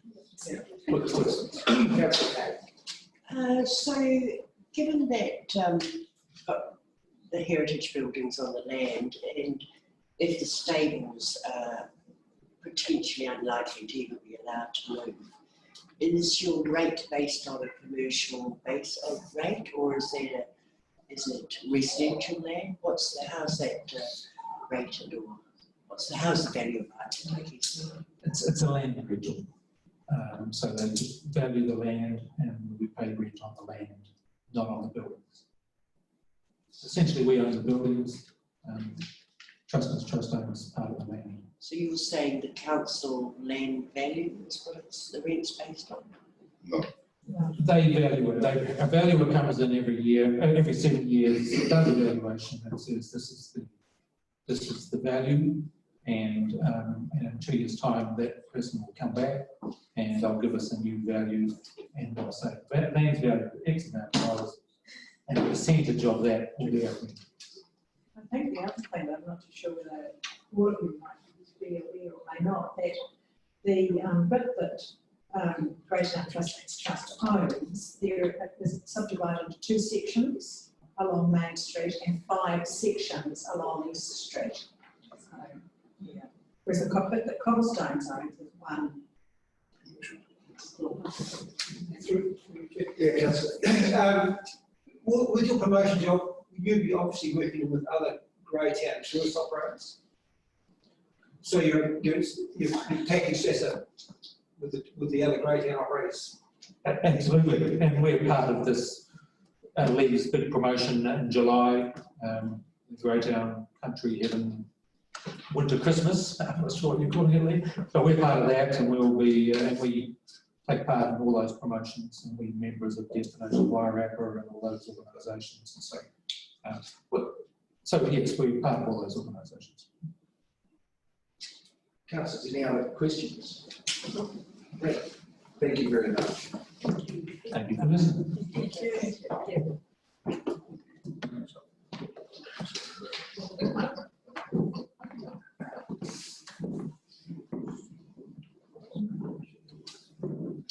We now have appearing via Zoom, Phil Gibbons from Sports Wellington. This is submission number 896.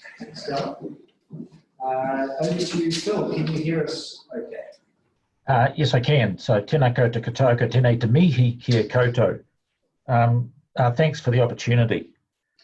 Can I take it that I'll acknowledge that the submission is as read? I just want to add a few additional comments before I provide an opportunity for you to ask any questions of me or of the submission.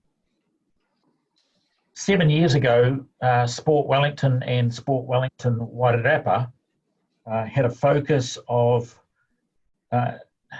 encouraging increased participation across 7 targeted sports. The majority of our funding came from Sport New Zealand, but our focus really was that sport environment. In March of this year, the board for Sport Wellington has approved the new strategy. That happened on the 19th of March, and of course we all know what happened a few days after. I'm sorry, Phil, we've lost sound.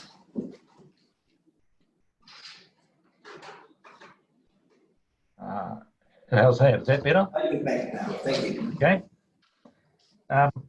We parked the development and implementation of our new strategy, which was approved in March, to deal with, as we all now understand, the COVID impact on the sport and the recreation sector across the region. We are now back into a position whereby we are implementing our strategy. And I just want to highlight a couple of things because it shows a shift for an organisation who has at the front end of it the word sport. We, as an organisation, are now focused on transforming lives in the Wellington region. And I want to highlight how we're going to do that. We're going to do that by focusing on three main areas: getting less active people more active, increased opportunities for all across the region, and better connected and stronger communities. How are we going to do it? We're going to do it via leadership and advocacy. We're going to do it via delivery, and we're going to do it via partnering. Success for our communities, and in this case, the South Wairarapa district, relies on our combined ability to be able to work collectively towards enabling physical activity. And physical activity through our lens involves play, active recreation, active transport, and sport. So you can see that the transformation in this organisation from 7 years ago, focusing on 7 targeted sports, to having a much wider breadth of focus through our new strategy. We want to have a conversation with your council about how we might do things differently, but better, to build communities in line with our shared purpose through the region. And as you will note in the submission, through the regional physical activity strategy, Living Well. We want to be clear in each other's individual roles and purpose. And that's why we would invite a conversation between your council and Sport Wellington as an organisation who operates in support of you and your community. That concludes kind of what I wanted to say formally. And I guess if I had to summarise, it would be submission is taken as read. This organisation now has a clear new direction, and that direction is far beyond the narrow focus that we've had in the past around only sport. Happy to answer any questions. Thank you very much, Phil. Councillors, does anyone have any questions?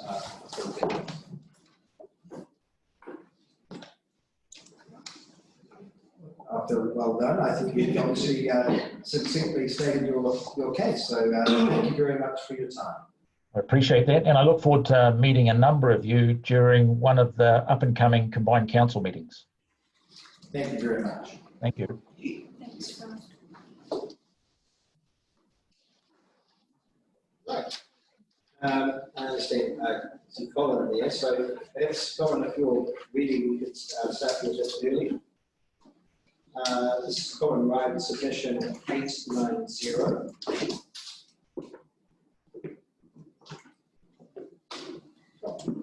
Thank you.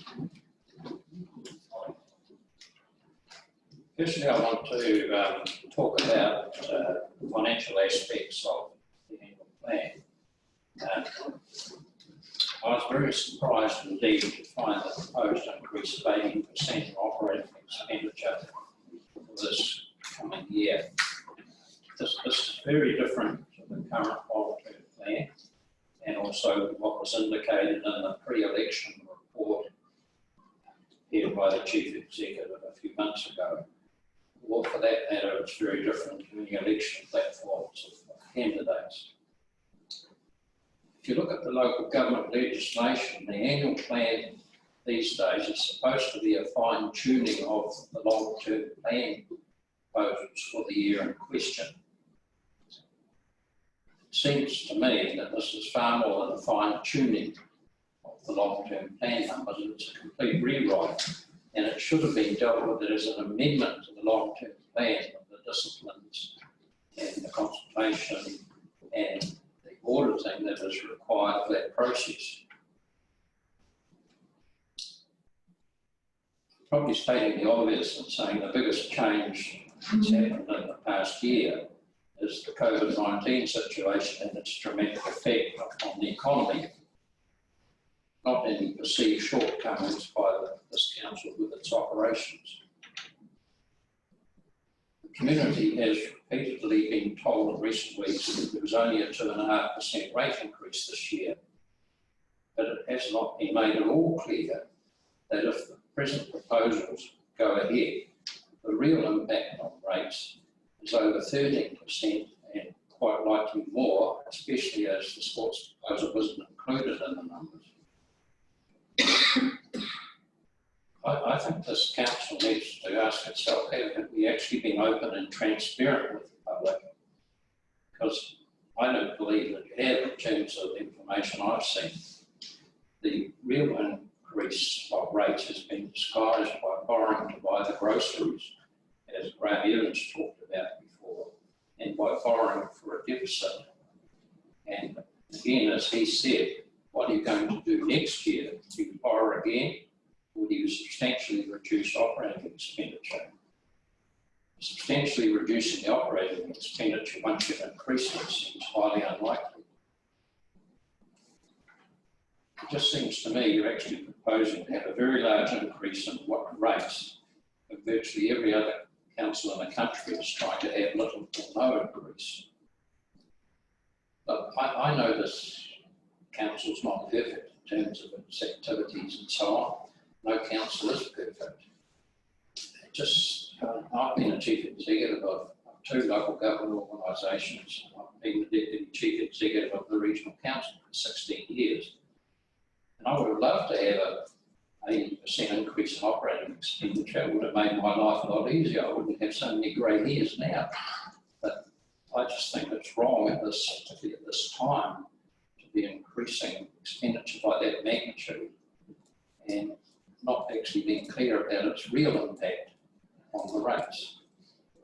I've looked through all the material that's come out, and it just seems to me there's no indication of prioritisation of projects. All of the things that are described as critical, and personally I'm not convinced they are critical, and there's no reasoning given as to why they're critical.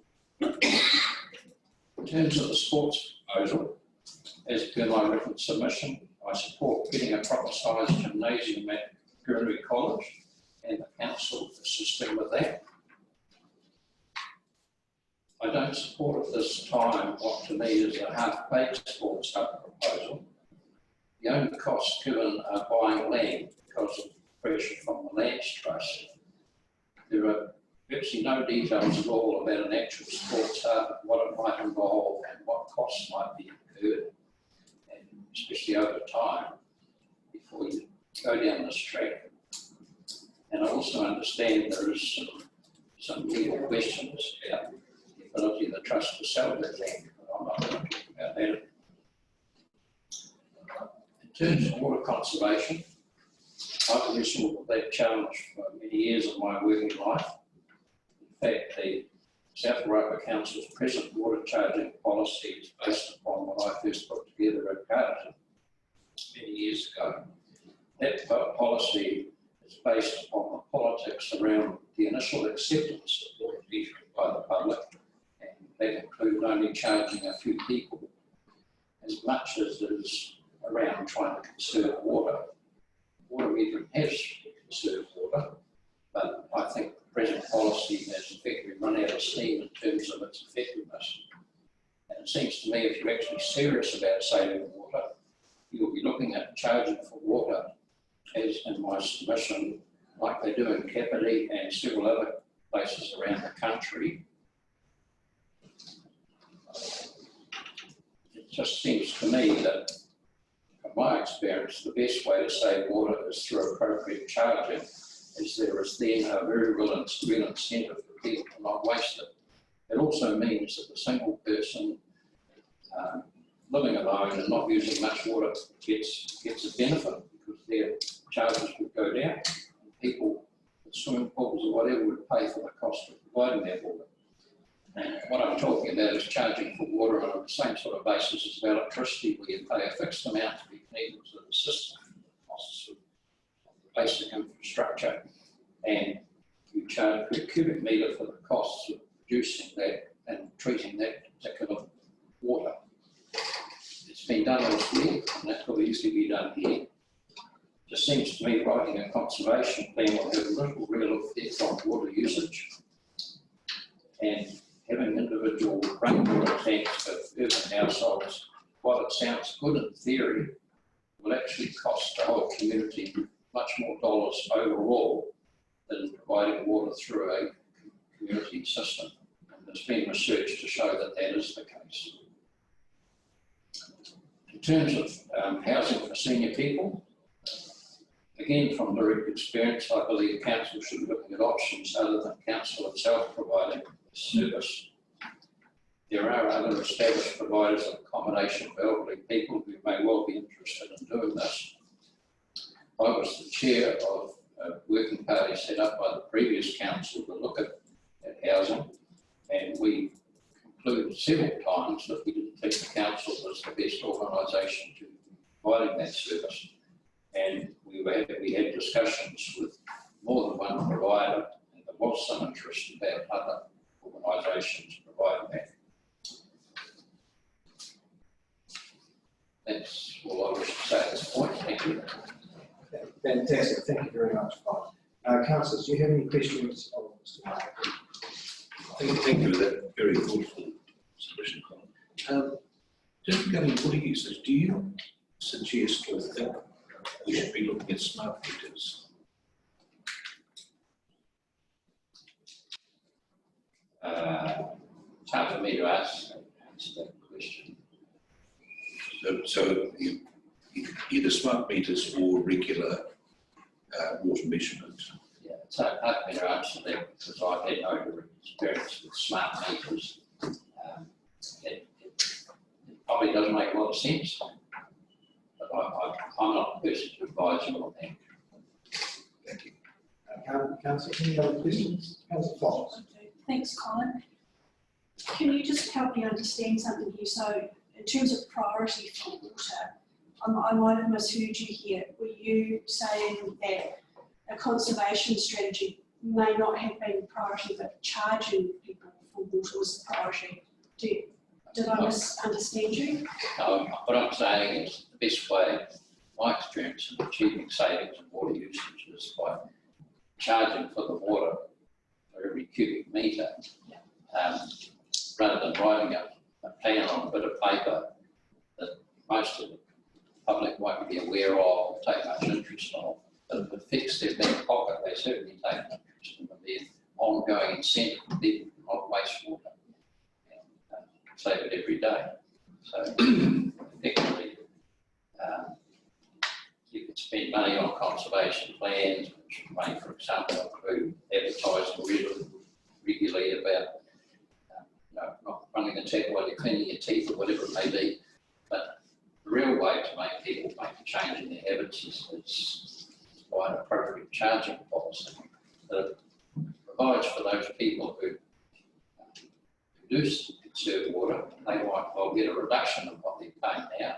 For people who use a lot of water might pay a bit more, and therefore they'll take it more seriously. But you have to play around with the numbers and try and balance up and get a system that seems fair and reasonable. Thank you, Colin. That's 10 minutes up, so thank you very much for listening. Thank you. I guess we're safe for a lot of water from COVID. We're only asked to wash our hands and not have a shower. Next submitter is Neil McCallum. Perfect timing. We are running a bit ahead, so I don't mind if you want to. No, that's right. I sort of cover my breath as I speak. I'm well used to that. I've got some printed copies. Should I leave them? Yep, certainly you can distribute them all. Yeah. Thank you. Right. So this is Neil McCallum, submission number 633. Right. This is slightly peripatetic, but you will get the drift when I finish. My name, as you've been told, is Neil McCallum. We arrived in Martinborough, obtaining our plot of land in 1979, and this became the Dry River Winery and Vineyards. At this time, Martinborough was dying. There wasn't a cafe or restaurant even, and it was mainly useful for winter pasturing of stock on those areas of stony soils. We got permission to subdivide and thence develop our land against the wishes of the county engineer, who was reported to say over my dead body, and he died shortly after. You didn't drink your wine. My little doll. In the 1980s, there were 6 vineyards and production was just starting to increase. I was asked to give a speech at a function, and this consisted of how many hundreds of kilometres of wire and how many thousands of posts had already been bought and put in locally. Then I projected income which by 1991 would be measured in millions. Also that we were not making money, but a lot of our costs were still being spent in Martinborough. The mayor at the time was so excited by all this, he dashed up to us afterwards and said, "That's wonderful, you'll have your Tarsiel Road." I've never asked for a Tarsiel Road, but anyway, he was excited. My projections were true and income kept rising. Even in the early 90s, many of the vineyards were still not making profits, but much of their own money was still being poured into Martinborough. So Martinborough prospered. The town's illicit drug industry died. Home-made heroin labs disappeared. The second in command of Mr. Asia's international drug syndicate was arrested, and his home was what is now the OMG Cafe. Martinborough was cleaned up also with the help of some well-known locals, who I will not name, and it joined the rest of the country. There are now 20 cafes and restaurants in Martinborough. The agricultural supply industry has soared. Tourist shops, bike hireage, wine shops, cellars, tourist accommodation have all opened. Wine growing has expanded through Te Muna and the Wairarapa, and the Martinborough wine industry is worth many millions of dollars to the town. I don't want you to make the mistake of thinking that if Martinborough gravels get built on, there are still many other areas which can carry on. This is not so. The gravelly parts of Martinborough were identified by Dr. Derek Milne as having particular properties in wine growing. The other areas will have their own virtues. Derek has been proven to be absolutely right. Our own vineyard was nominated by the best-known wine writer in the UK as being one of the top 10 emerging new wineries in the world, and she wasn't putting us at number 10. Many international competition gold medals have also been won by those who enter. Martinborough has a far bigger international recognition of its quality production for its size than any other wine area in New Zealand. Every time gravelly areas within Martinborough are built on, part of this unique, what New Zealand wine flagship is irretrievably lost. It will never be planted again. Your prosperity depends on every square metre which can produce wine. We need to protect these areas within Martinborough which are capable of sustaining our prosperity. Without them, Martinborough will fade again. Please protect the stony ground in Martinborough and its vicinity from further subdivision and residential housing. Thank you. Thank you. Councillors, do you have any questions? Hello, Neil. Has there ever been any survey done that accurately maps the extent of this gravelly ground? Yes. And is this available to council? Well, it certainly would be available if you rang Dr. Derek Milne, who currently lives in Masterton. Lovely, thank you. Councillors, any other questions? I think we have that on council, because I was about that. Because I did read something about that in the early stages. Fantastic. Oh, sorry. Just to be clear, you're asking for a special designation for that.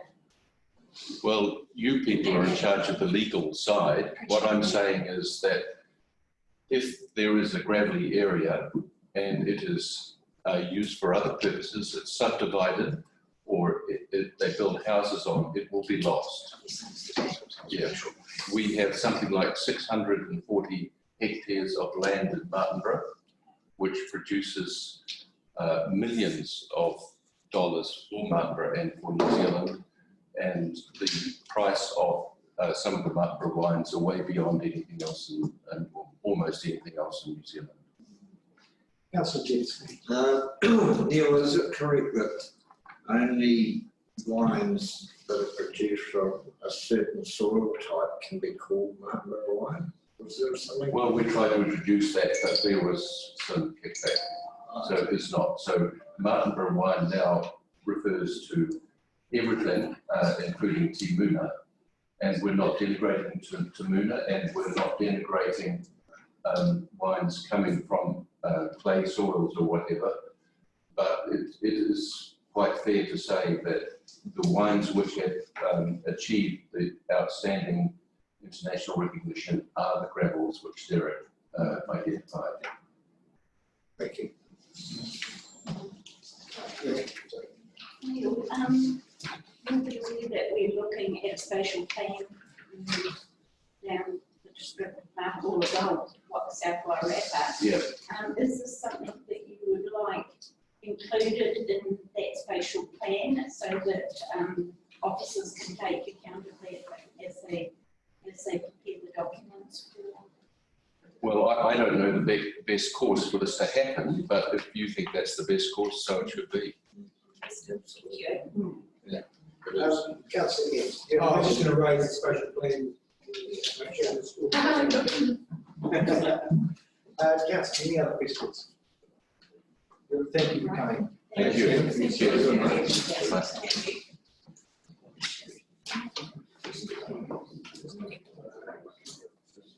So we're 20 minutes ahead again, or 19 minutes ahead of the submission from the Pagan Vote.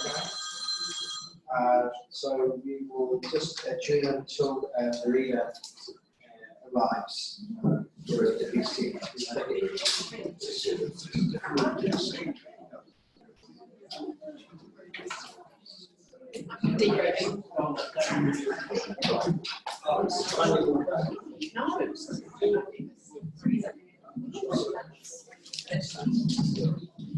Anyway.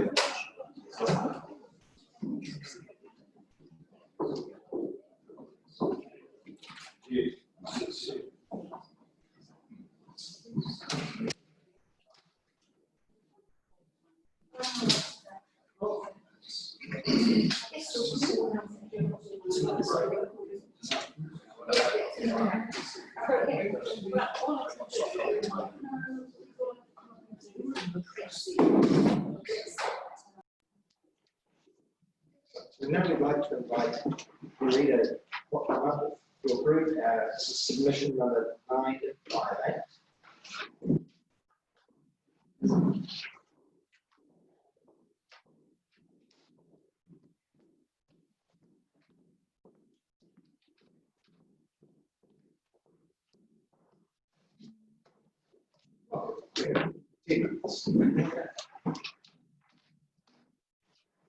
Kia tau pera mi mari ki rungi e tātou katoa.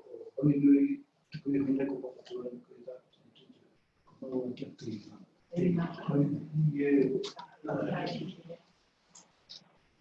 Honourable Mayor Alex Bay, tēnā koe, kei te mihi kia koe i te rangatira. Kei te mārama tātou mātou, tino ki koe tō mahi, ka nui te mihi kia. Kia koutou nā councillors, kaunihira, hapuri, tēnā koutou, kei te mihi kia koutou, kei te mihi kia te mihi.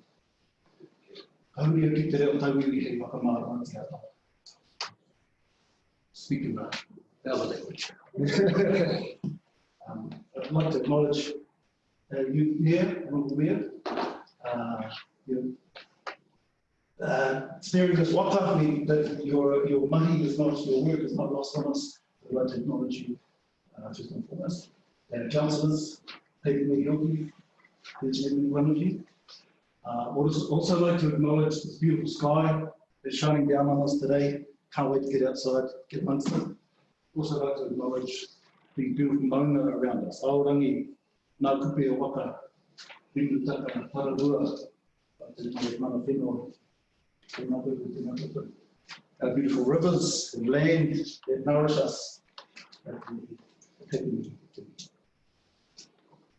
Thank you all for inviting us, receiving us today. Really, the submission for us today is just to introduce ourselves. So pure. Who are we? Because we're aware that some of you we know, and some of you may not know who we are. So who are we? We are Post More Code. We are an incorporated society, established in July 2018, initially to have two members on the Māori Standing Committee. Prior to that, Featherston had no representation for Māori voice for Featherston. So we formed our incorporated society, and we now have Rita and Karen Mikai on Māori Standing Committee. Since the formation of the incorporated society, we also have expanded in terms of offering a voice for the Featherston community through a Māori lens, and really encouraging lots of initiatives with Māori lens. And I'll speak to some of that. So our submission today is really a kia ora, and a thank you. So who are we? Paitumo Players Incorporated Society, established first on the Māori voice in South Waikato. We're established in July 2018. We have charitable status. And yeah, so far, we feel like we're doing some pretty cool things up in Featherston. Yeah, I can just run through. Our vision, toitu te whenua, toitu te moana, toitu te. When the land is healthy, when the moana is healthy and the rivers are healthy, the people are healthy. And I think we can all feel a synergy with that. Our mission, our pūtake, our objectives, to provide a strong Māori voice committed to bringing mana to our lives, and to the communities that we walk in. To stand for the revitalisation and sustain kaitiakitanga of Wairua and Moana and the surrounding natural environment. To enable cultural and environmental change through knowledge sharing and collaboration. To share and develop principles, tikanga values that Te Ao Māori bring to our community. As a community group, we have identified 5 key areas to focus on that we believe draw community together, enable platforms for learning opportunities, enable spaces to protect, practice manaakitanga, kaitiakitanga, rangatiratanga, opportunities to learn whakapapa for Featherston, and Wairua and Moana, and to bring mana to our community. Our focus areas are, number 1, restoration and conservation of Wairua and Moana. Number 2, collecting and telling and sharing of pūrākau, of stories around the Featherston area. Number 3, cultural monitoring. Last year, we underwent fish monitoring workshops with Mountains to Sea. Currently, we are enrolled in water quality monitoring with Mountains to Sea. We're very keen to monitor the river and the lakes, rivers around it. Number 4, developing sustainable communities.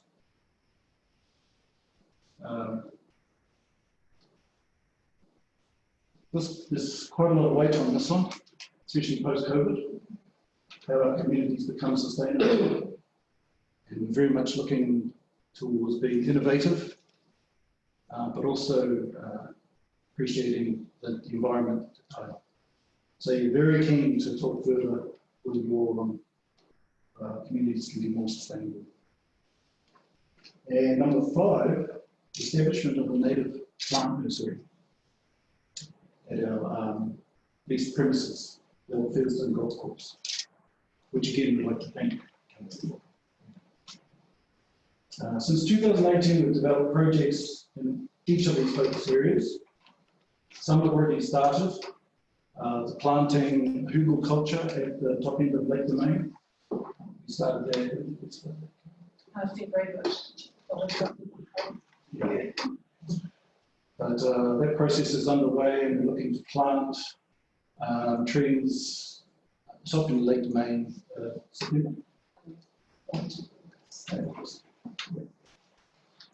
So a few of these initiatives are already underway.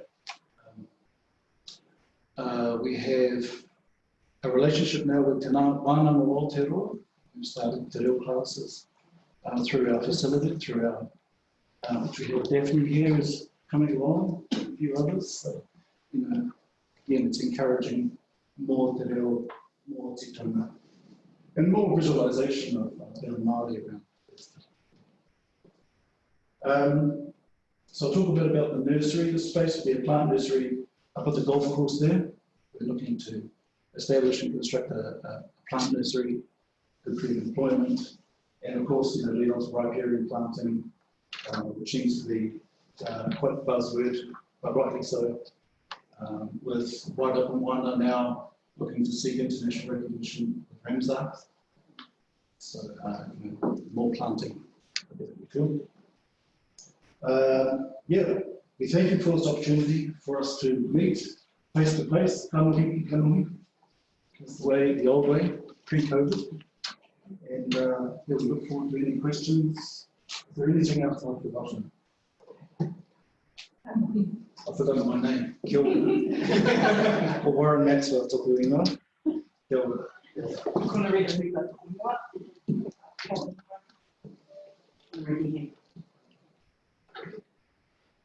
Thank you very much for that submission.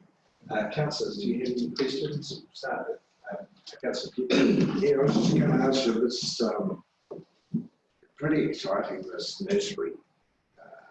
Have you got, how far down the track have you got with that? At the planning stage, so, but this Friday, we have a meeting with P2P, Pukaka Palazzo, we have Toby Barrett, who we know from Brisbane. I think we have Bryce Mead coming up, Alan Maxwell, my brother's coming, Jim Blake from Doc. So Friday, we really want to get around the table, and again, you know, post-COVID, we can actually meet like this. And discuss. I think it's great because there is a big move that, like as you mentioned, right here around parting, and I think it's great. Guys, we have 1 minute left. We extended it because the greeting took up the time, which is good. We don't want to cut into the ability to ask questions. So, stories, how's this information being shared with the wider community? It's a really good question. So we have some really innovative ideas around sharing, but basically the importance is about capturing information, documenting information, and using and tapping into technology such as putting together a document tracks and being able to share those documentaries online, that type of thing, through spoken word, as we engage with various members across the community, teaching us to be able to share stories and ask the community to share stories as well. We've already done a little bit of that with Russ. We plan as a series of films. We've got a 2 minutes, 3 minutes on our Facebook page. Interview with Russ talking about the fun behind the name plate, and what are the requirements. That's a Facebook page. Plus, we've been involved with Lakes 380, and we managed to get interviewed by them. So yeah, there's lots of different avenues, but they all will be shared online. We do our best to research before speaking. We expect them to speak on behalf of your community. We're talking stories that are known to us and shared to us by. And I spoke to children from St. Teresa's School. They asked me to come and talk about our name, and there's about, so far we've found 5 or 6 stories around the name. So you can imagine the look on the kids' eyes. You know? That's how they remember, we remember storytelling.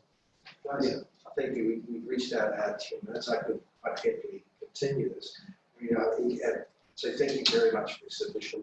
If you want to stay for just a bit afterwards, because this is our final, I think I'd like to have a quick chat to you after the formal part of this.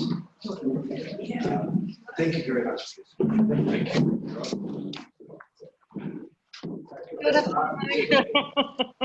I'd like to clear this council meeting. Very good. See you later.